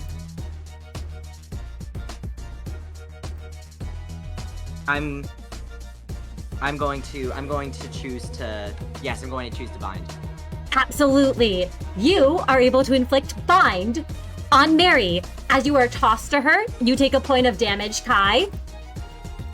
From, of course, the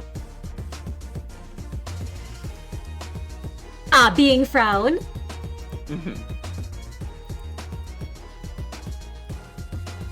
I think Mary's protection goes down by 1. That it does. As you're tossed at her, her protection would go down by it is a margin of 2, so they would go down by 2.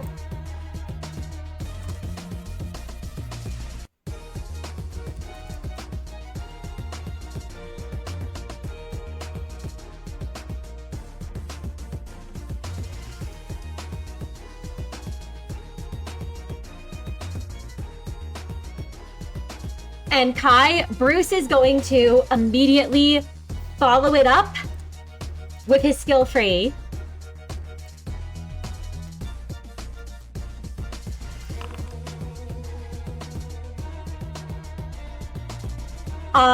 He cannot spend any more willpower because he has used all his sanity to not panic. So with 7 successes, Bruce comes at Mary and tries to, following up the combo of throwing you, tries to dart in and stab her with the cleaver, but he fumbles at the last moment as if the very thought of laying a hand on a big sister is too frightening for him. You know, it was a really good throw, though. It was a really good throw, Kai. It was a 10 success crit throw. And he looks to you, and there's just kind of this almost embarrassed look on his face to have done that throw and then failed to have followed it up.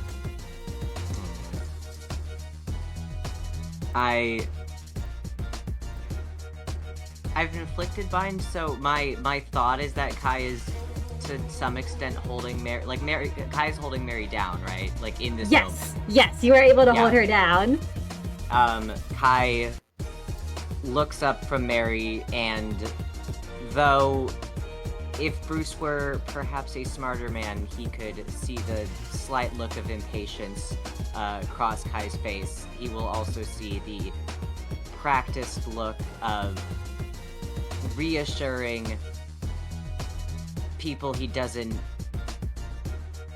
he isn't all that emotionally honest with, that whatever they're doing isn't annoying him, as he kind of gives a half smile, and sort of like shrugs, like, well, at least we got this far.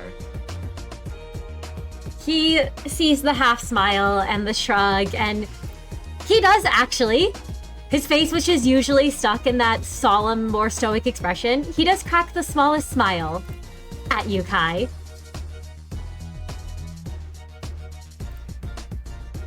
I think it's charming even if Kai's annoyed. And we then go to your turn, Prior. I don't even know what I'm doing. I've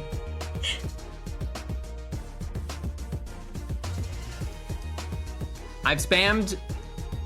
I have 1 bleed. Oh no, but I'm not at 1 health anymore. Prior desperately tries to rally them, tries to form some form of formation. Superior leadership.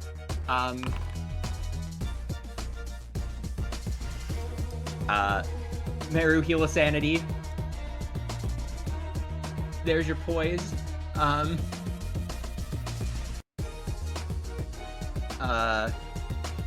That's an 8 success crit. Heal a sanity. And Kai, heal a sanity, take 5 points. This is the Kai crit fight. Yep. 4 successes and 7 successes.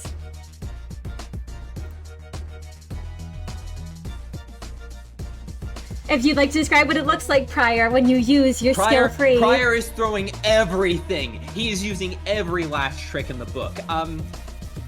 This fight feels like it's so close to being under control. Mary is so close to starting to be fatigued, and frankly, even if we just, as soon as she starts getting fatigued, we can just book it, which is good. We are so close to the end of this fight. Prior is just throwing every tactic, putting Meru, Kai, and Miix into position so that they can just go for the movement as soon as it comes.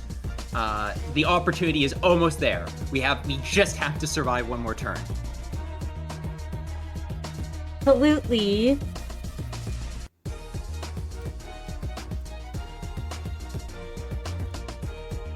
And we go to your turn, Miix. All right. I'm doing what I do best. I shoot. Absolutely. It's a challenge 8 to hit. I am gonna use one of these bullets to gain 5 poise. Absolutely. Wait. That back. Yeah, there we go.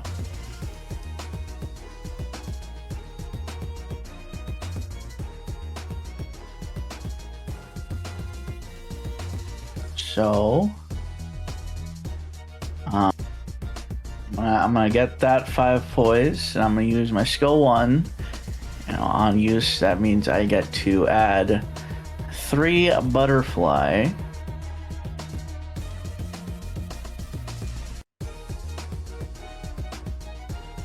And what's the difficulty? 8?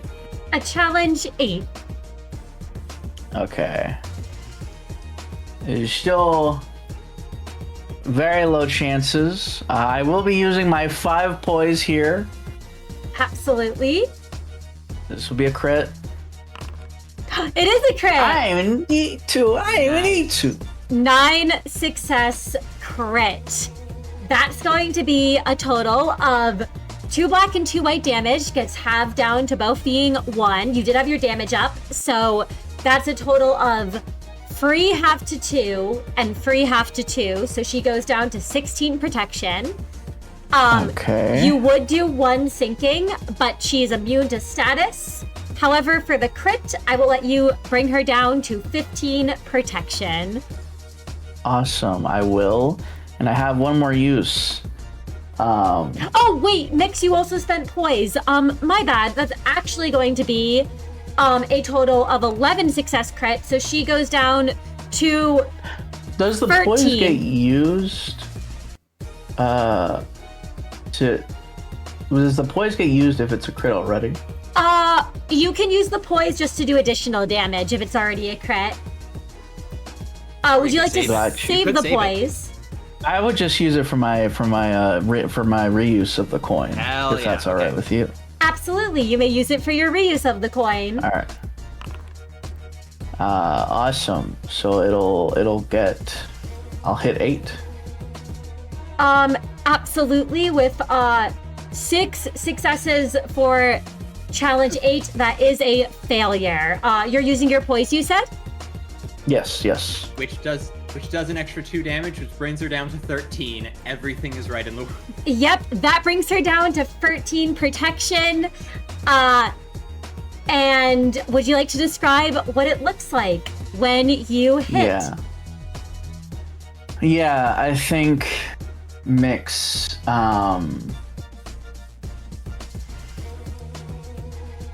Miix says, "You're gonna get in my way." Or, no, you know what? Yeah, actually, she says, "I know why you want to stop me. I'm not doing this because I'm not doing this blindly either. I don't want more people to die." If you don't want more people to die, then I suggest you all comply with me and come with me to go to the Great Siblings. Because I don't want more people to die, but I know what I'm doing is right.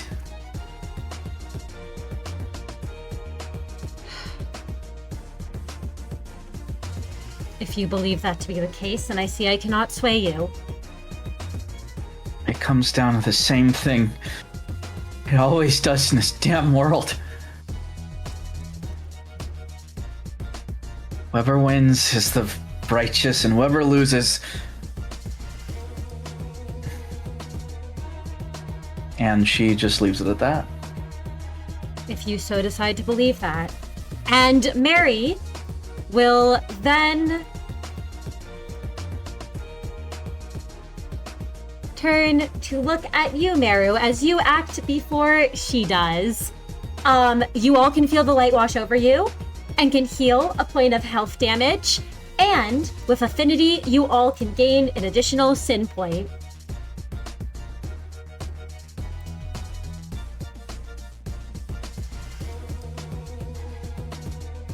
Okay.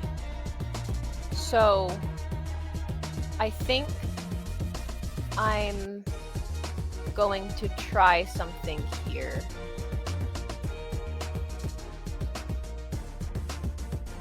And instead of firing magic bullet, I think I'm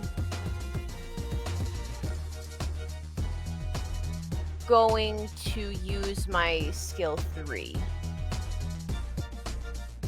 If I may. Absolutely. All right. And I know it's auto on the first time I use it. So, I will roll that then. And when I do this, am I able to try and like, now obviously I can't get like everyone, but like Prior, for example, them, can I try to like have Meru call out to them to see if he can, because they're close enough to get behind him? Is that possible? Yeah. You can call out to get everyone to, as many people as you can, at least the people who are not behind Mary. So Prior and Miix are close enough, you could get them behind you. Okay. Yeah, so I think what Meru does is that when he raises his rifle, before he calls out to the others, he stares down at his gun, and under his breath he mutters, "I heard you laughing, fucker. You can get as pissed at me as I get at you, but I'm doing what you want from me, so you gotta do what I want from you. Help me out here." And as the portal forms the shield, he'll lift his head up, and he'll be like, "Prior, Miix, get behind me!" Miix just quickly jumps and dives behind Meru.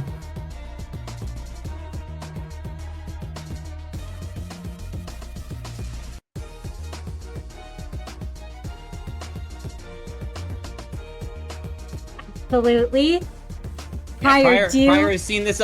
Prior's seen this 100 times. He takes 2 steps back behind Meru and braces. And would you like to describe what it looks like, Meru, when you put up the portal? Yeah, no, it's similar to the portal when he fires magic bullet, except it's much larger. They've seen it before. The energy that comes from it is very strong in a way that it almost wants to repel you. And there was a brief moment where Meru was worried that it wouldn't work, and that somehow Freyschutz wouldn't listen to him, but he's relieved when that shield still is able to manifest before him. And he wishes that he was able to get everyone, but he has to do what he has to do, you know? So yeah. Absolutely. You see the portal forming before you. And Meru, you, Free, are protected from melee attacks.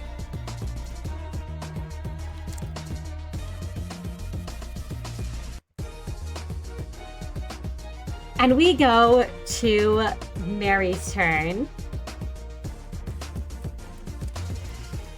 And on the start of Mary's turn, something happens before anything else.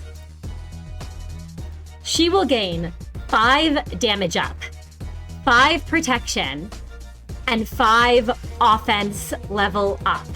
That does not go away when she attacks until the end of the turn. What? What the Yes, fuck? indeed. Her offense up that's above 5 gets converted into protection.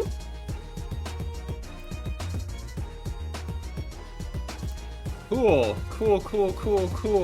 Awesome.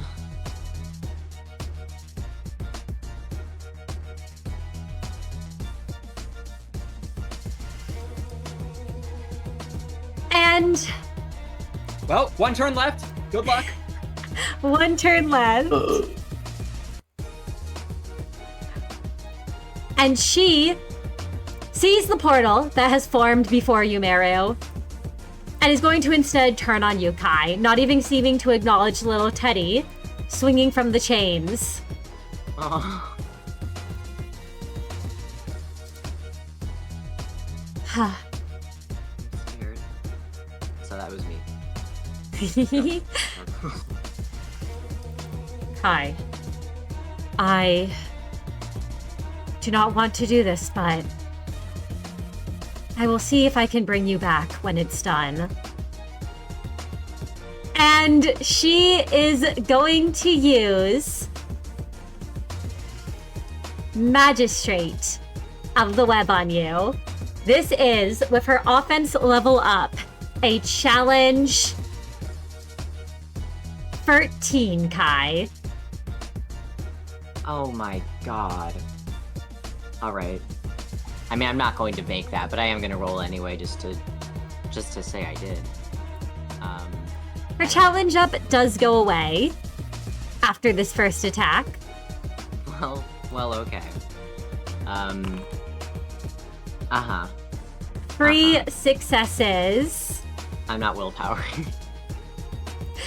Absolutely. Kai, the sword comes into you, and do you want to force Teddy to take the blow instead? Well, when you say force, it makes me feel bad. But yeah, Kai, I meant by that. sees- Teddy is more than happy to take the blow for you. No, it's okay. I'm sorry. I'm joking. She's hitting with the sword, right? Yes, she is hitting Yeah. with the sword.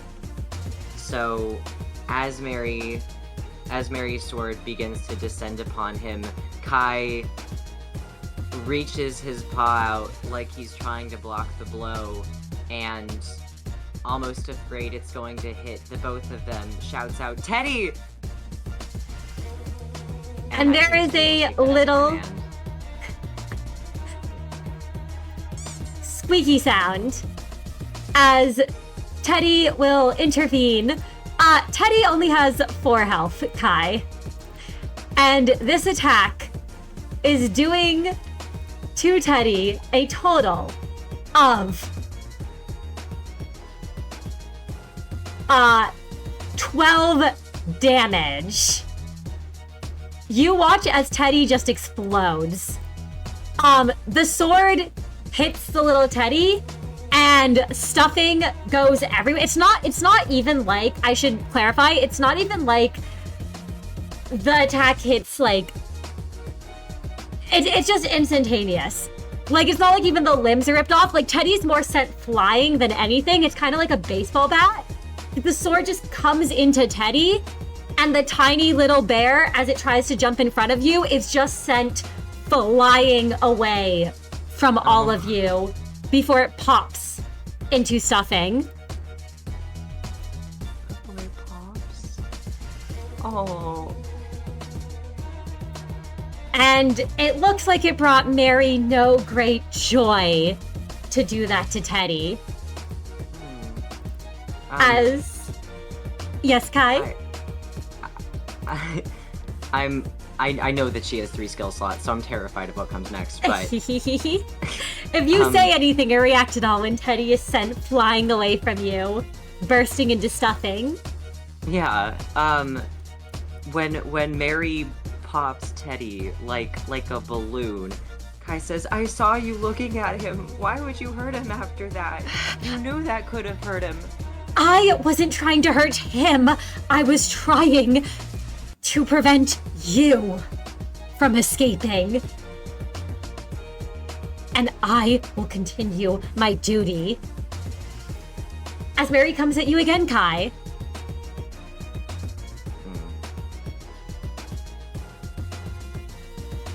And I think I'm rolling with less dice this time, right? That you are. You have one less dice, and it is a challenge 8. Challenge 8. Yeah. Well, let me willpower that. You can I spend don't some sanity. actually think that would... Yeah. 5 successes. Kai, you are inflicted with free tremor, and you are hit for a total of 12 damage. No, not 12, because she has 5 damage up. You are hit for a total of 17 damage on this coin. You That would Do- kill me, wouldn't it? So first what happens is you do actually half it. That's going to be 8 damage. And it is blunt, so that's going to be a total of 7 damage coming at you. Are you still standing?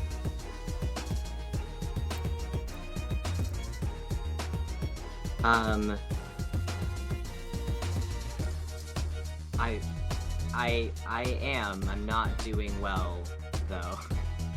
Absolutely. And she is going to reuse that coin since it's unbreakable. And can you make me another challenge 8 guard, Kai? And I think I have another one less die? Yep, you have another one less die for this. Great. 2 successes. Kai, this one is going to be another total of 17 damage. It does get halved once again down to, oh, I remembered, it rounds up. So it actually, if it's 18 damage, would be 9. So you actually did take from before. Oh, no, my bad. It goes down because of your blunt resistance. So you did take 8 damage before, and now you're taking another 8 damage, Kai. Okay, that would, like, just kill me. That would indeed. And I forgot you do have the vengeance mark on you, Kai.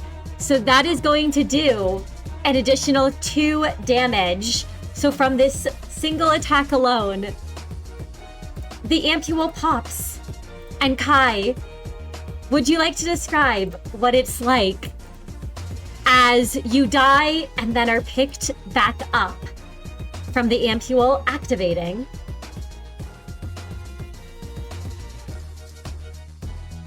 This isn't the first time that this has happened to Kai, but it is...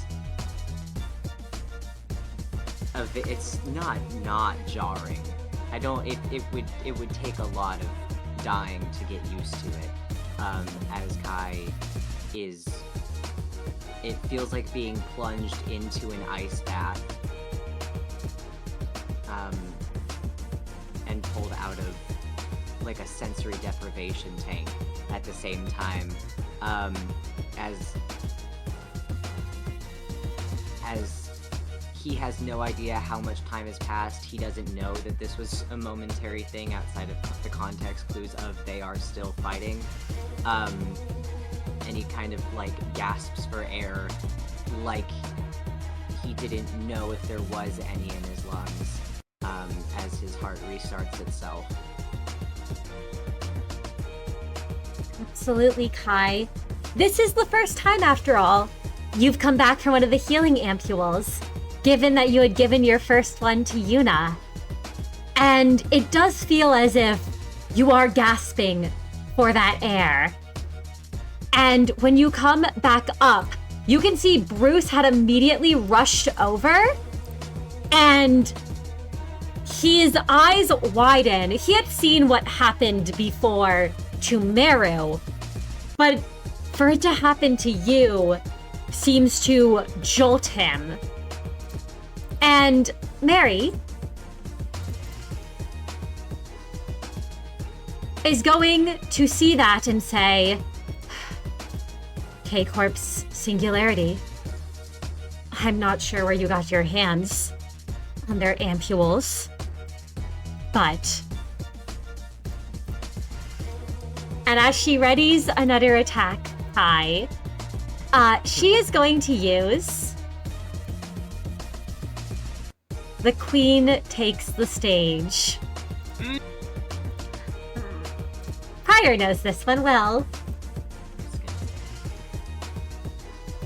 Kai, as she readies herself, before she does, all of you feel the smoke come down. All of you can gain 2 protection. And...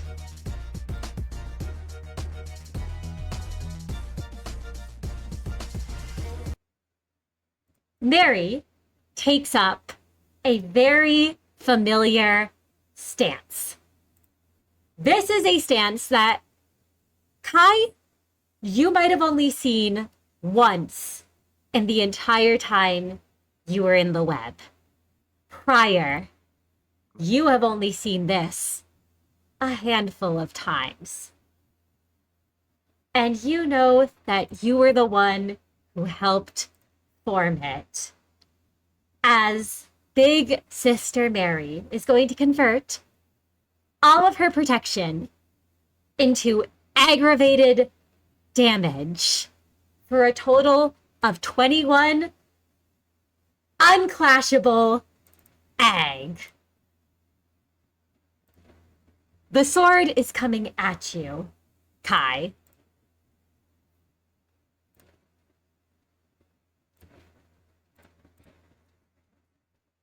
I mean, yeah, that's... I don't get an opportunity to dodge. No, you don't. However, there is a body in front of you, Kai.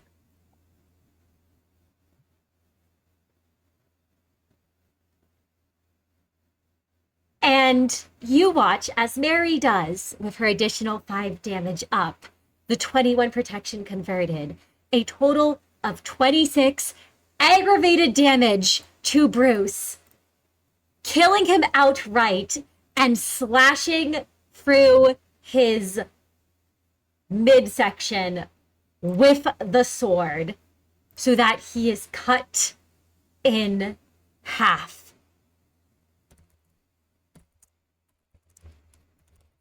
Oh my god. And Kai, he looks to you, and the last thing you see before this tears him apart is, I'm glad I could keep you safe. Get out of here. Go! And there's Thank an you. arm stretched out to you before his body falls to the ground. Oh. And a smile on his face, Kai. You remember he told you once, a very long time ago, how he'd happily die by your side and die with you. And Mary looks down at the body and says, shit. Wait. Isn't this one of Zachary's friends? She's gonna do a quick check.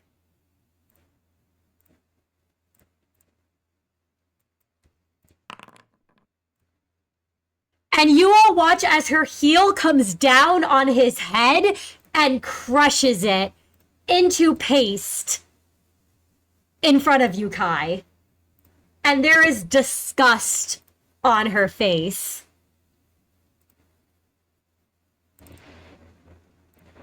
Mary is currently distracted. She is also bound right now, and it is the end of the 3rd round, which means that she has gained too fragile. This may be your only chance, managers, to escape. Yes. We're running. Please. I don't. Yes. Nothing of value was lost. Let's get out of here. Would you all like to flee? Yes. Please. Yes, absolutely. Please. And Kai. Oh, sorry. no, please, Kai, if you have something to say. Kai began a thank you before Bruce's head was crushed like a watermelon. He gives up on that sentiment and just books it. Mary immediately looks up when she hears the sound of footsteps. She readies her sword. But you all see when she goes to pursue, her body seems to falter for a moment, and there is the cracking of armor. Prior, you know what happens to Berg when he uses the move you molded for him. And it seems while it doesn't affect Mary as much, she's still reeling from that exhaustion.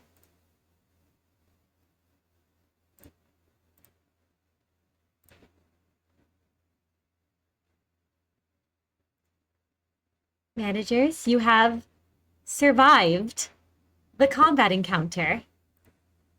Oh, my God. And now you can understand why I did not want to fight my wife. We don't have time. We have to get...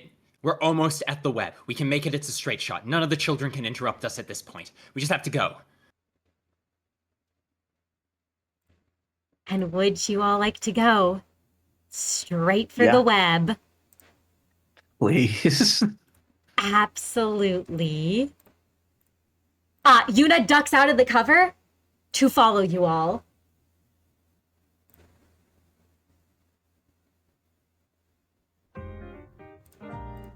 Not this music again!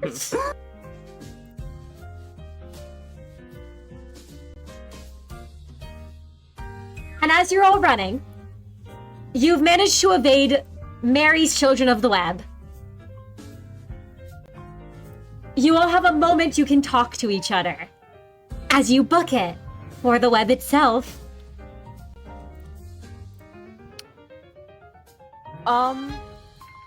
I think as they're hurrying out of there, Meru, did see what just happened. He was the one right in, more in front than the other two. And he saw what happened to Bruce there. So he doesn't care about Bruce. Like, he doesn't. But he does feel a little grateful that Bruce did that for Kai. That's about as much as he can make himself care for one of Zachary's buddies. But, Kai seems fine. But I think he'll give Kai a look, and he does feel a little bad that he wasn't able to shield Kai with his barrier. And he just goes, Kai, you're good, right?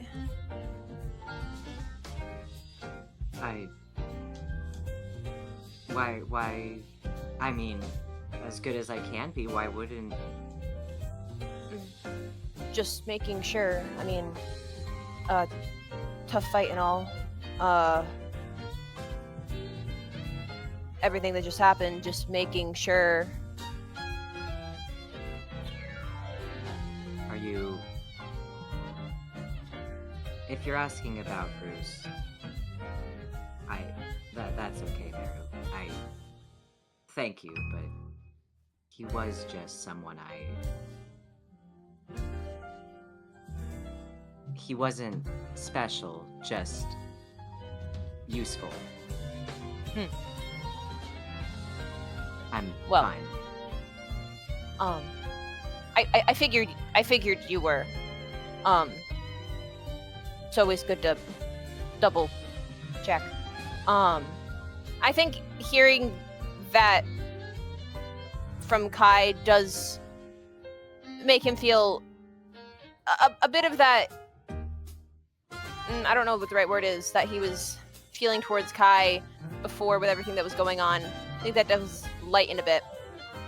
And he'll nod his head in affirmation a few times.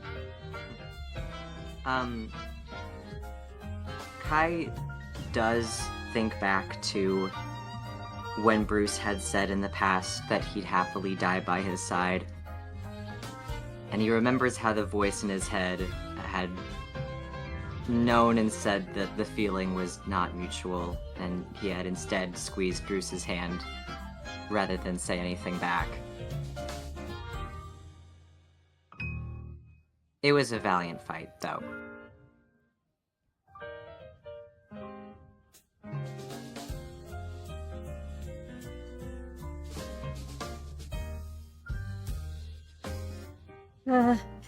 Yuna just looks nervously at all of you and says,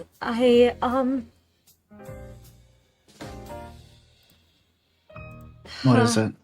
No, just, I hope we're there soon. And you can tell they look kinda sick, clearly, at everything that happened, at what was done to Bruce, regardless of everyone's feelings on that man. Miix looks over at Yuna and says, "You gonna be okay?" I'll be fine. You sure? I can't afford. We can't afford. Slow down. I know. I will be good.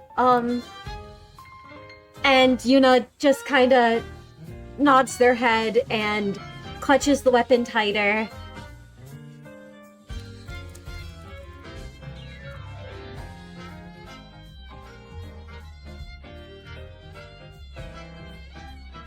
We did good.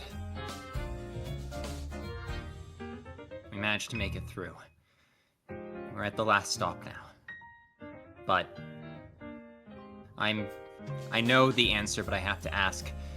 Does anyone have any ampules left? Meru will frown at that question. No. My last one was used up. I just died and came back to life, so I think no. Right. Ampules. I have one decay ampule left, but that's it.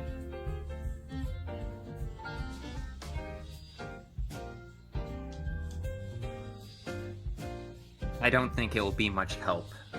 Especially because I've seen firsthand that the gifts of Neo can out-regenerate even L Corp's ampules. Shit.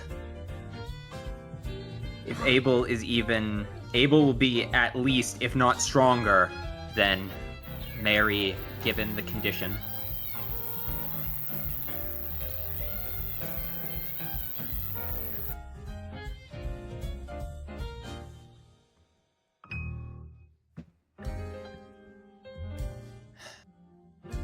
Briar lets out a long sigh and says,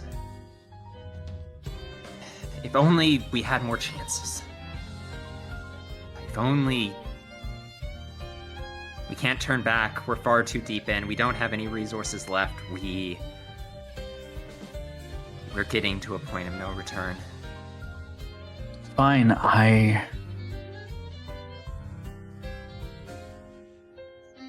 I just need to talk to him.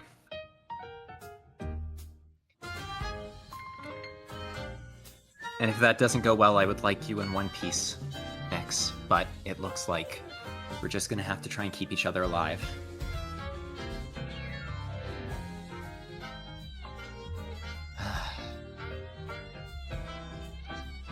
We've got this. We've got this.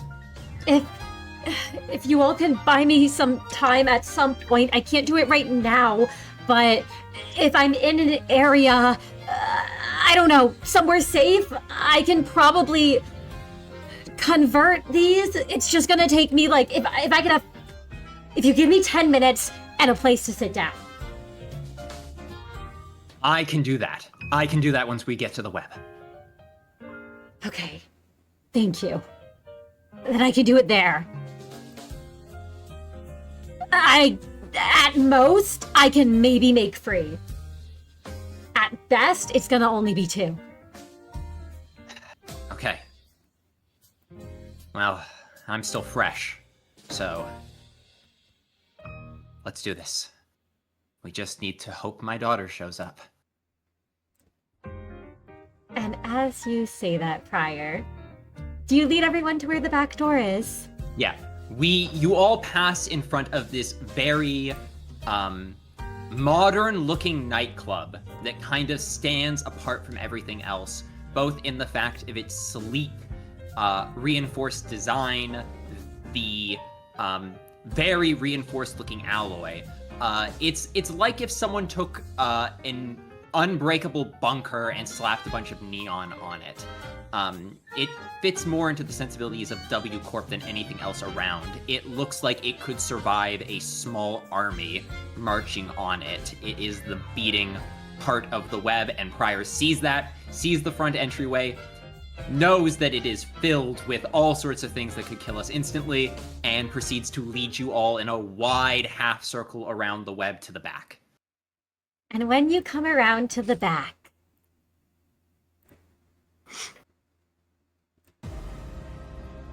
a head pops out of the ground. Fuck. Hey! Hello, Lord What? Fodder. Aw. Ah, my beautiful, wonderful, darling daughter, Percy. I assume the work is done? It is, immortal one. What? Did she just do that? Oh, it's fine. Percy can whisper to Neo, and Neo can... I mean... You know, they say with enough control you can choose to open and close your own pores. For Neo, the very web project itself is an extension of it. Lord Fodder is correct. It is indeed. I hope you are proud of my assistance. Smiles. Prior reaches down and pats his daughter on the head and goes, "You did wonderful, Percy. I couldn't ask for any more help from you." Smiles. Thank you, Lord Fodder. I saw that you met up again with Mutter. She gave us a run for our money, and we didn't all make it, but... Could you try and keep her outside, just long enough for us to confront him? You can convince her, I'm sure you're very rational, that trying to siege the web herself while we're in there fighting is not going to bring her any closer to getting us to the Great Siblings. I will see what I can do, Lord Fodder. I do hope she does not try to kill me. I hope the same.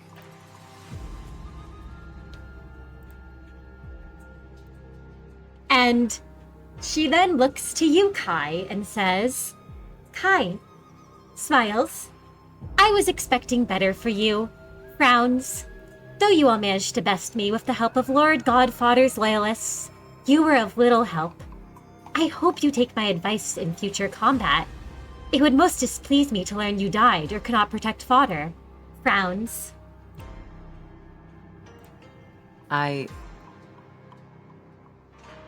I'm sorry, Percy. I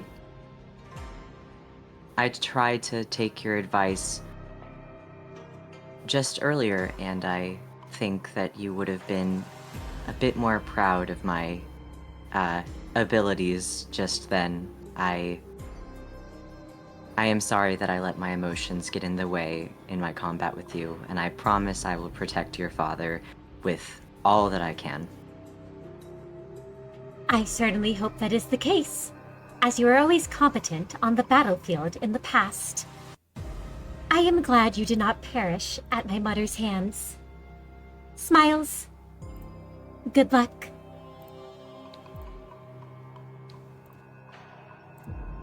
And Percy. Kai, Oh, yes, Kai. sorry, I was just gonna have Kai smile back and say thank you. That was all. Percy nods her head, looks to Pryor, and says, I shall go greet her now. Thank you. The arteries are open.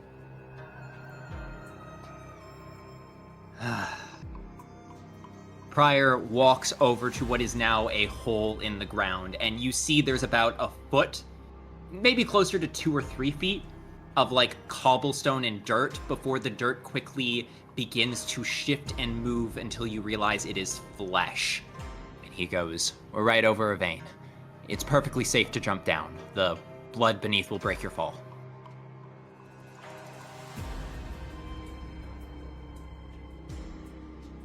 And Yeah, Miix will follow. would you all like to descend into Neo's depths? Yeah. Sure. It's better than being out here. Absolutely. The light cannot reach down here.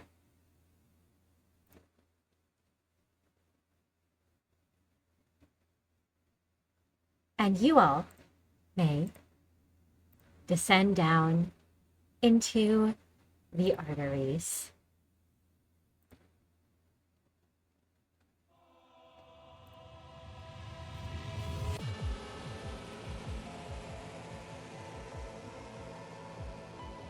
Pryor finally feels like he's at home. Everything is so exactly how he remembers it. The blood quickly drains away as soon as it breaks their fall, and you all will notice it doesn't stain your clothes. It doesn't stick to you or cling to you or get anywhere that you dislike it. It catches you like a gentle pair of arms, and once it is sure that your feet are on the ground, the water retreats away. Or the blood, or the liquid, or the solid. It's a little hard to tell. There's a thrumming from the walls, from the floor, and it's to a metronome, a beat, a timer. Like a click track, keeping a choir on time. It's so orderly and perfect and symmetrical and never changing that you could keep time to it, that you could keep space to it, that you could bend time and space around it. The way forward seems to stretch on in either direction. The ground is uneven for all of you, except for Pryor. The flesh seems to bend and twist. Bones actually pop out to give him a stable platform. With every step he takes, the very floor shifts and changes so that he walks with perfectly even steps, though Pryor does slow himself down so he can turn back and make sure you all keep up. Welcome to the arteries of Neo. This is how I and my daughter traverse my kingdom, I suppose. It's perfectly harmless. Neo doesn't mean any of you any harm. It doesn't mean anyone any harm. It's not a thinking thing. I know, especially you, Yuna, might be a little shocked to see this much flesh, but I assure you, Neo isn't like the tearful thing. It doesn't think, it doesn't feel, it computes, it rationalizes, but it is not capable of making its own choices. It makes the choices I, as its host, designate. And you are all safe here, so long as you stay close to me.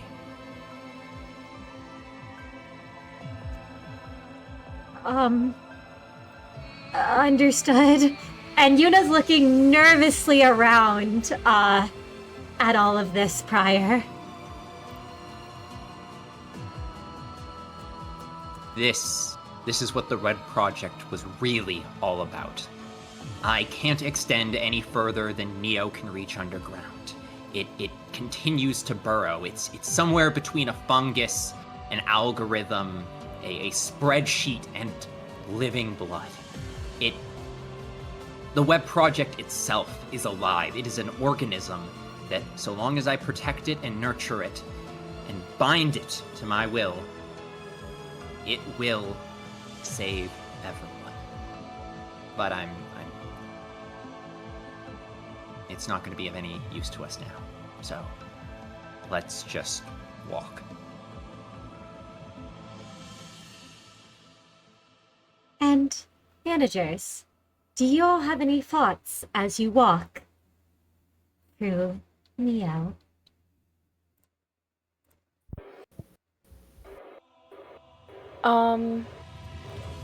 I mean, to keep it brief, coming down here, his initial thought is that he hates this place. He feels like he shouldn't be here right now. And I think he's suddenly reminded kind of all at once about how much he really doesn't want to be doing all of this, but there's really no choice. But no, he does not like this place. He does not like anything about it.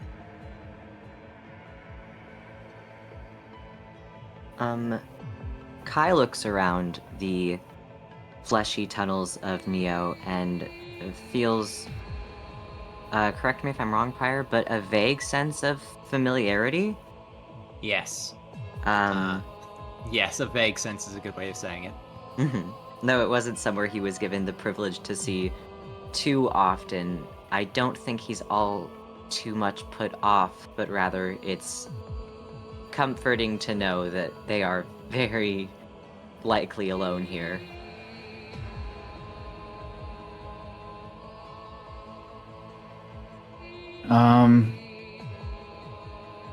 Abel is connected to this place, and she needs to get to Abel.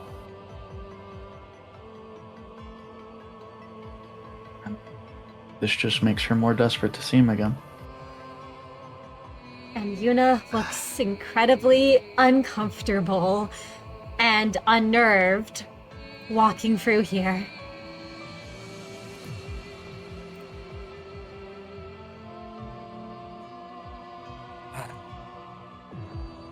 It's like walking inside of your own body.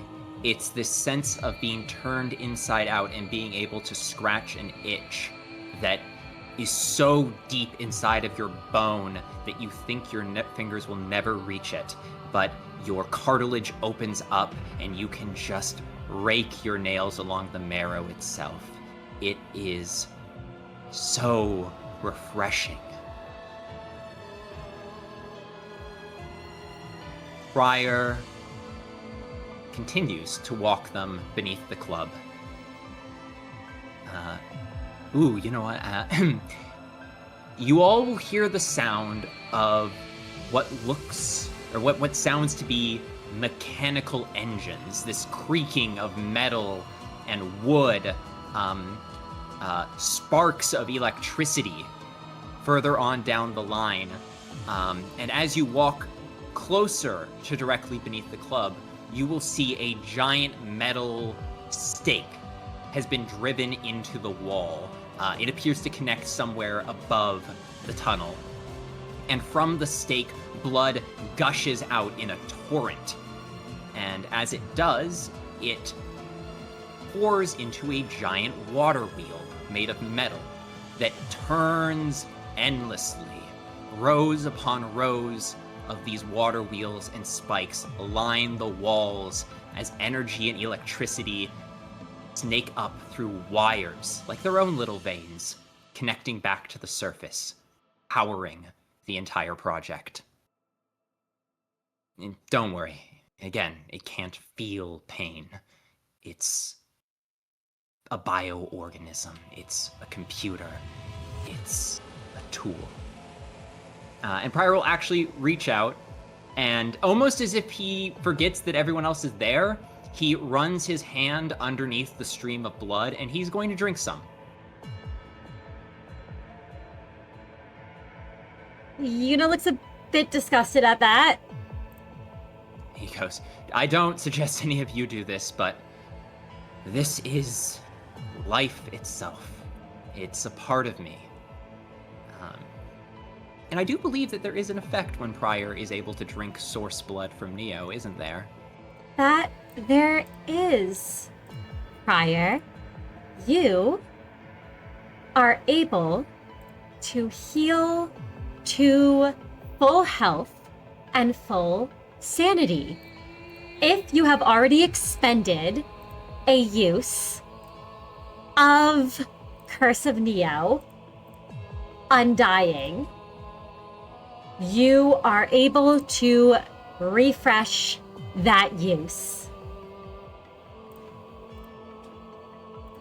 Prior's wounds snap shut, arms flay out from beneath his skin, and within moments he looks completely uninjured, as if the battles before were just passing moments of weakness.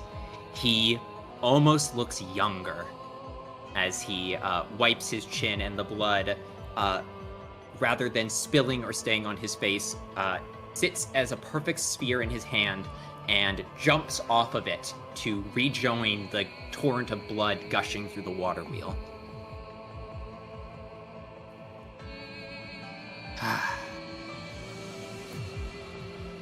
Now, soon we'll be at the source, the center of Neo, the heart. From there, we can climb up right under the web. Yuna, I'll be entering in through the depths of the club. There shouldn't be anyone down there. It's an old, abandoned room. You can take your moment there, get your ampules ready, and Miix will be just a step away from the throne room. We can confront Abel right then and there.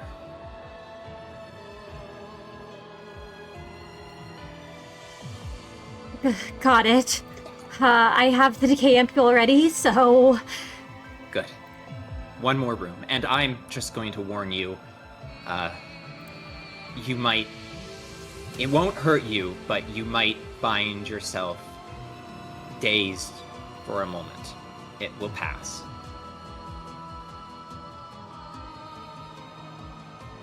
Yuna looks very worried at that mention.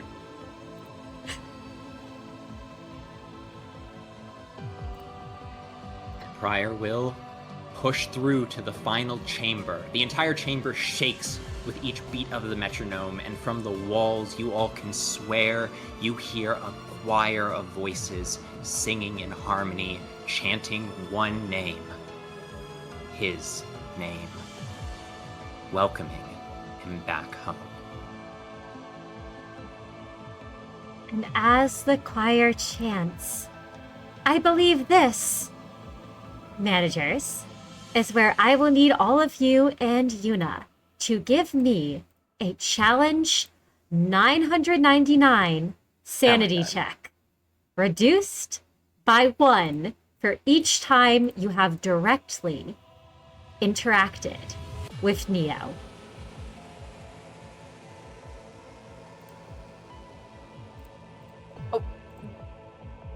Well, So would that make ours like 998? No, because you all have only just interacted directly with Neo. well, you see,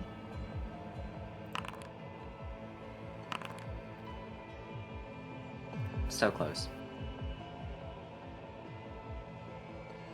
Prior, I do believe his challenge is 0 at this point, correct? Correct. That it is.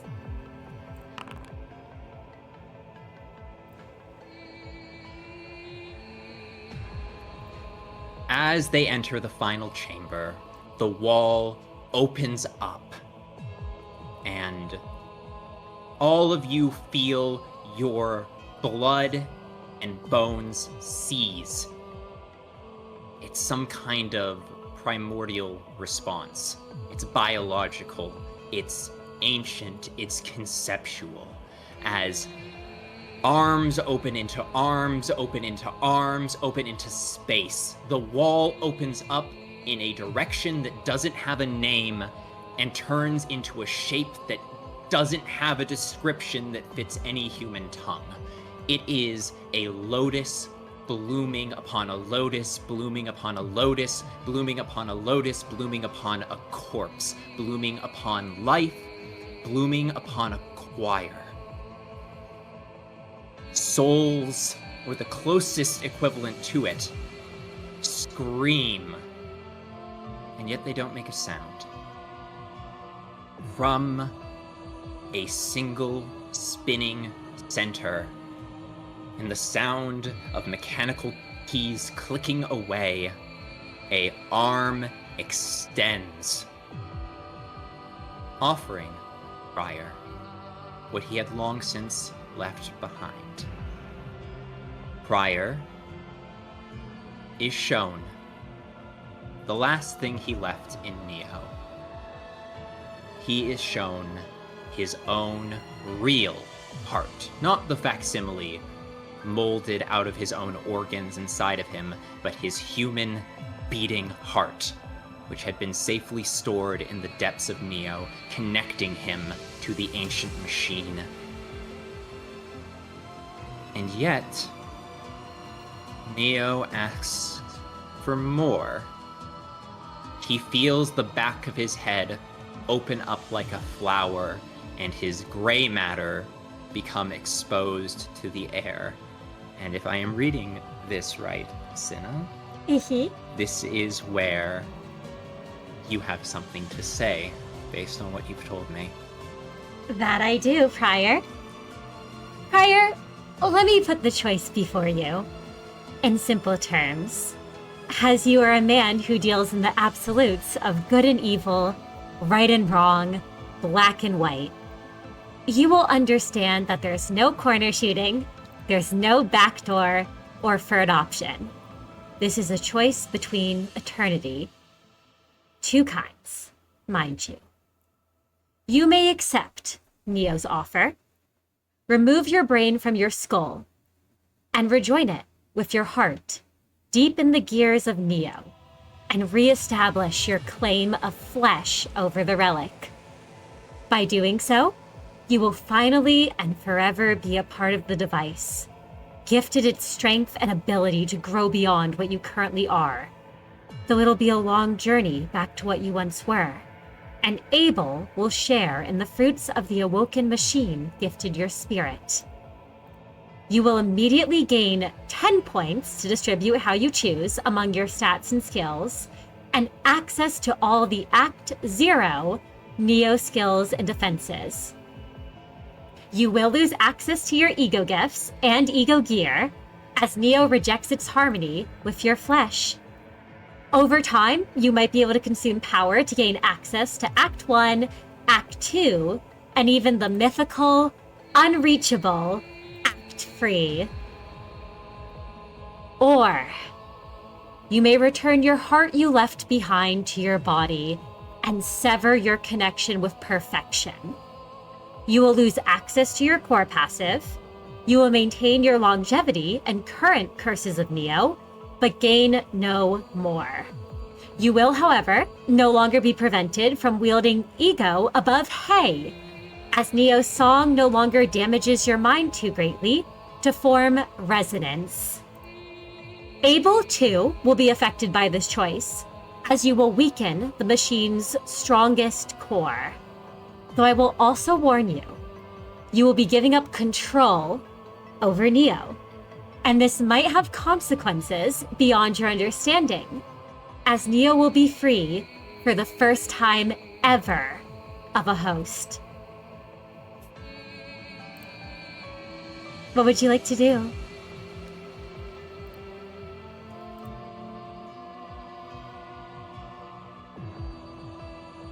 Wow, I thought this would be a harder choice.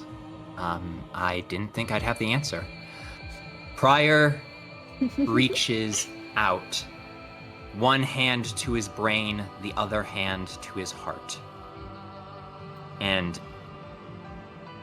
the answer is obvious, of course. Neo's gifts will allow them to ensure victory. It will allow him to take control of everything. If they fail here, the Great Siblings will kill everyone. If he doesn't reclaim Neo, the Great Siblings will probably kill everyone. That's pretty much been confirmed. The gifts of Act Zero alone will make Prior at least as strong as Meru and Miix and Kai, so he will finally be fighting on equal footing. And they need every advantage they can get. And there is no logical reason that Prior can conceive that giving up Neo would be a good idea. Neo is not a harm to anyone, it is not a threat to anyone. As long as it is within his control, the web project will persist, and everything will be as it is. And yet, there is this ball in his chest that is deeper than the organs. It is the voice that spoke to him when he was on the ground in front of Rini, turning into a pile of muck. This wrongness that has been with Prior for so long. This sense that there's just something he's missing, something he hasn't calculated for, that somewhere in all of it, he made a mistake along the way, and he's apologized, and he's tried to atone, and he needs power to atone, but every time he gets stronger, the guilt gets bigger. Now is not the time to grow a conscience. Everyone will die if he doesn't act. And yet Ange's gaze the last time he met, so different than how she used to look at him when she thought he was a changed man. How she spoke around him. How she asked him like he wasn't making the right choices. How Miix, for all she should agree with him, continues again and again and again to reject him. A philosophy that cannot be incorrect. Strength is power in the city, and if she as an Nestborn doesn't understand that, then what can he do? Too many nights he spent crying to heaven, letting his voice rise above, and angels didn't descend. No one is there to help him but himself. But she hasn't made the mistakes he has yet. And she has on occasion seen things he hasn't. And Meru was so horrified to see him. Strong enough to fight Dino. And a small, deep part of him wonders if it was jealousy. Nothing more, nothing less. He was strong now. He could stand for himself. Meru didn't have power over him, but he knew that wasn't right as soon as that thought had crossed his mind. Because Meru hadn't cared. Meru wanted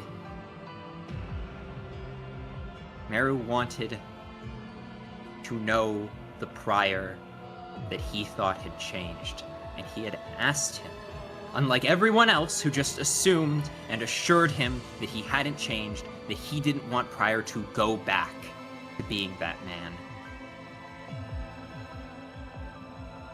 But either way, he's going forward. He's making a choice. He is giving in completely, or he is letting the web project fail.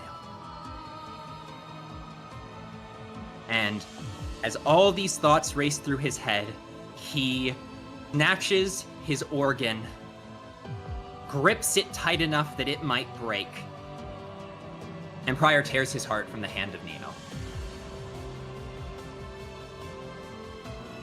Oh, so to confirm, Prior, you're choosing to return your heart to your body.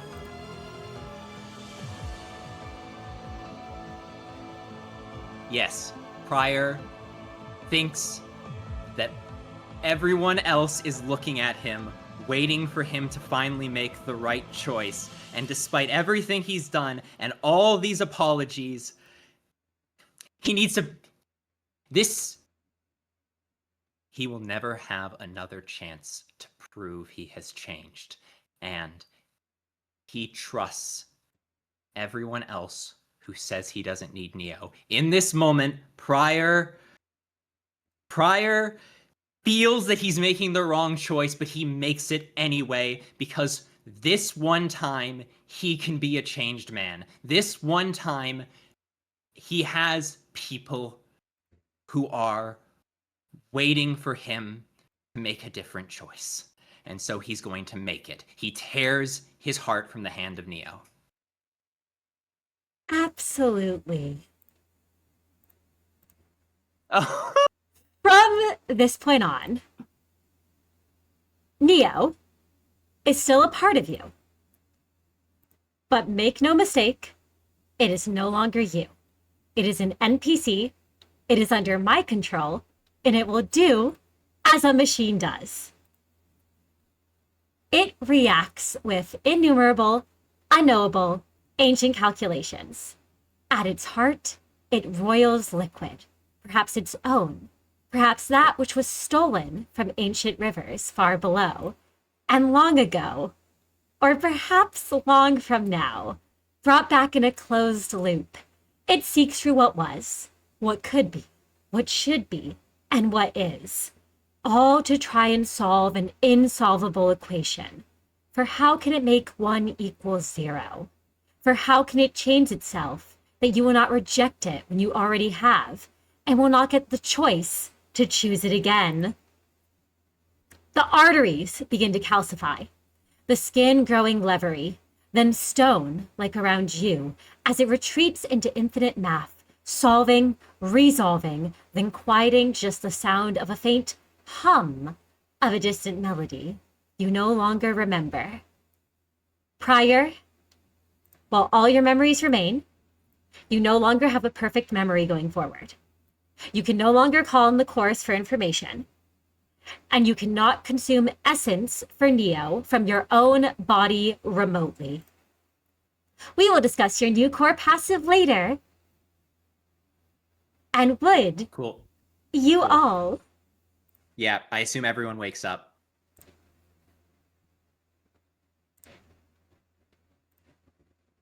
Absolutely.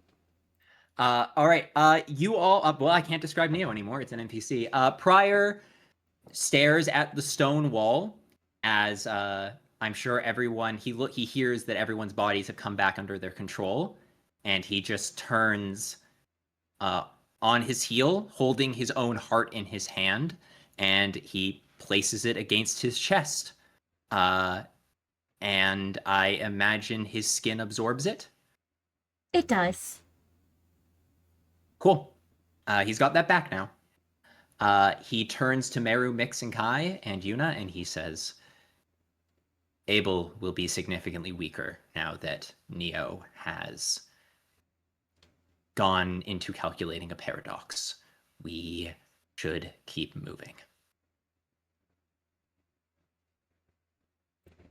Prior, would you like to lead them to that area beneath the club?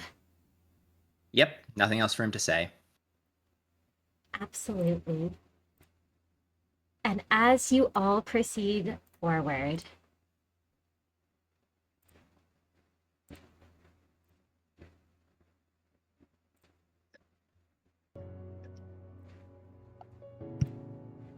you all can hear voices.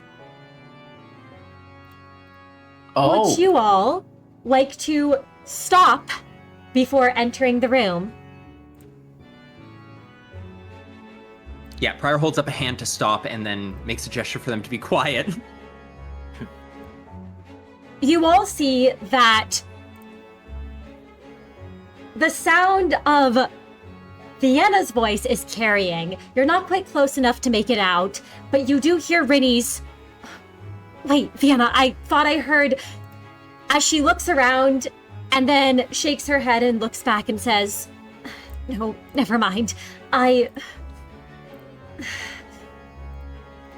just worried is all." And Vienna just clenches her fist tighter and says, "Look, Rini, all I'm saying is even if that group actually stops Abel and Big Brother Pryor takes control of the web again, there's no telling what'll happen to Meru afterwards, okay? Someone is going to have to answer for what happened to Zachary, and I don't believe for a minute that Meru would be spared if it means that Big Brother Pryor loses his title here.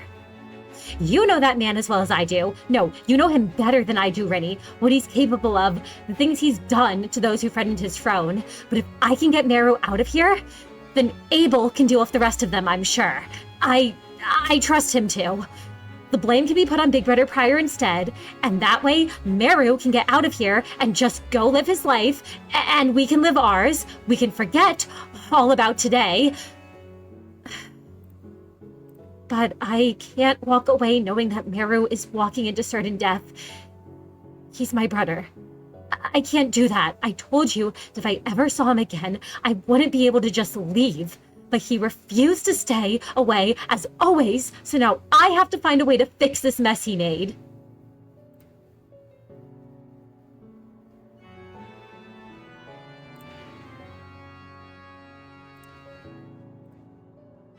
Managers? Would you like to keep listening? Or would you like to make yourselves known?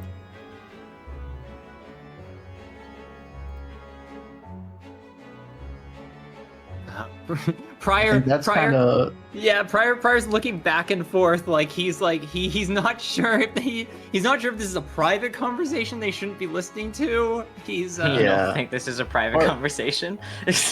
more than anything. This probably. I mean, Miix will look at see what Meru's doing. Considering that's kind of the person he's been looking for. Yeah, no, that is who he's looking for. I think Meru, his eyes are a little wide behind Justicia as he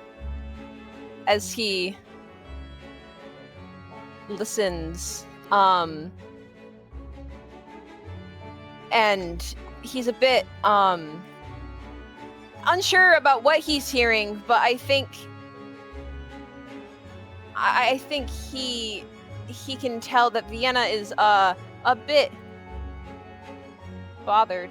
So I think he will make the decision to step forward to meet her, because in his mind he wants to make things right with her, and she seems upset with him still.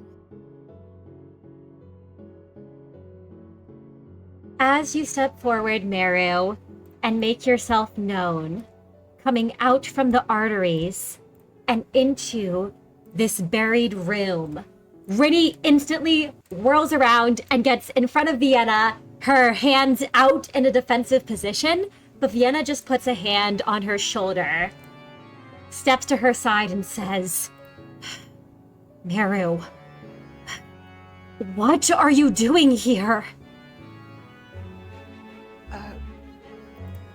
I wanted to make things better with you, V. Meru, you didn't make things better. You've ruined everything. Everything, Meru. You need to get out of here immediately before anyone knows you're here, okay? I know you killed Zachary.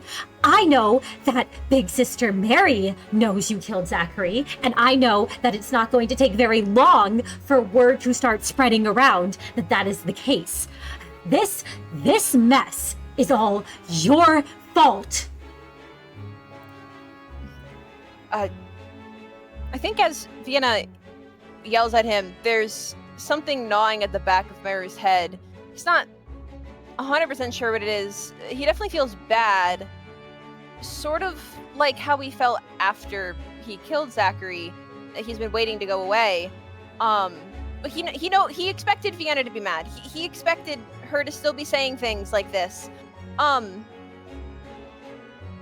and he knows he can't just leave. So, I do think because of her tone, Meru naturally is used to matching her tone. And he's not going to just admit what he did at the same time. Exactly, but he'll just go, I didn't do anything, V. I mean, I did nothing wrong. You know, I really, at first, I really only came back to this place to pick up some old things from the zone, and then I know you told me not to come back, but I had to. And I have to handle this now. But you can't tell me I ruined everything, that I didn't do anything wrong. I've been doing things.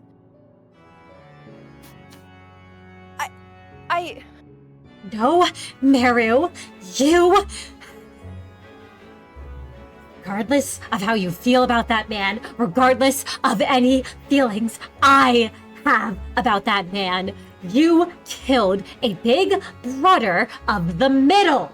Meru, that's not something that just goes unpunished. That's not something that just gets swept up without a lot of corpses in the way. I told you not to come back here. And she stops for a moment, and you see her just kind of freeze as she says, you didn't... Is it just you here? No, you're with all of them, aren't you?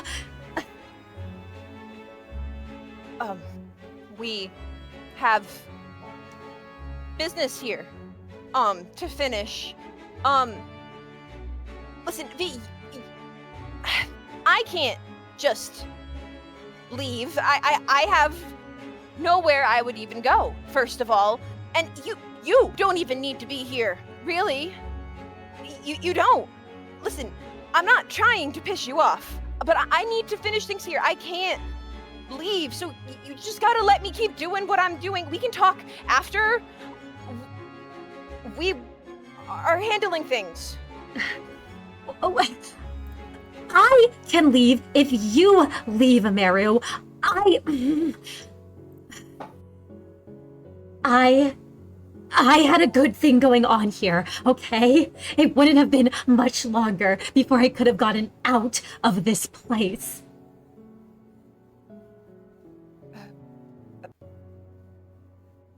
But he... And Meru wants to say, you know, the words, but he was hurting you. He was hurting us. But I think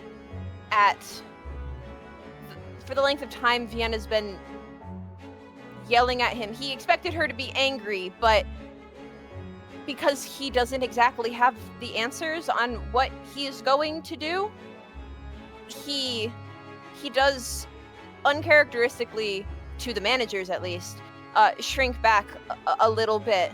And I think it... Oh, yeah. sorry, go ahead. No, go ahead, I was gonna say at that, as Meru kind of shrinks back, Prior is going to walk out of the arteries himself, and sort of, you know, gesture for the managers to follow behind to back up Meru. The moment Vienna and Rini see you emerge and the rest of them behind, Vienna instantly shrinks back and Rini stiffens. And Vienna sort of lowers her head and says, Big Brother Prior. And before she can say any more, Rini looks to you, Prior. She has that rifle out and pointed, and then you see confusion on her face. You're not... Huh. I thought that when you made it back to Neo's arteries, since you came from there, that you'd be... Neo is trapped in an infinite loop. I gave it a paradox. It's as quiet as it was back then, Rini.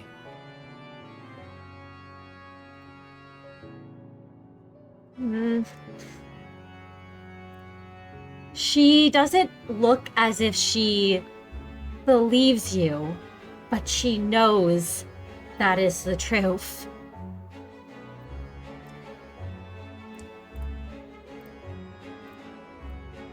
And Vienna steps forward a bit and says,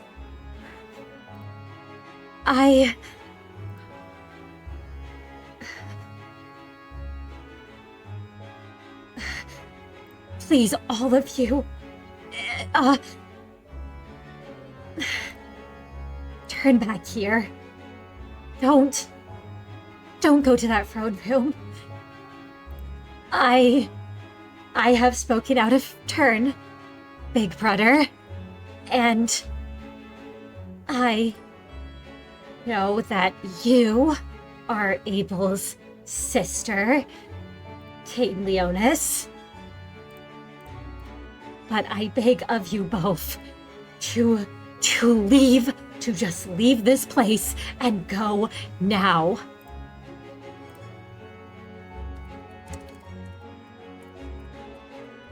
I thank you. The only way out is through. Miix will step forward. I can't leave. I need to see my brother. She looks at you at that, Meru, before her eyes harden on Miix. And she says,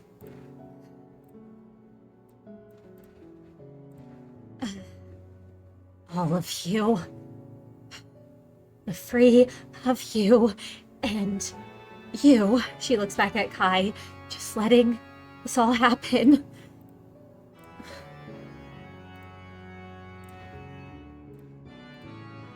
Why? Why do you want to stop me from seeing my brother? Because if you go in there, and she can't even meet your gaze prior when she looks over at you, her head is just bowed respectfully. If the Big Brother is here to reclaim his throne, there is no reunion that cannot end in someone's death. I would rather not see Abel killed, if possible.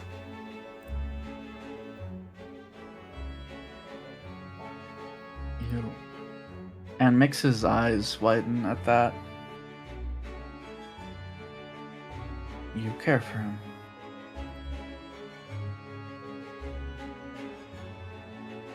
As much as I may or may not care for the remainders of that man left,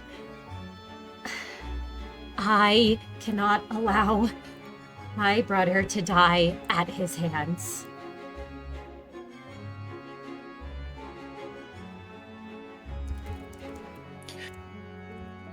If you would think of him as a friend, then you know that this is going to happen one way or another. Then this might be the only way to bring him back. If he's as far gone as everyone thinks.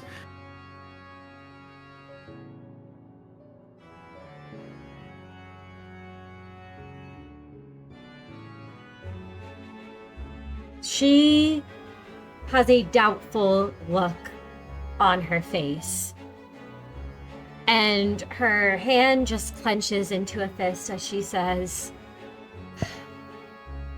I know that we have no hope of stopping any of you.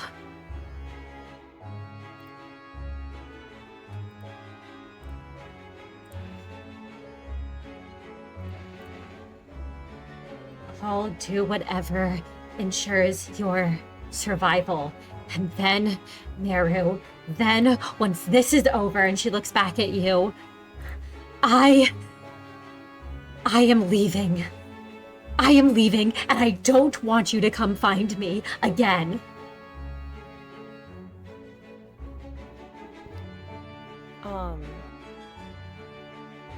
I think at that, Meru,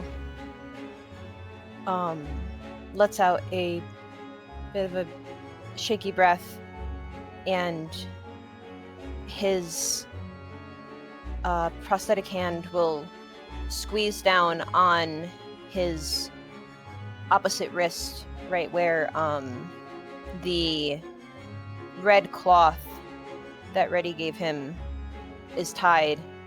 And he lowers his head because he just wanted to make things right with her.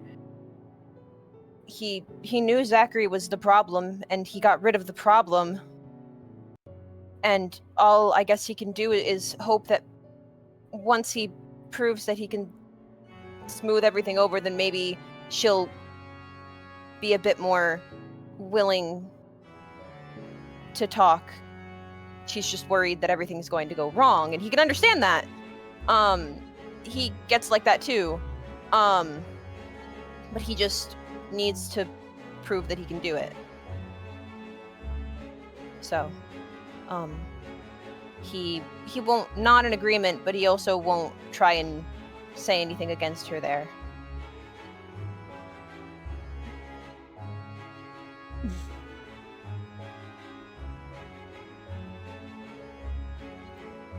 Vienna? If you won't. Oh, yes, Miix. No, please go ahead. No, if you have anything to say to her, anything more. No, I insist, please. I have nothing to add. Vienna will sigh and just turn to Rini, who this entire time, Rini has been almost frozen in place, shaking. Her gaze is on you, Prior. She has not fired that rifle. She has not tried to attack, despite you being right here across from her. But she is shaking with the barely restrained energy of a prey animal that either wants to lunge or flee.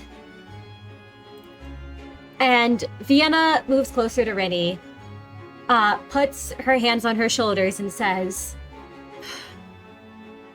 Rini, I don't have a choice. I need to make sure that Meru gets out of this alive, regardless of who sits on that throne, regardless of what happens. I need to keep my brother safe. I wouldn't ask you to fight alongside that man, and I wouldn't ask you to step back in that throne room. And Rini is shaking under Vienna's hands, but she will just give a curt nod of her head and say, I'll be looking out for you, Vienna.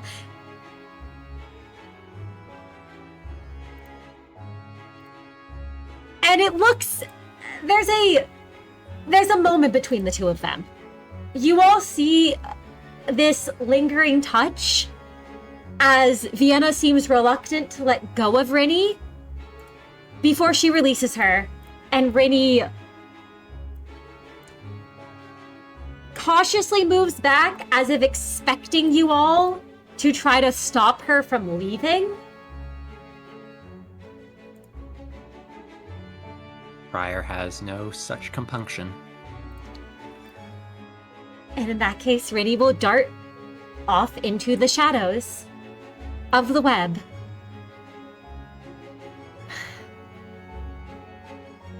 Vienna flexes her muscle. The tattoos there, temporary ones, flare purple. And she looks to you, Miix. If you won't get in our way, then Miix steps forward. I thank you. And I won't get in your way so long as Meru's life isn't at risk. I understand the feelings of a sibling all too well. And I'm not sure you do. before she makes her final speech, she looks over at Yuna. Yuna, Yes, boss? go make the ampules. Understood. And Yuna is going to take 10 minutes, and we're gonna make a quick roll here. This is a city it'd be craft. A craft understanding. Yuna isn't in their usual place, so they have less dice than they otherwise would. They're trying to turn decay ampules into healing ampules. 7 success crit. It takes a little bit, everyone. But Yuna is able to make 3 healing ampules with that 7 success crit. Who would like to take them? Briar will hand kept his them- current. Yeah, Prior kept his current curses of Neo, so he does still have his res, right? Yes, Prior, you do still have your current curses. You simply cannot gain any new curses of Neo. And I think everyone grabs one, so we all have a second chance. Yeah. Yeah. That's good. Absolutely. Yuna distributes them and hands the last one to you, Miix, and says, "This... I can't make any more after this. Not until we get back to the RV. Not until we get back to the facility. Yeah, boss." Miix takes a moment. She takes a deep breath and then says, I need you to stay behind. Are you sure? And Miix, you can tell that Yuna looks like they want to stay behind, but the thought of leaving you alone to face this is eating at them. I don't want you to have to confront your utter, alone. I want to be able to support you. I don't know what support I can offer, but... Yuna, Yeah, boss? you'll only get in my way. Oh. Their head hangs a bit as they say, I understand. I don't want to interfere with what you have to do. Miix takes a moment and then takes Yuna's hand. Yuna blushes as you take their hand. And I don't want you to get hurt.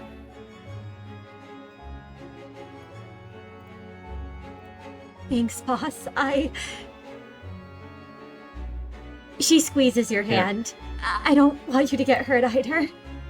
Here. Miix grabs something from her pocket, and it's her little box of cigarettes. Right now, there's just one left, and something else in the little box. She hands it over to Yuna.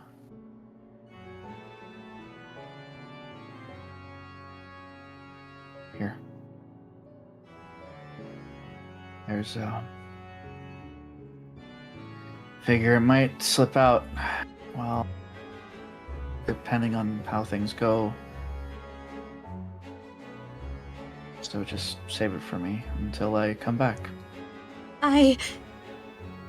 Yuna clutches it close to her chest. Above the mouth, of course. Carefully holding it. I will. And you will come back. You have my ampules, after all. And I believe in you, that you can get through to him.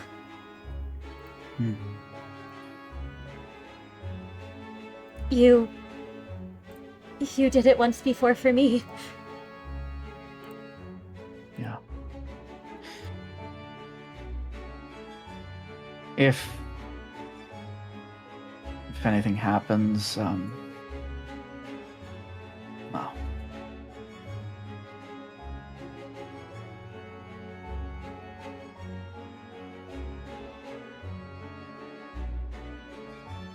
don't open it until everything's over, okay?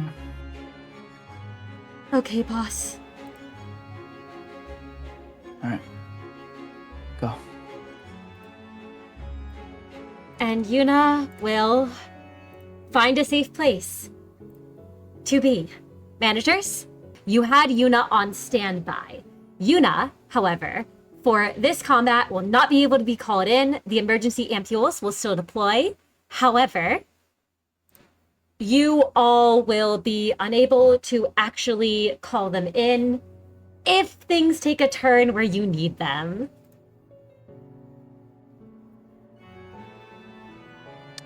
Gotcha.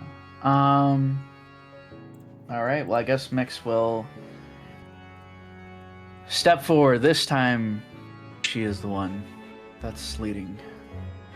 As she goes to the front, looks at everyone. She says, "Thank you, all of you, for..."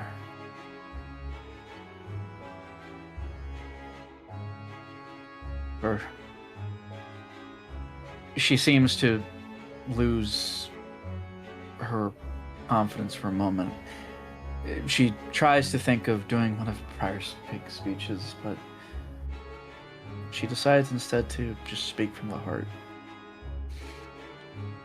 I thank you, everyone, for coming with me, doing all this.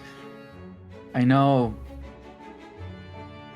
we all have our reasons, but I'm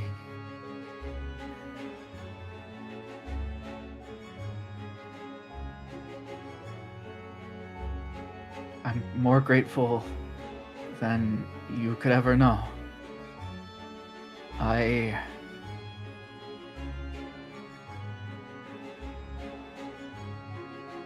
Whatever happens, at the end of all this, thank you. And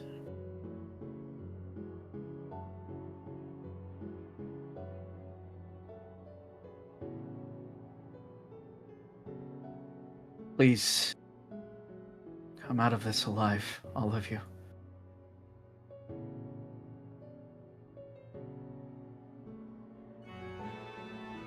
Miix thinks about what she's about to say. She seems a bit hesitant, and then, but fully resolves herself. And when she looks at the three of you, Pryor, Meru, Kai, she says this with full seriousness. If I don't make it through this, bring him with you. Bring him back. No matter what.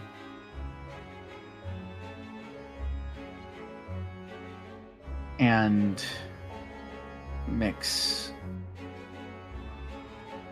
When Miix says this, it is, again, there is not a trace of hesitation.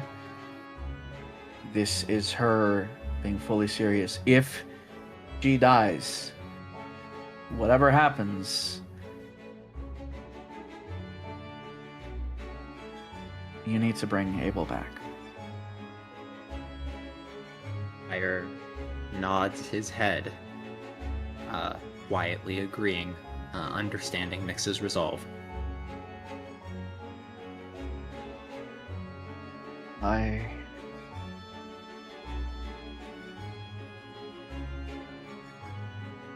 Yeah.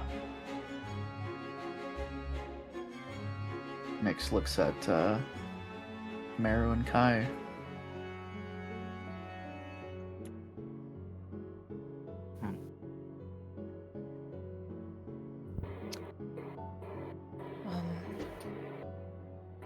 Meru, still a bit taken aback by his argument with Vienna, briefly glances up to meet Miix's gaze, and he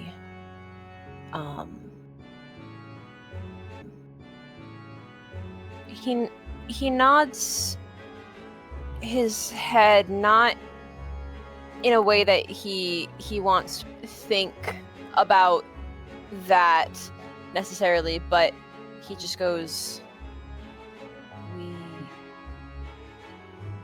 will do what we can to handle the situation."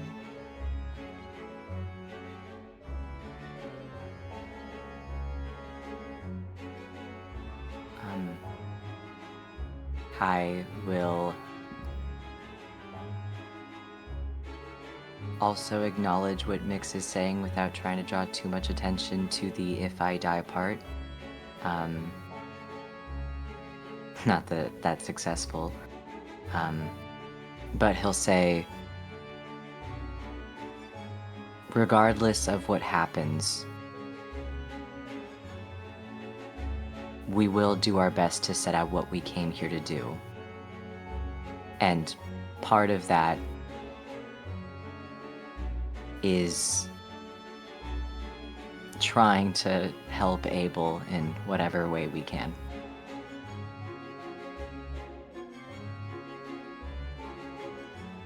Miix takes in all of your responses and nods. And then she looks at Vienna and says, "Thank you." You shouldn't be thanking me, because I'm not doing this for you. I'm doing this for Abel, and more than that, I'm doing this for Meru's sake. I'm not thanking you for coming with me. I'm thanking you for being Abel's friend.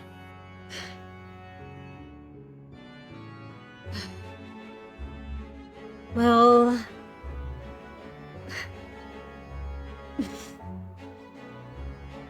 we'll see how he feels about this. And you can tell that as Vienna looks away, there is a pained look on her face.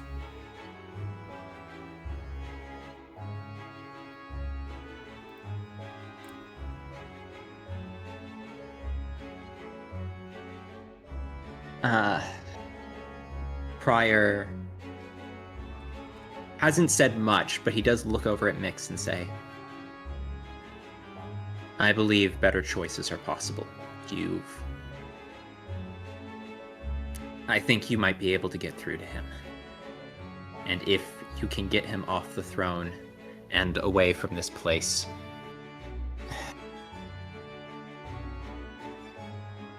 maybe in time we might be able to find a way to get the best of every world. For now, let's all try and stay alive." Right. And Miix turns and starts to lead them, and as she does, she thinks about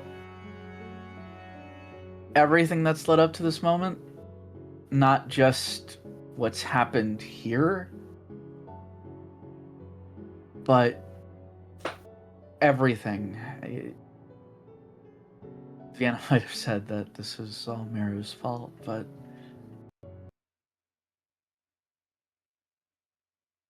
it goes back a lot farther than that. Choices that she made.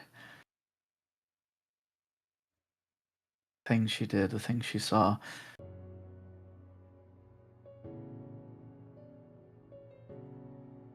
She said that she was trying to save Abel to prove her own point, to show that she could change the world, to make it better. But it's really not so altruistic as that.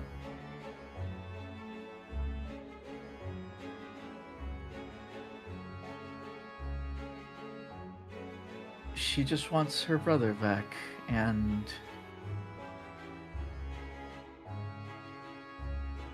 that's it. And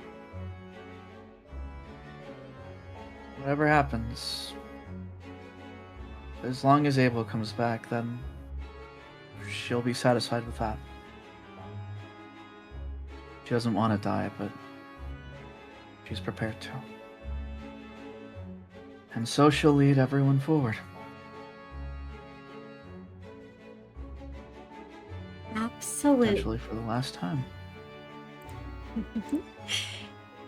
And Miix, as you lead everyone forward, as you all prepare to ascend to the throne room, managers, moving from the depths of the club and into the throne room itself, where you know Abel waits, are there any final preparations?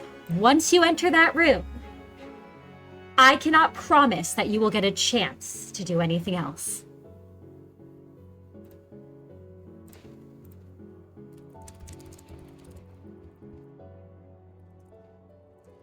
Prior is going to look at Meru for a moment, and he is going to hesitate for a second and then say,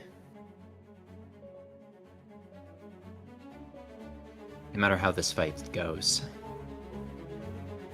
I'll do it as the man you know, not anyone else. Meru will look up at Prior.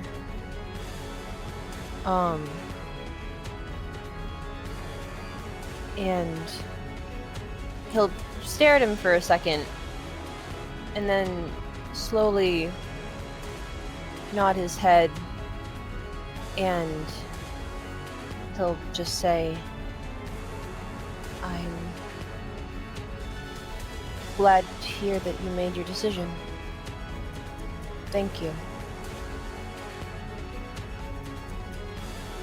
The rest is out of my hands. That was, I feel, the only choice I got to make. So, let's keep Miix from doing anything stupid now that I've avoided doing something I think might have maybe been stupid. Oh, well, maybe we've all made some decisions that were a little stupid, but we have no choice but to handle the situation that's in front of us. And all we can do is make it right. Right? Right. Prior fixes all 6 of his eyes forward and continues up the walk. And you all enter into the web. The throne room is as you remembered Prior and Kai.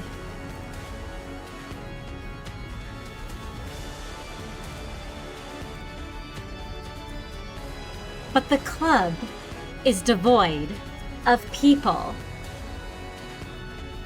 Prior, Kai, you two have been to the web many times before. It was always full of bodies. Bodies on the dance floor, pressed together, and hooked above. If you squint up, you can still see the ones hanging above the layer of panels, suspended from golden chains. Something is up there, amid the flesh and the chunks of meat. At least you swear you can see a shadow. Hear the rattle of a chain, as if there's some creature moving about. And here, Prior, is where I can reveal to you what I told you I would in that information check from last session. There have been rumors of a monster lurking in the web. People on the dance floor have said that they've been able to sometimes see it. They're not sure if it's some kind of bird, some people have said. Other people think that there's some creature up there, but not sure what kind. But on the throne itself, on that chair that you once sat, Prior, that you would overlook the club from, there sits a man that Miix knows very well. There is a crown of talons on his head that glow with firelight. There is a almost bored look in those eyes of his, but the moment he sees all of you come in, the moment his gaze falls on Miix, his hands tighten, clenching into the arms of the chair and leaving scorch marks in their place. He stands and he rises.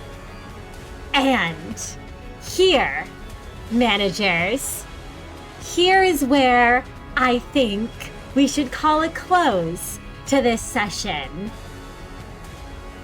Thank you all so much for coming. Be sure to give my players lots of love. They deserve it.